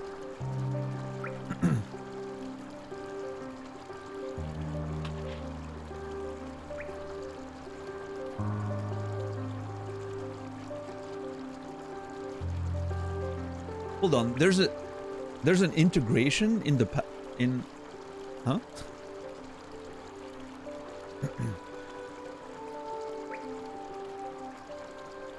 Do you watch trailers before playing games, or it depends? If it's a game I'm not gonna play, I'll watch the trailer. Or if I'm not sure, right? Although, if I'm not sure, sometimes I like to wait for a demo, maybe, potentially, or to just hear what people say. It depends on the game, what vibe the game is giving me. If it's something I know I'm gonna play, I'll never watch a trailer. Unless... Like, for instance, with Naz, I was watching the Game Awards the other day, and obviously, you know, I saw a bit of Final Fantasy 16, even though I know I'm gonna play the game. But, like, even when there was, like, a few... Apparently there... Was it Silksong? I think there was, like, something about Silksong at the Game Awards, and I, like, immediately closed my eyes, because I don't want to see anything. In the Black Vault far above. Yeah, so I've captured that already. Ah, closed door. Okay. What those signs are? There's a geo sign. Potential, maybe homes. I don't know. I don't know what it is. Geo, a city, and something. Is that a crown? Maybe a royal room or whatever. Nothing, Fizzy. We haven't been there. We haven't been in... Oh, no, sorry. You said Hollow Nest. I thought Deep Nest. Well... We've traveled in the dark areas. We've been in the Crystal Peak. Not for long, but we've been in the Fog Canyon. We met Millibel, the banker. He was very glad to see us, dearie.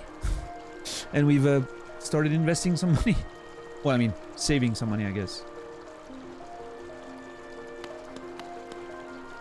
A mechanism with a simple keyhole. Use a simple key.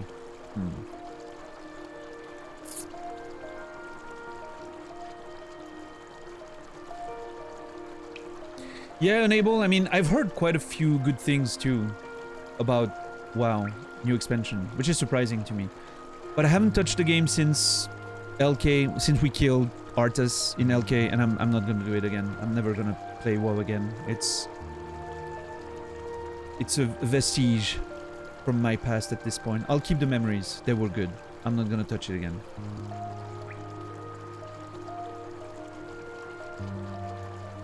Yeah, Marik?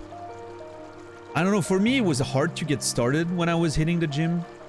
And then once I got into it, I would go there 6 times a week. And the 1 day a week off that I would take was painful. I just wanted to go there. So I don't know, it gets addicting. Just working out, socializing with different friends there, and just seeing the change in the mirror, especially, is a big thing. But yeah, I wish I could go back to the gym right now, but both the budget and the distance to the gym is a bit annoying. So. And yeah, for me, exactly, Dom, for me, it allowed me to feel a lot more calm after working out. Like, I felt so good at the time. Okay, I'm using the key. I don't... Yeah. It is a manhole with a Hallownest seal on it. That's a Hallownest seal, right? Yeah. Why... Okay, why would there be a passage that requires a key?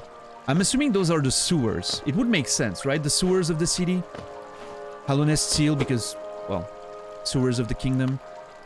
And having a key to go there just so that nobody goes there just to fuck with it makes a lot of sense. So I'm assuming these are gonna lead me to the sewers. I can remove this since we're gonna get in. I'm gonna turn this into a landmark manhole or bug hole. I hate that bug hole sounds the way it does, but that bug hole is gonna be the way I call it.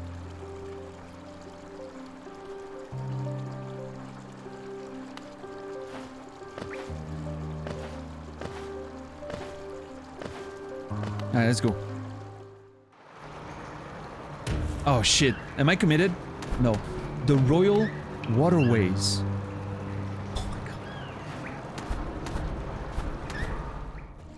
Another new area.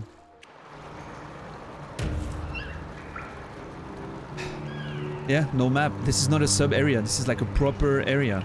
Royal Waterways. And it leads, oh my god, it leads straight into the pipes we've seen here.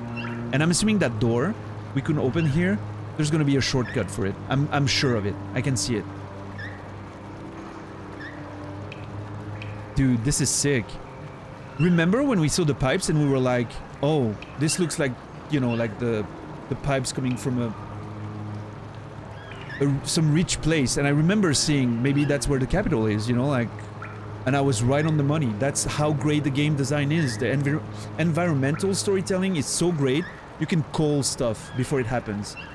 The way I called like the cage coming down for the Mantis fight, I could see the thing on top. The blacksmith sign, like the nailsmith sign who had like a weapon tied up in front of another sign pointing you towards his shop. How you can just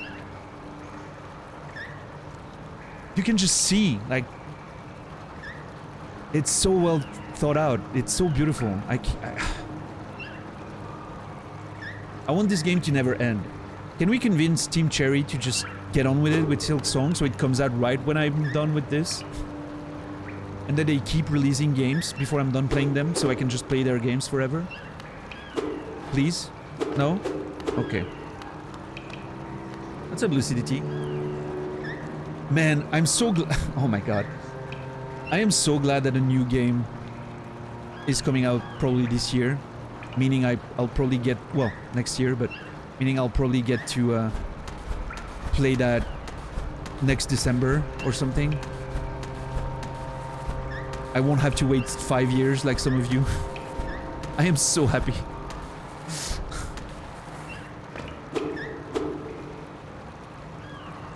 Yeah, Zulu?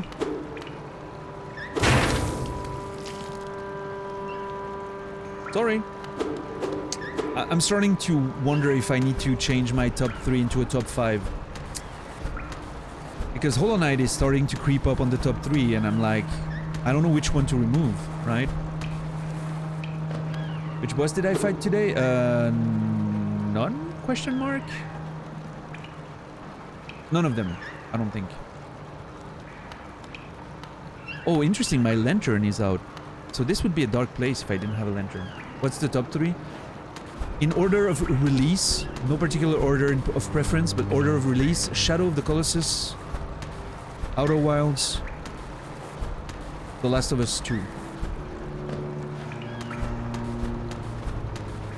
Outer Wilds took Bloodborne's spot when I played it earlier this year. And I haven't played Bloodborne in a long time, so when I'll play it again on stream, we're gonna do like a no HP leveling type situation, you know, like DS3. Maybe Bloodborne will reclaim the first spot, who knows, but... Well, I mean, one of the spots, but... We'll see. Prepare to erase your current number 1. I don't know if I had to pick one of the 3 to be the best.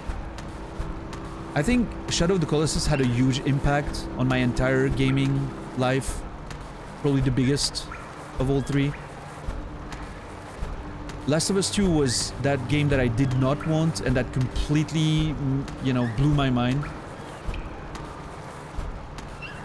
And Outer Wilds was just probably the best straight up gaming experience I've had. Sharing it with stream, all the emotions around that time when I played it in July, with the passing of my grandmother right when I started the playthrough, and you know, kind of dealing with that grief while playing the game, was just such a wild period of time. Like nothing can beat that experience in terms of what it represents, right? But yeah, I think Outer Wilds might be, if I had to pick one, it could be Outer Wilds. It could be Outer Wilds. If you're going to dig deep in this game, I can assure you it will erase number 1. You don't know me. You don't know that. You can't with certainty say that. I mean, it means it... You're telling me about what it means to you, right? It doesn't mean it's going to mean the same to me. It can. I mean, I'm not saying you're wrong. It doesn't mean... I'm not saying you're wrong, but... That's very presumptuous of you to say that.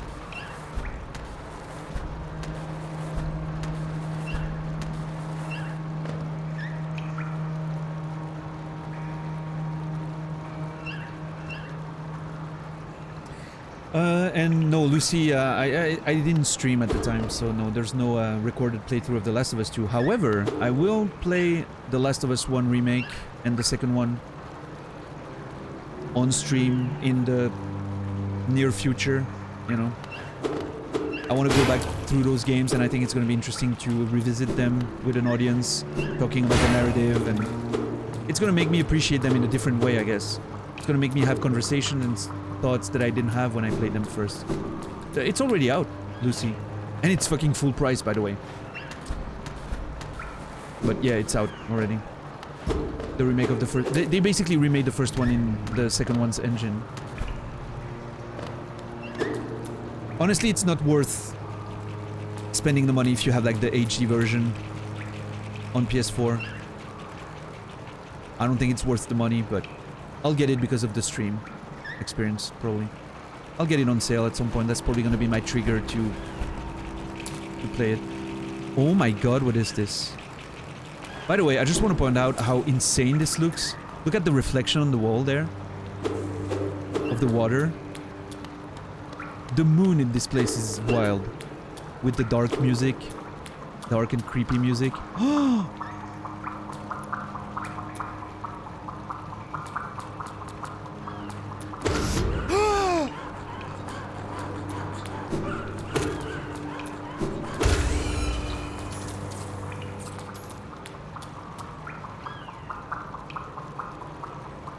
What the fuck?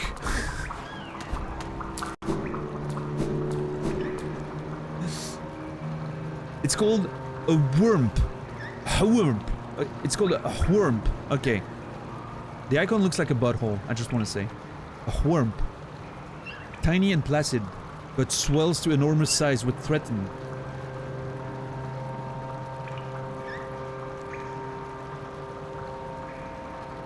Makes sense. How do you call that again? Scaroused? Scaroused? Is that the term? When you have an erection because you're scared? It's kind of what's happening there, right? Okay, those things look disgusting. Ugh!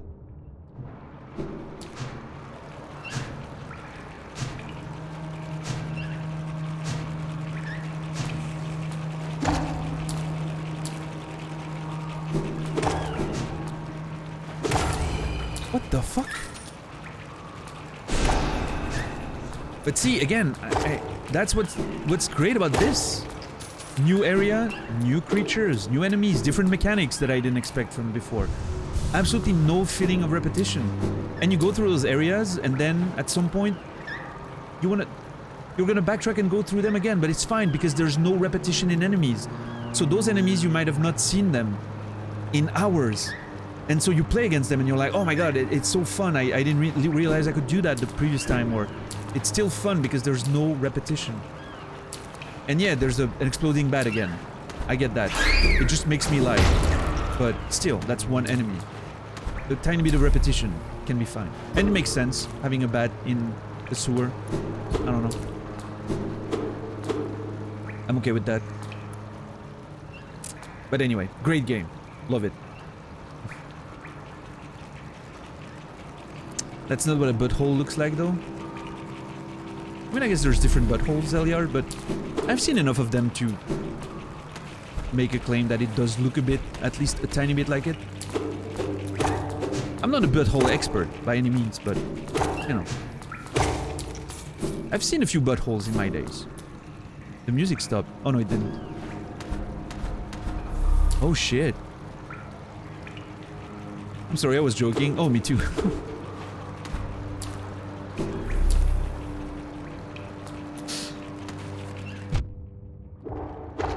Hold on, where did that shit come from? You know what this music makes me sound like in the background there? There's a music in Elden Ring that sounds exactly like this, and I think it's the music of the sewers in Elden Ring. But I'm not sure now. Anyone else feel that way? Like it sounds like the sewers in Elden Ring, under the capital. Same kind of instrument and vibe.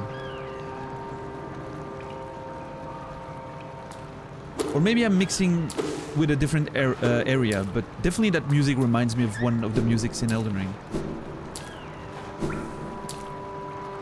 Didn't Elden Ring pay homage to a lot of well-loved games? If it did, I must have missed some of them then.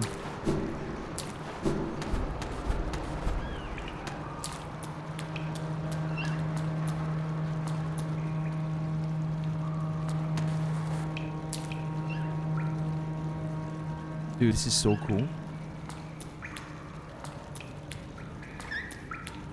Like well-built sewers, you know? Pillars and all that. It looks so fucking great.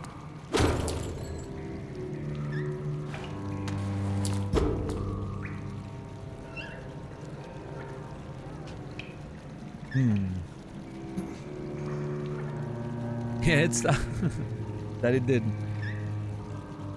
What's the name of the sewers again? Something grounds. Shunning grounds. Music.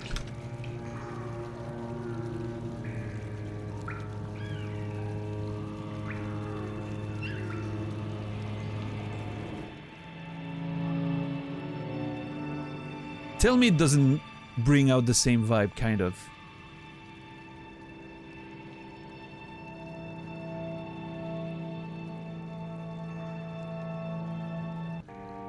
That part.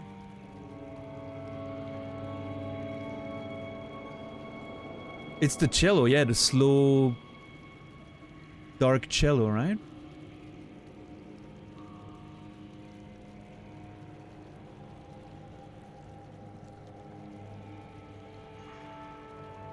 It totally fits together. It absolutely, like, it almost perfectly blends with.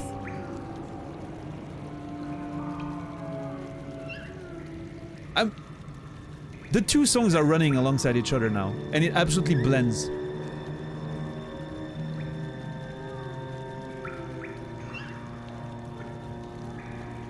It's even the same key. Holy shit. I just closed the song, the Elden Ring song, and I didn't notice that it was closed. It's the exact same key. Oh my god. There's a crumbling floor to get to the bench, and I can't break those, I don't think. Fuck.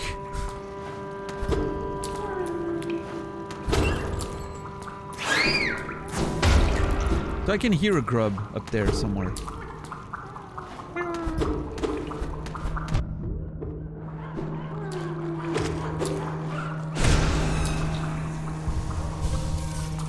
Yeah, it seemed like slow strings, you know, dark strings, slow and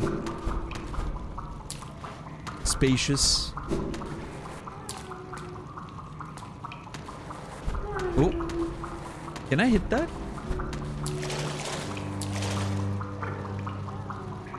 I can actually swim.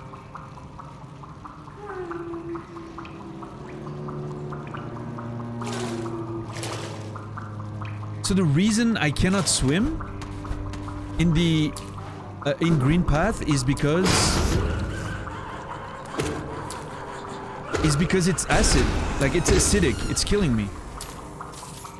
But this is perfectly fine. Yeah, look at the little feet. So cute. Can't use my sword though, but I can jump out. This is physically impossible, by the way. Why am I exploring this? I have areas with maps that I haven't finished exploring, and I'm exploring this right now. It's just poop water, bug poop water. Here's the deal though. Every water is poop water. Especially bug poop water. At one point or another, the water you're drinking had poop in it.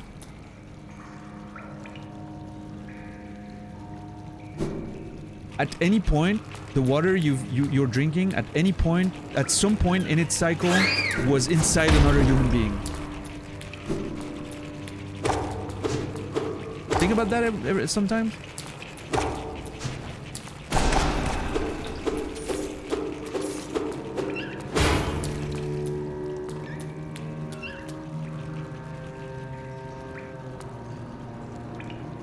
That is fantastic as I open a brand new water to drink. Yeah, me too. Go.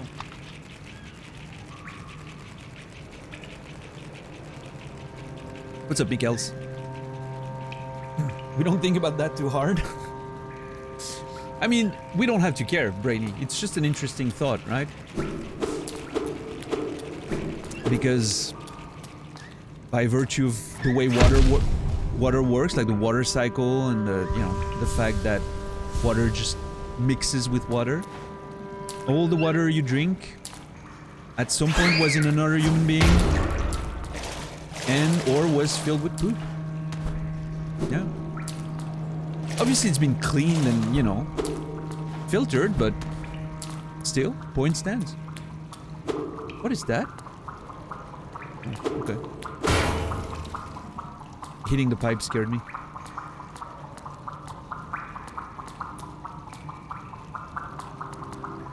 Yeah, Brainy? That's kind of the same thing as, you know, the dust in your apartment and whatever that you clean once a week and whatnot? Apparently that's mostly dead skin cells. I didn't know that, but apparently that's mostly dead skin cells. Yeah.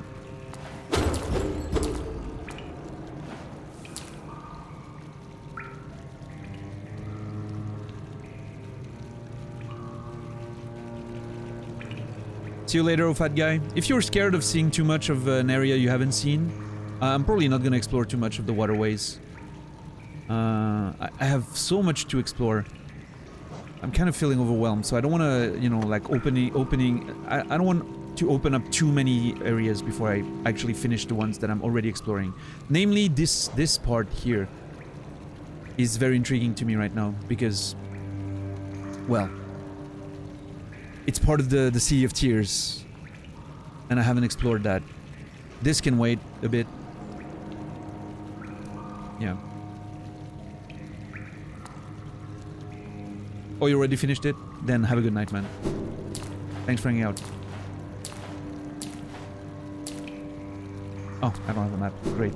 And now I stopped to talk, and I can't remember where I am. Whoops. Whoopsie.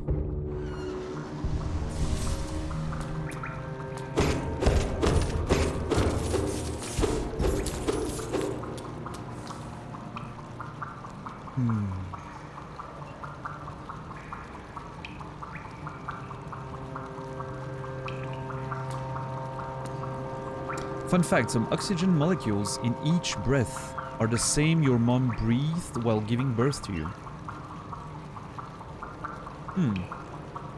That's interesting.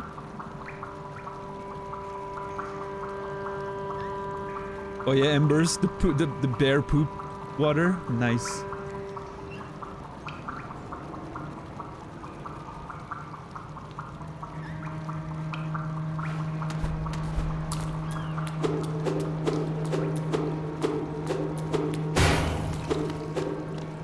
Man, this place is... Hold on. Am I back at the beginning there? Oh yeah, I think I am. Wait. Yep, I am. Okay, cool. Alright. New place to explore. I'm not gonna go there yet.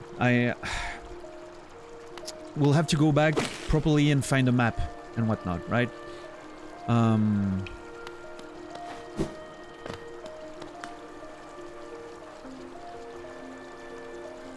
God, there's so much in this game. Okay. I think it's time. I think it's time I finally go see what's up there.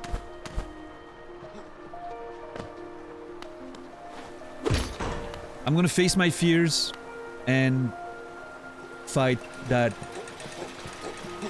weird floating mage enemy and see what's up with that.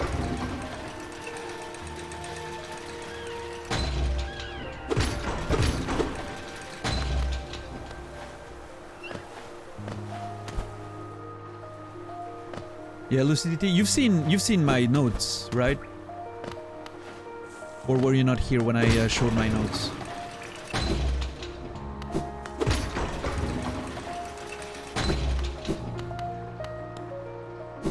Hold on, is that the mage thing? It is, right? Yeah. You don't think you have? Okay, let me get to the bench and I'll show you before we progress further.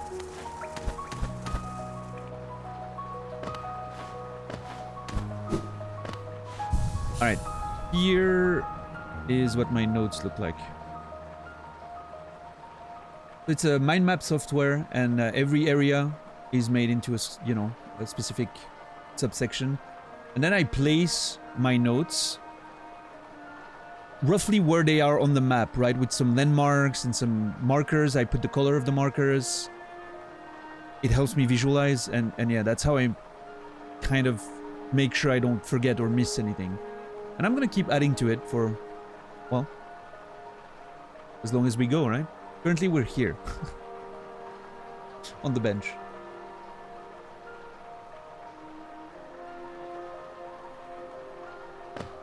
Oh, I'm still scared. I'm still scared of that enemy. I want to see what's up. Coconut thing, yeah. Alright, let's see my, I think Grub Song's not bad. I mean, Quick Focus could be great if I need to find space to heal. If it's like a mini boss fight or something of that kind. Oh, never mind. I want to try Johnny's Blessing, see how it works. Let me remove everything. Try Johnny's Blessing. I know... Oh! It turns everything into lifeblood. So you can't heal. Of course. But I'm up to 9 then with that. And my normal is 6. It gives me 3 more. But I can't heal. Can I? Oh, hold on. Yep. I can combine those. Ooh, interesting. Roach? Absolutely not. I was awful at taking notes in school. I would always ask my friends to share their notes. because I wasn't interested. I wasn't interested in listening, and I was always, when I was in school, most of the time, there were a few subjects that I liked, but most of the time I would have my note, you know, I had a notebook with me, and I would just write down ideas for stories or draw some doodles and just have random thoughts. I was a terrible student.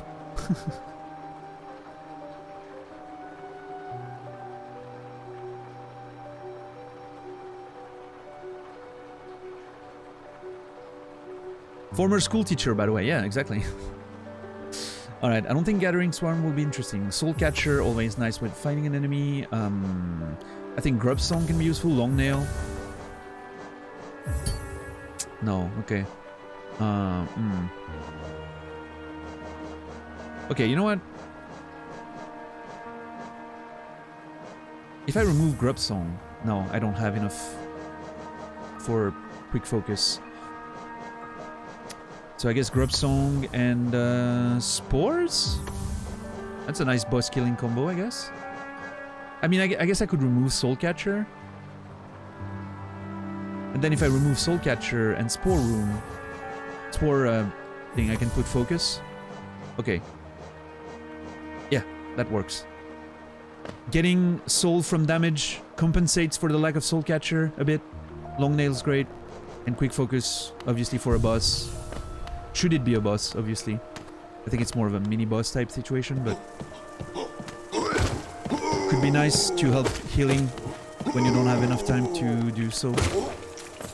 Cool.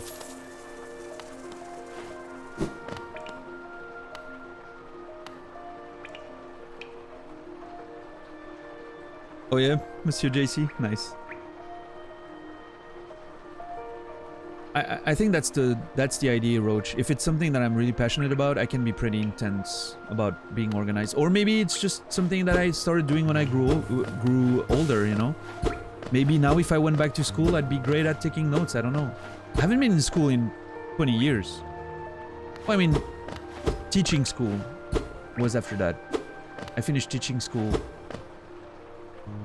13 years ago. Almost 14 years ago, but... And I was a bit better, I guess, at during teaching school, but yeah. Alright, let's see what this guy is all about. Also, okay, let me fight him. Oh god, he spawned in a different spot. Oh my god. Oh no, it's teleporting. Oh my god. What the fuck? Okay.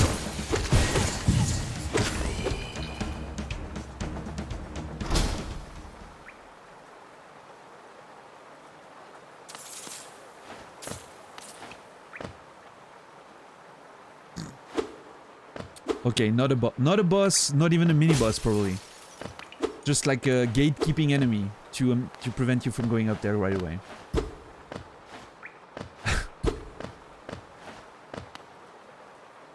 I mean, still scary with the teleports and everything, but... Look at all the... Oh, fuck. Look at all the journals in the background, though. This place...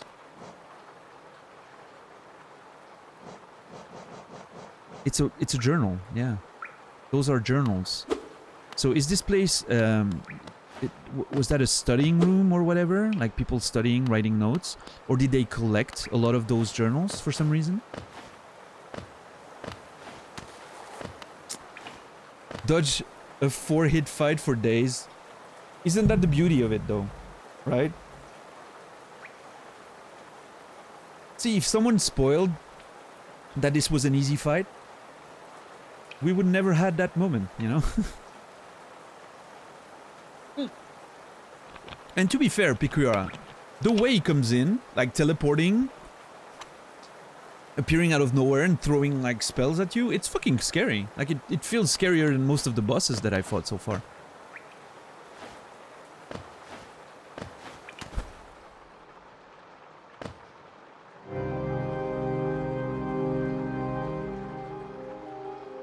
The Soul Sanctum.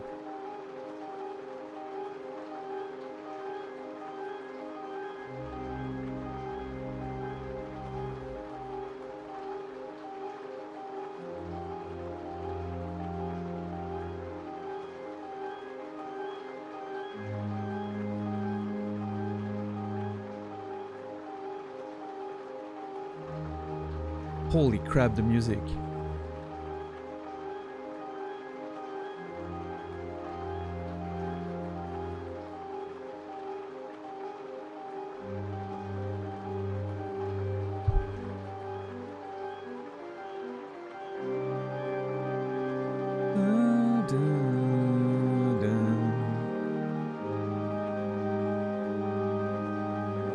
Oh my god, dude. I don't even want to move right now. I have thoughts. 2 thoughts, actually. Wait, hold on. Naz, why was Embers timed out for 60 hours? Hold on. No. That's 1 minute. 100 minutes. Wait.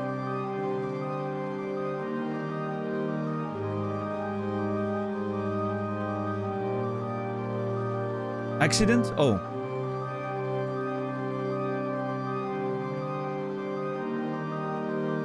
Let me, Thank you, $10. Sorry, Embers. Apparently there was a misclick of some kind.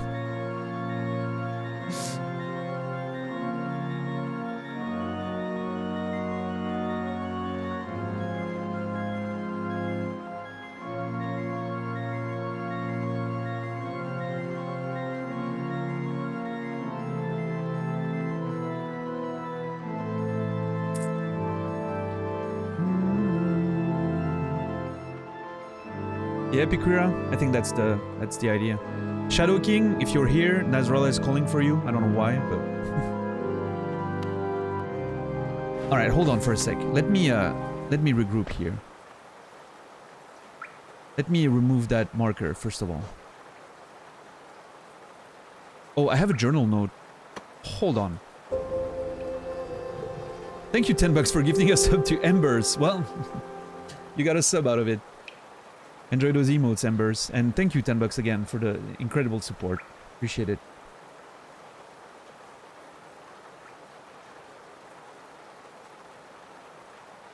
Between Div, $10 and JC, things have been pretty solid this month so far. Thank you, everyone. I'm glad this playthrough is just, you know... It's always better when you love the game and it's working pretty fine with the stream, right? That's always the best scenario. There's nothing worse than really enjoying a game on stream and then just nobody wants to watch it, or there's nothing, you know, working. So. Oh yeah, Naz?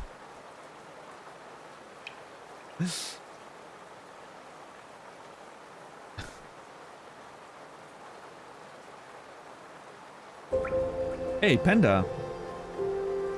Pump Action Pandas, one of my favorite usernames on Twitch. Someone has the list. I think it's JC, so probably doesn't have it on hand right now, but... Or it might be $10, but... Welcome back, man. Thanks for the resub. 2 months. Much appreciated, dude. Hope you're well. And yeah, so far Hollow Knight has been just fucking crazy. Soul Twister. Highly intelligent bug that uses arcane knowledge to twist soul into vicious spells. Defeat 19 more?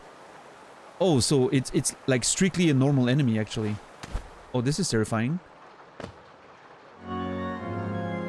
This makes me feel like this area is gonna be scary as hell, if those are the normal enemies. But yeah, the thought of magic bugs using, you know... Well, I mean, I am using magic, obviously, but... Soul Twister, using soul energy. And this is the Soul Sanctum. I'm gonna look a clean definition of what a sanctum is just to make sure.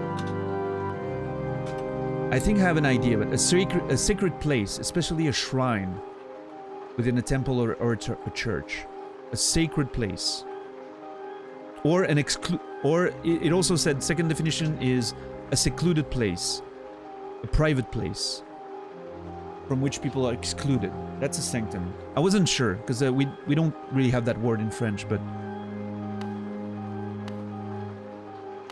Okay. I mean, it could be both, right? It could be a place where the soul was... We're in the capital city, right? What if this is the place where the soul was revered and you know, where... Almost a religious place, right? Because a city like this, it's likely that they have some sort of religion happening. Maybe that's a church of some kind, right? And the soul is almost like godlike in power. And we know like that the king was revered as a god, so clearly gods are something that they're familiar with. So maybe this is a sort of church of some kind. I wonder if it's that tower I can see like on the map here. On the right, if that's the soul sanctum. Now the other possibility is that... Ooh, okay, I'm having thoughts. All those journals down there, stuff that's been studied and whatnot. And as soon as I arrived in here, someone tried to prevent me from accessing in there, from going in there. One of those mages. One of the people who studied in this place, probably. I wonder if they're trying, you know, the second definition of sanctum, like a private place that's where from people are excluded of that place. Maybe those mages studied something with the soul that they don't want other people to see and find. Maybe that's part of the secret of this place. You know, like Hornet told us about the secrets of this place. Once I learn about them, will I still want to help Hallownest be perpetuate, you know, or do I want, will I maybe want to... A great sacrifice was made. Hold on, let me look at my notes for a sec.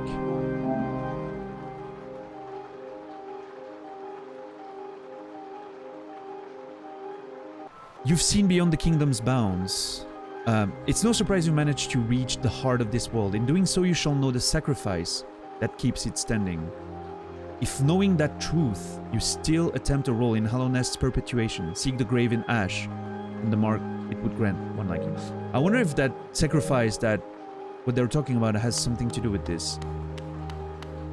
And honestly, the only reason why I'm thinking that is because the name Soul Sanctum and the music that comes with it right now very much sounds like, oh, very ominous place. You're gonna learn some shady shit in there. So I'm just giving you my thought process, right, before we explore, but...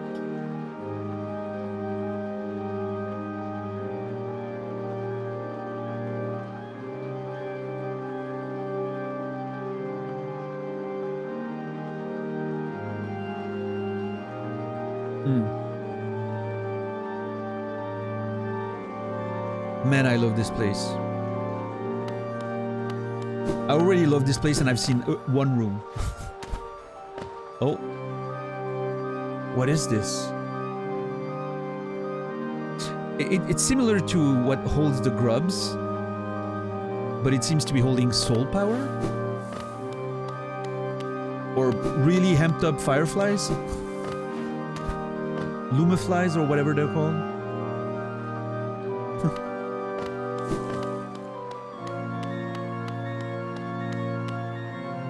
Oh, we can see. Yeah, I need to remember that. Hold on.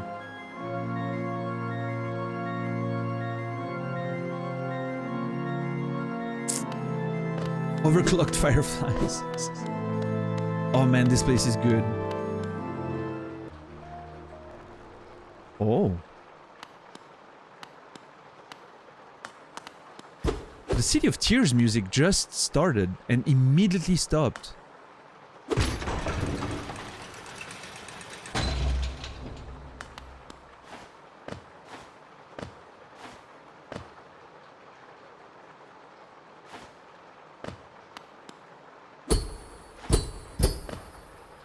Huh.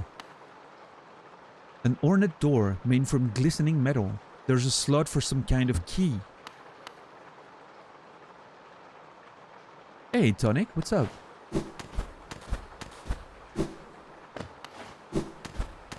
Doesn't seem like I'll be able to get up there, right? Okay. Hold on.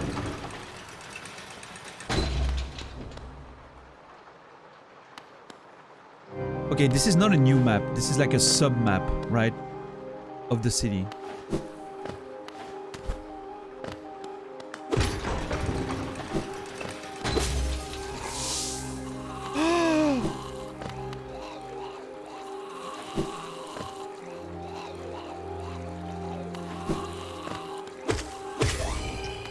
What the hell? This looks like a... I was gonna say, this looks like a fucked up experiment. Mistake. Once a highly intelligent bug, deformed by the misuse of soul.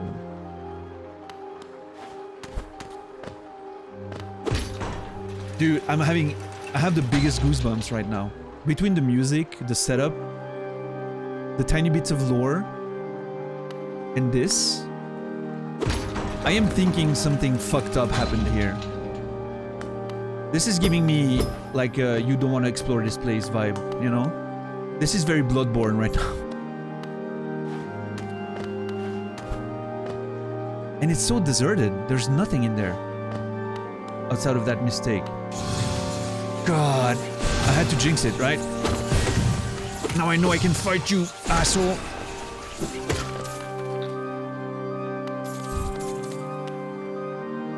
Look at them.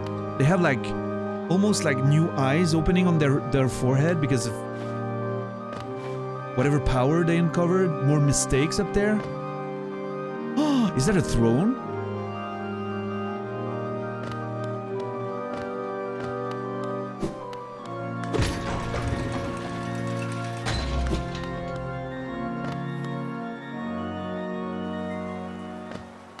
Hold on for a second. I'm not against the boss. I need to change my this is exploration mode. I need to change my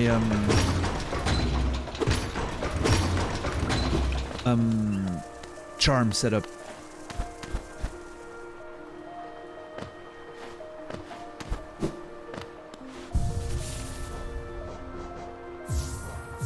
Okay, I want Gathering Swarm, yes. I do want Soul Catcher, yes. I do want Long Nail, yes. And Spores, sounds good. Protection while I'm healing.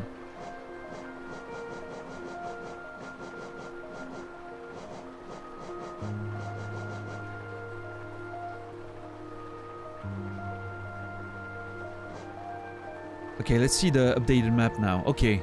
I can see openings and yeah, that little tunnel leads to something here, potentially. I'm not sure what.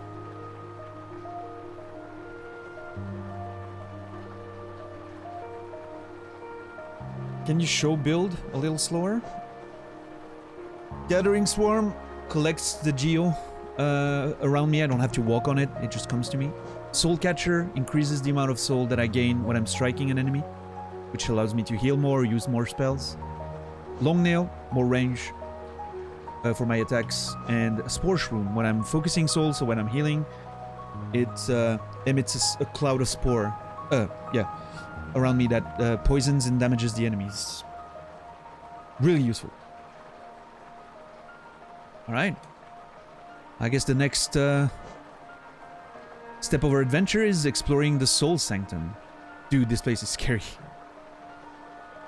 And it's giving me that feeling of I'm about to explore and uncover something that I'm not supposed to see, that no one is supposed to see. It's that sort of feeling, right? Like when you're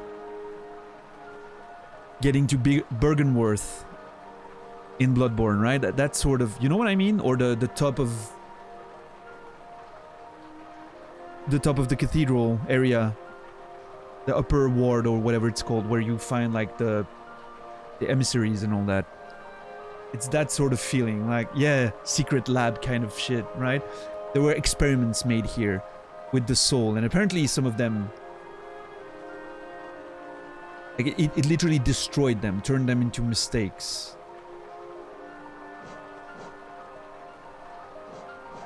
You know, clearly this is this, but after abusing soul experiments too much or whatnot.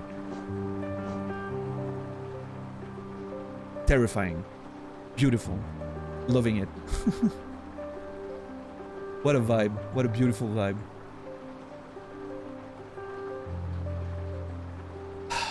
Yeah, we're gonna explore this place. We're definitely gonna explore this place. Tomorrow.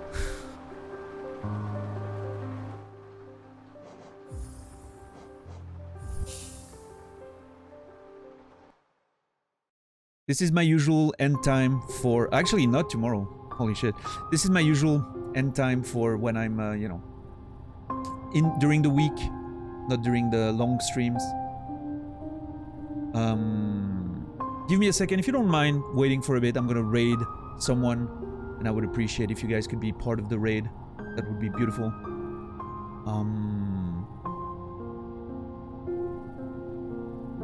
Yeah.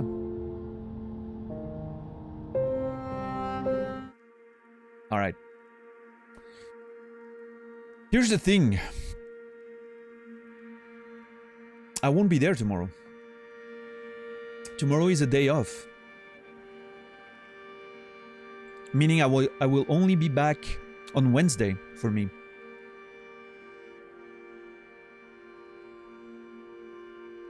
What a time to have a day off, right?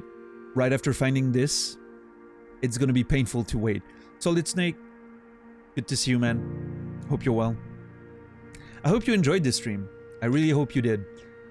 This was great for me. I love that backtracking we did. Not much progress, but a lot of backtracking, finding a few new areas. Just beautiful. And I can't wait to explore the Soul Sanctum next. I feel like this place is gonna be fucking wild. So yeah, for anyone who has to catch up on some of the VODs, that's giving you an extra day to do so. But yeah, anyway. Thank you everyone for being here tonight. Thank you for the follows. Thank you for the gift subs and the resubs and the subs. Truly appreciate it. It means the world to me that I'm able to enjoy a game this much and just share it with you guys. We're gonna raid out in a few minutes to my good friend Nasrallah, who's currently doing Rune Level 1 Elden Ring. Very interesting to watch. I'll be back on Wednesday. My starting time is 19 hours in the future, but in this particular case, 24 hours and 19 hours in the futures. 7 p.m. Central European Time, 1 p.m. Eastern, 10 a.m. Pacific, 5 a.m. Australian Eastern Time. I hope everyone will have a beautiful day tomorrow. Thank you everyone for sharing these moments with me. I will definitely miss you guys tomorrow and miss Hollow Knight, and I'll be back on Wednesday. Until then, remember me, and I'll remember you.